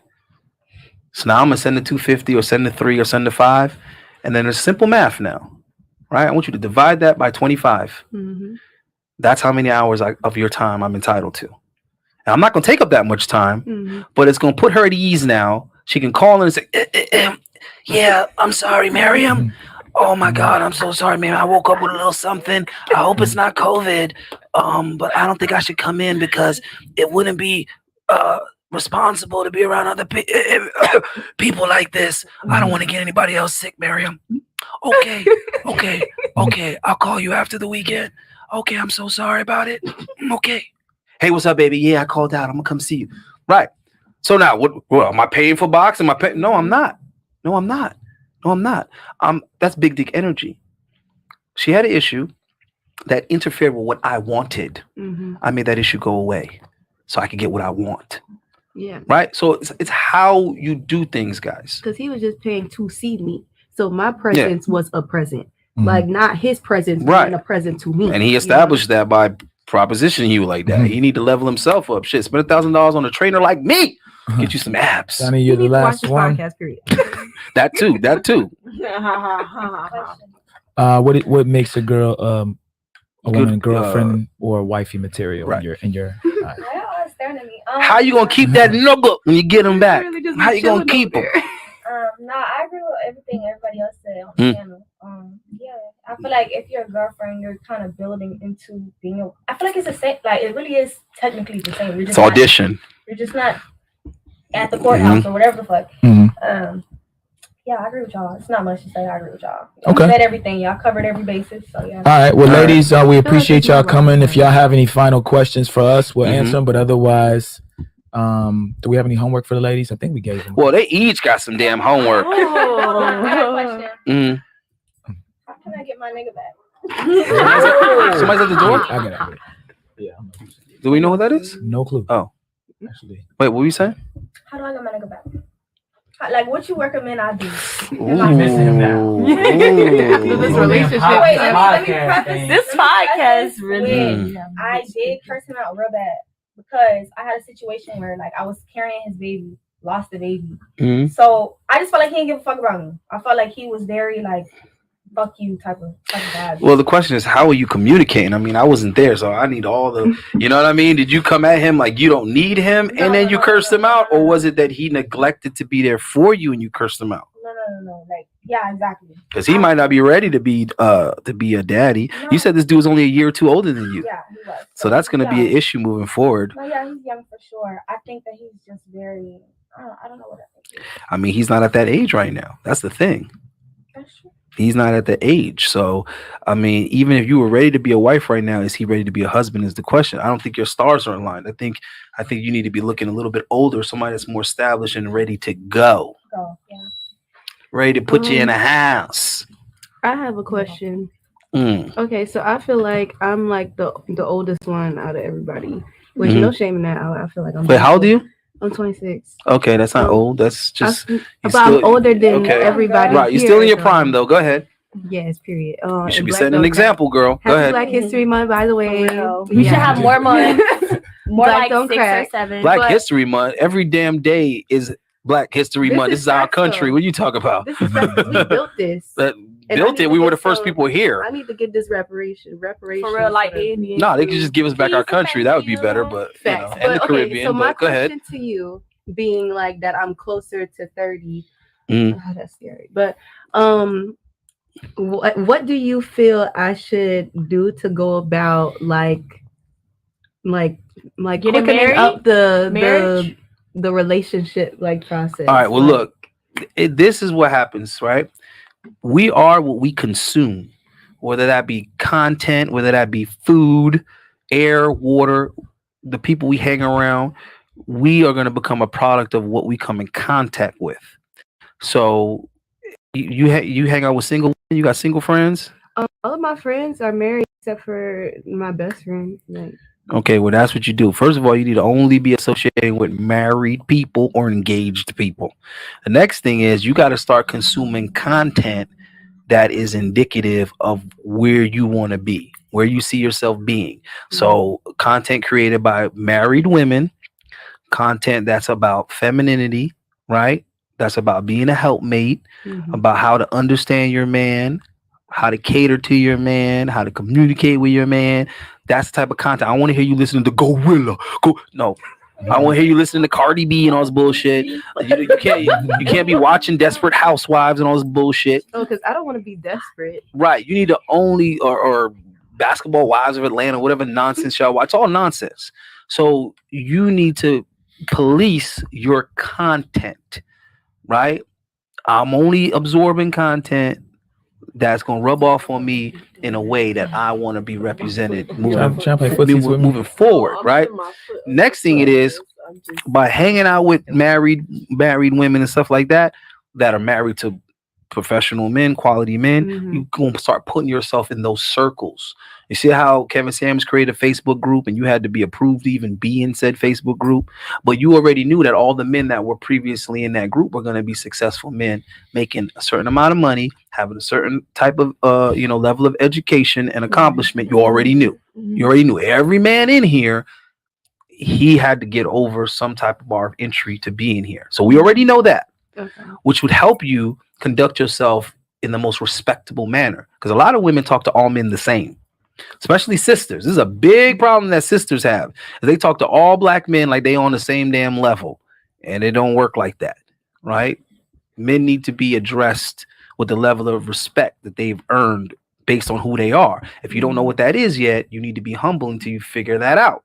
Because y'all be burning a lot of bridges before you even get on the damn bridge, let alone cross it. Before you even know where the bridge go, you done burned the damn bridge. You're like, oh, that was the bridge to happiness and marriage, and oh shit, I done burned the bridge. Yeah. So let me chime in real quick. I would say too is stop wasting time. I think a lot of women at your age group are wasting time, meaning going out on loose dates with guys that you're not interested in. Guys you wouldn't even have sex with, you're going out on dates with them. Giving out your number, fake numbers, giving out your Instagram, and then unfollowing the guy. All these little games that women play that you shouldn't be doing, like when you're in your late 20s. I would also say, like he was saying, cut out a lot of the people around you and the content that you're consuming. There was another point I had that I just forgot, but it was along the lines of just be serious. Oh, if I had a daughter, I would tell her, if she was like your age, I would literally say, like, go on more dates. A lot of y'all don't be going on dates. Well, I just feel like I'm not impressed. Okay, well then, I've only been impressed by 2 dudes, and that's the dudes that get the. But hold on, you looking to be impressed? You're looking for a compatibility. That too, though. You know, like, yeah, but the impressed part, I mean, I'm just not like what they're like bringing, like approaching me with. Like, I'm just not. Yeah, but that's short-term thinking. Because I'm gonna tell you right now, the most impressive things about me, a woman ain't gonna figure that out on the first couple dates. She gonna be impressed throughout the relationship, like, oh shit, I didn't expect him to handle that like that, or I didn't expect him to do that like that. Yeah, this nigga really a provider. A little too quickly, I think. Right. Give the guys a chance. I think a lot of women too, man. If some of y'all just went out on more dates, or like just give that, maybe that guy that you kind of think is cute or whatever, like you're into him, give him the date. Just go out. A lot of women are just take like, the sex out of the equation, right? And you go on dates to determine whether or not you're going to disqualify dudes. Stop looking to qualify dudes and look to disqualify, because y'all be over here looking to be amazed and impressed and all this all this luxurious shit. Disqualify him until at least you go out with. A lot of y'all just see him. Nah. That's but that's my point. Go on the date to disqualify him, because there's a lot of dudes, that they might be in their minimalist phase. Right, that's where my ex done fucked up. When we were dating, I was in a minimalist phase.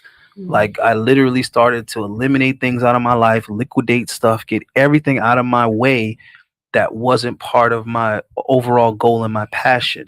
I got rid of all my vehicles. I stopped wearing jewelry a long time ago. I stopped hanging out, stopped going clubbing. I stopped all of that bullshit because it's just money going out and it's not going into investing in the things that I hold important in my near and distant future. I'm already thinking about what I want to be doing when I'm 50, when I'm 55.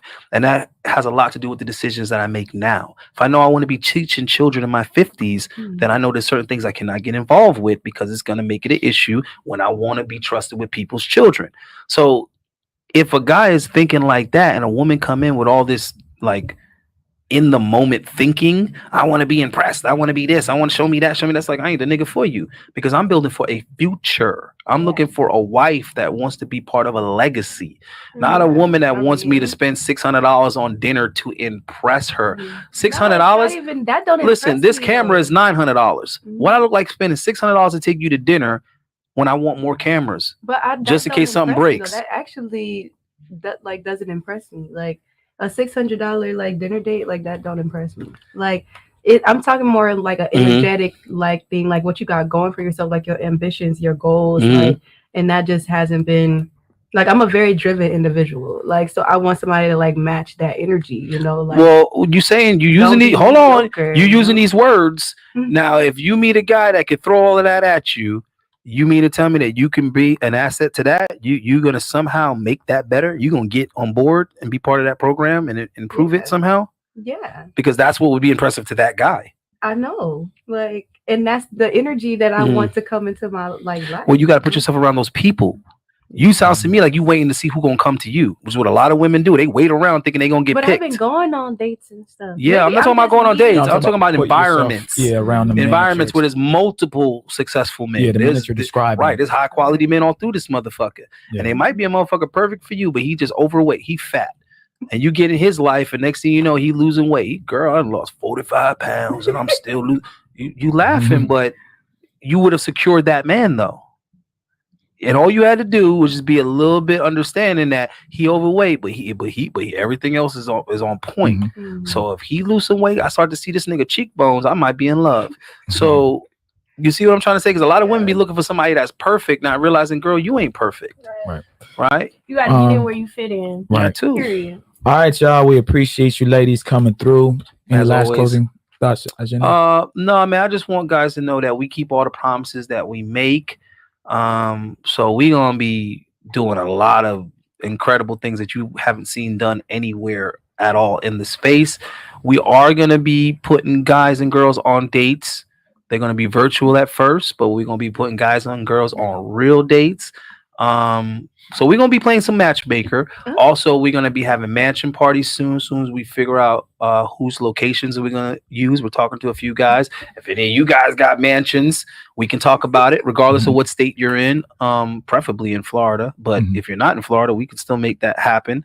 So these mansion parties are gonna have only high performing men and young and beautiful women. I ain't playing that. You ain't gonna see no 30-year-old nothings in there. There ain't gonna be no women in there with no damn 3, okay, in front of their age. They're gonna be women in their 20s. Okay, well, you need to get me up in there fast. No, I'm just keeping. No, but hold on. But with that same breath of air, there ain't gonna be no guys in there that are making less than $150K a year. Okay, so thank you. Right, so that's how we playing it.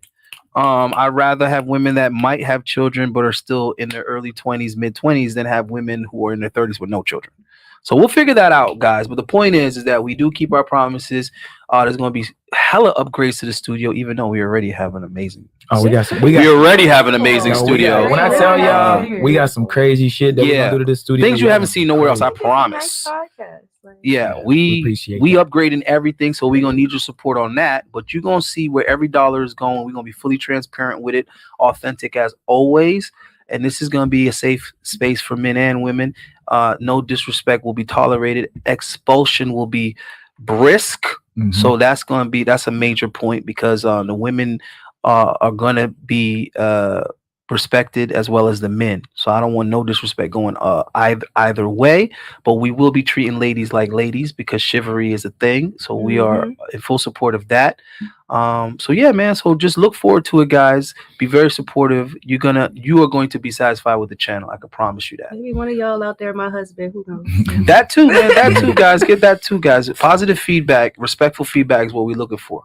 All right, y'all. Class is officially dismissed. Peace. We out here. Peace. Thank you for watching Mentuition. If you guys enjoyed this content, make sure you please subscribe to our new main channel, youtube.com/@Mentuition. We will be posting all of our new content on the new main channel. That includes clips, behind the scenes footage, and live streams with ladies and special guests.